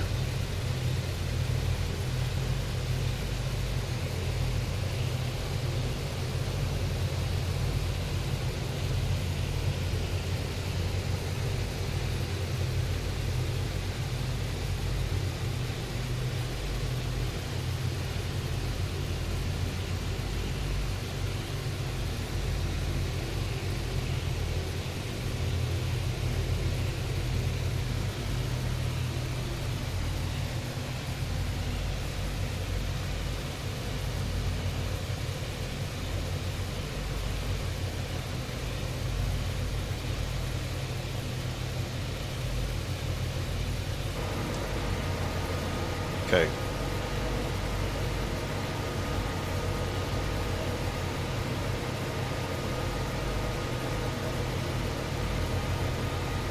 Okay, let's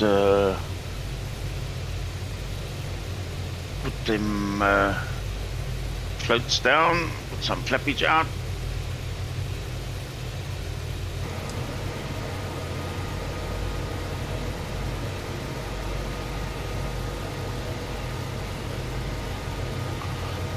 clear this land first.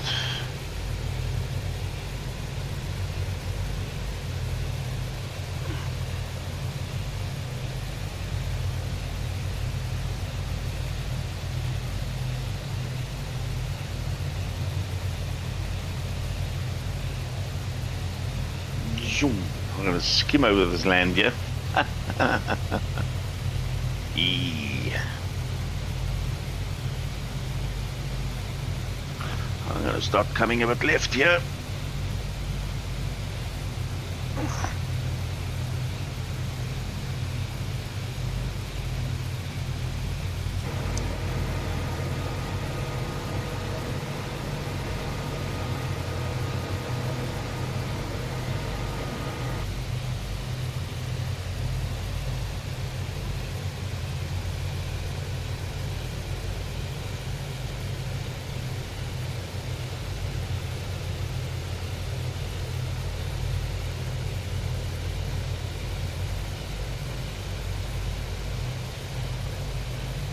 See if I can get it through this gap here.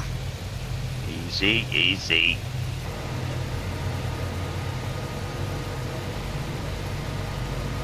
Oh, I see you. You're down there.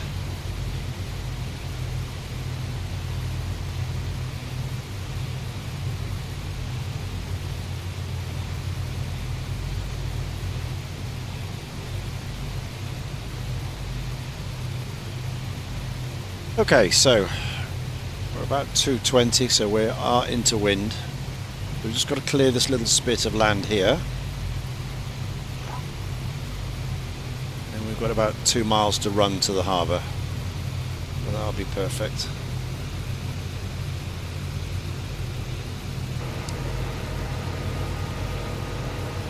There's the harbour to the right. Or are we going to go straight here? Well, the entrance is right ahead of me.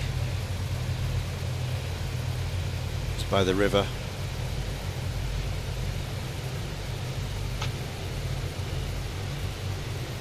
Okay, here we go, we're going in.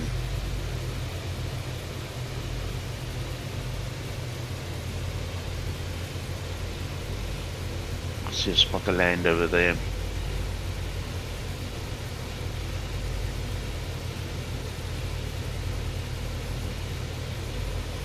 We're down, we're down, we're down, we're down.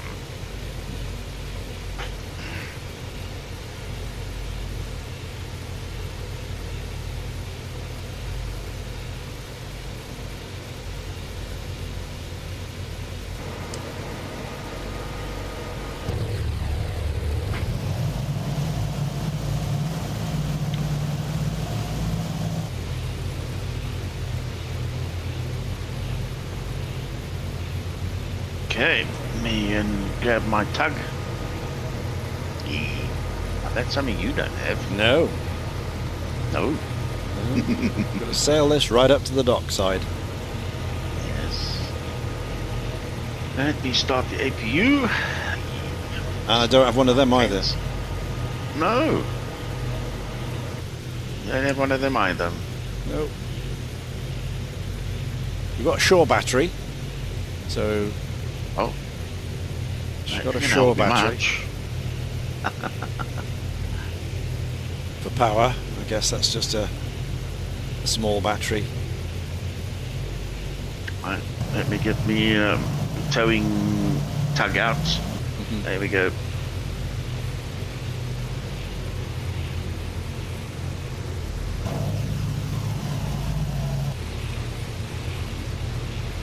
There he comes. I'm watching you. Yeah. Okay, touchdown. -124. That's pretty good.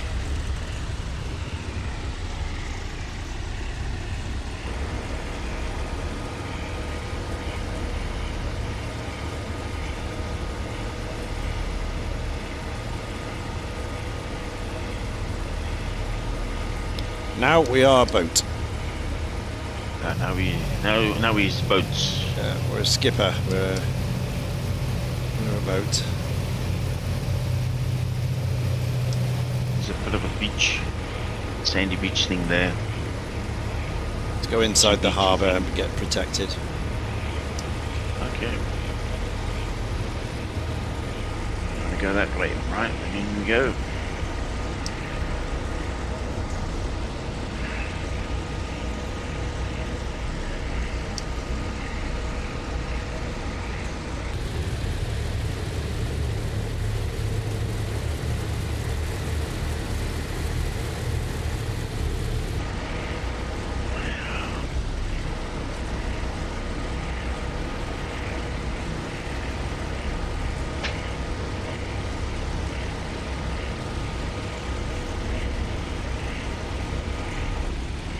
Things like turning a Patco bus around.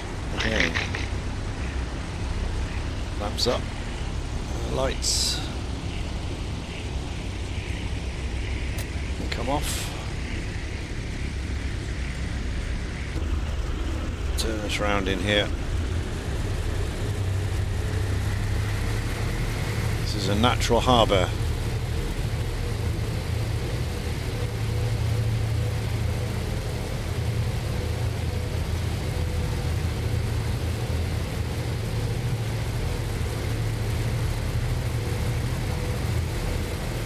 Speed this up a little bit in this section here. I think it's gonna take a minute for this tug.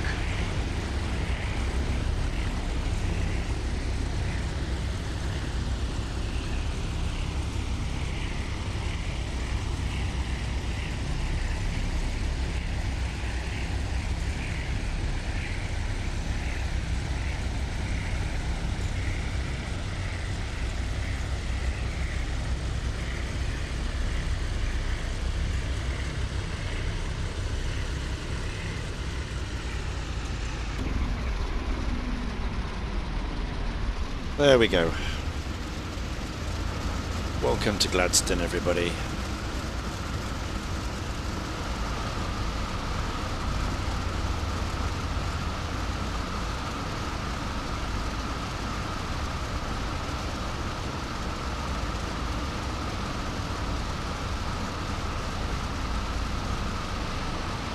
There's the boys.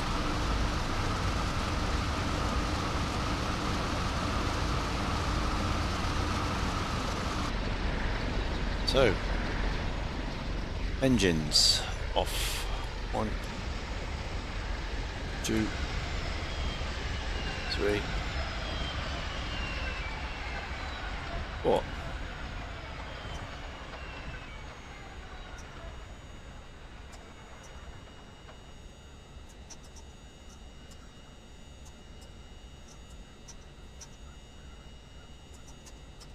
Panel, door panel. That's it.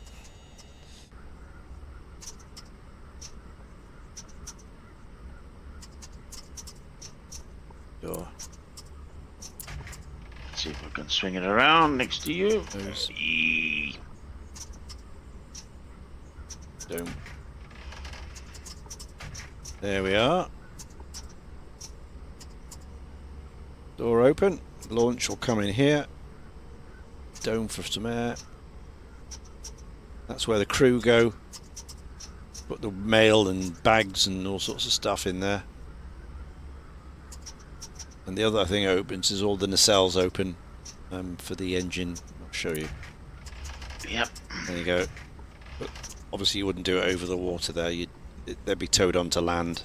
This has a dolly and a tractor, and you can pull it onto land behind the tractor. Yep. Mine's also got a dolly. You can pull it on land. And I've even got a dock. And a little tugboat you can have. There it is. My own private dock. Yeah. Oh, let's put the engine covers on. There we go. So, shore power can come on and main battery power can come off.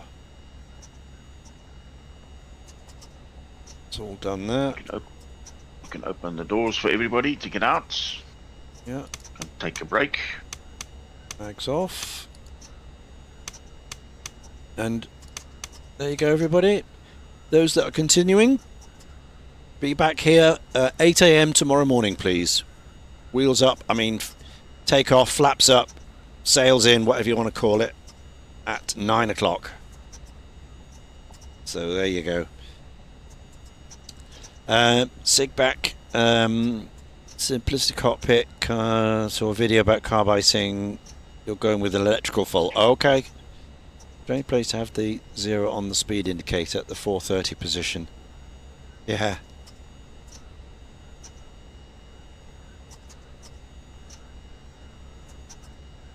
That's interesting. Mags were off. Yeah, they did all sorts of strange things back in the day. Okay. Job Kill the APU. Steph, hey, yeah. Oh, good. Right, we're up to date. There we are then. And if we pan out, we should see the second clipper there. There's the second clipper just berthing up now.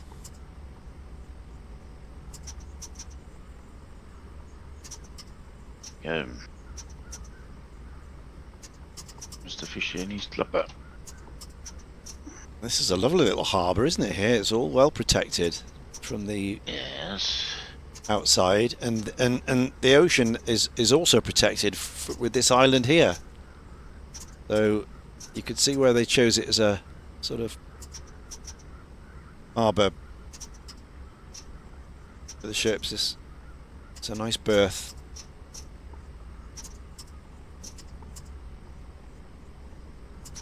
Right. So there you go. So our next action tonight is the A2A Misfit Squadron flight. Let me put that on there for you.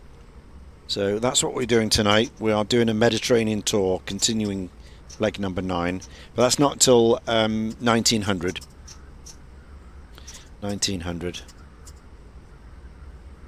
So this particular flight to Darwin will continue tomorrow morning at 0800 Zulu.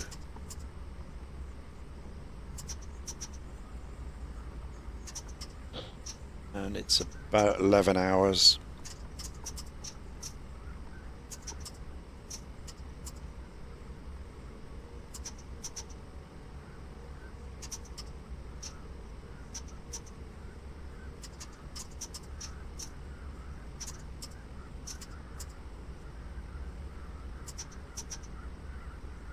Okay, and we will raid out to Mr.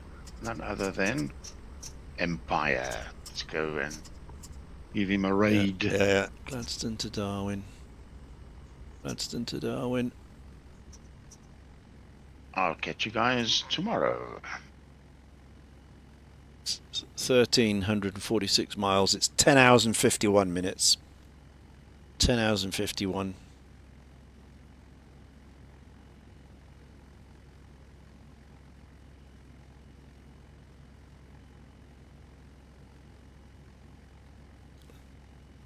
So 4 hours to the Misfit flight.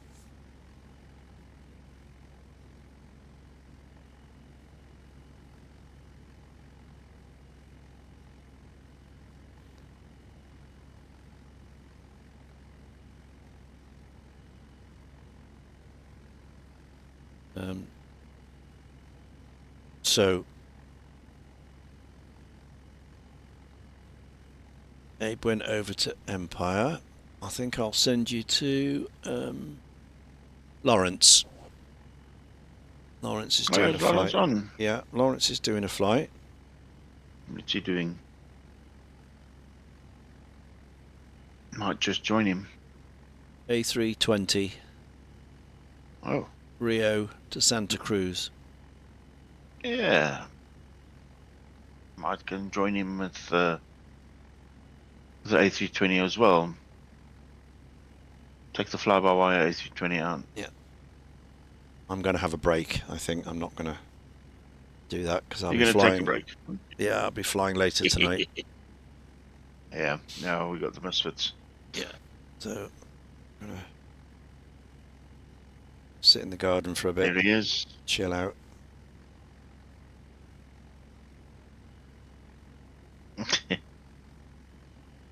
Open the stream, you numbnuts.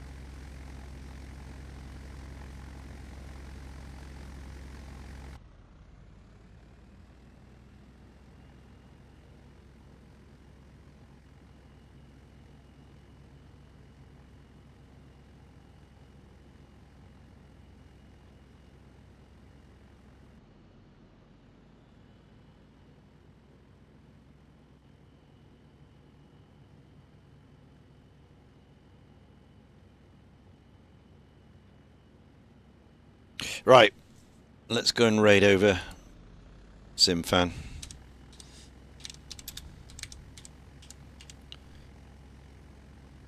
So go say hello to Simfan, and we'll be back in about 3 hours for the Misfit flight. So we'll see you all later. Thanks very much, everybody, for coming.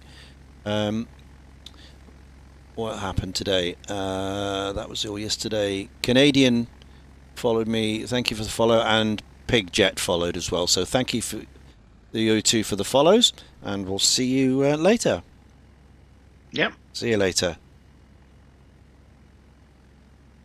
Okay, Ian, I'll catch you later. You're off as well, are you? Cheers. You're going? Yeah, I'm also off. All right then. Yeah, I want to go and see what I'll talk to you later. some fans up to. Yeah. Okay. Cheers. Bye. Oh, Simfan's raid settings do not allow you to raid at this time. We're not allowed to raid.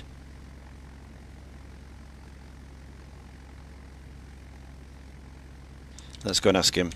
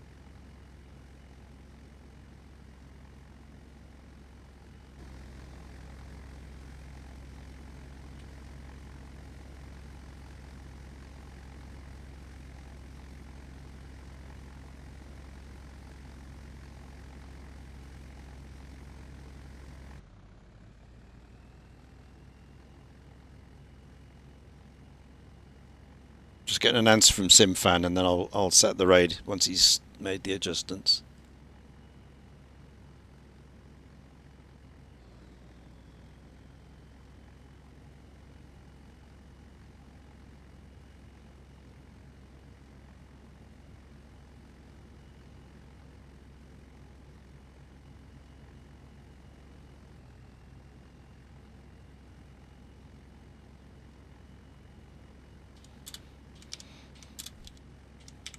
Okay, let's try again.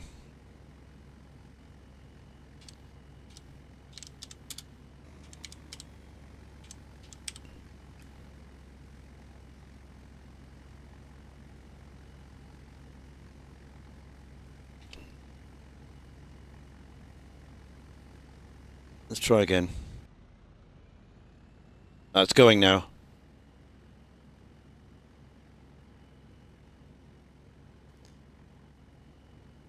It's going now. See you later, everybody.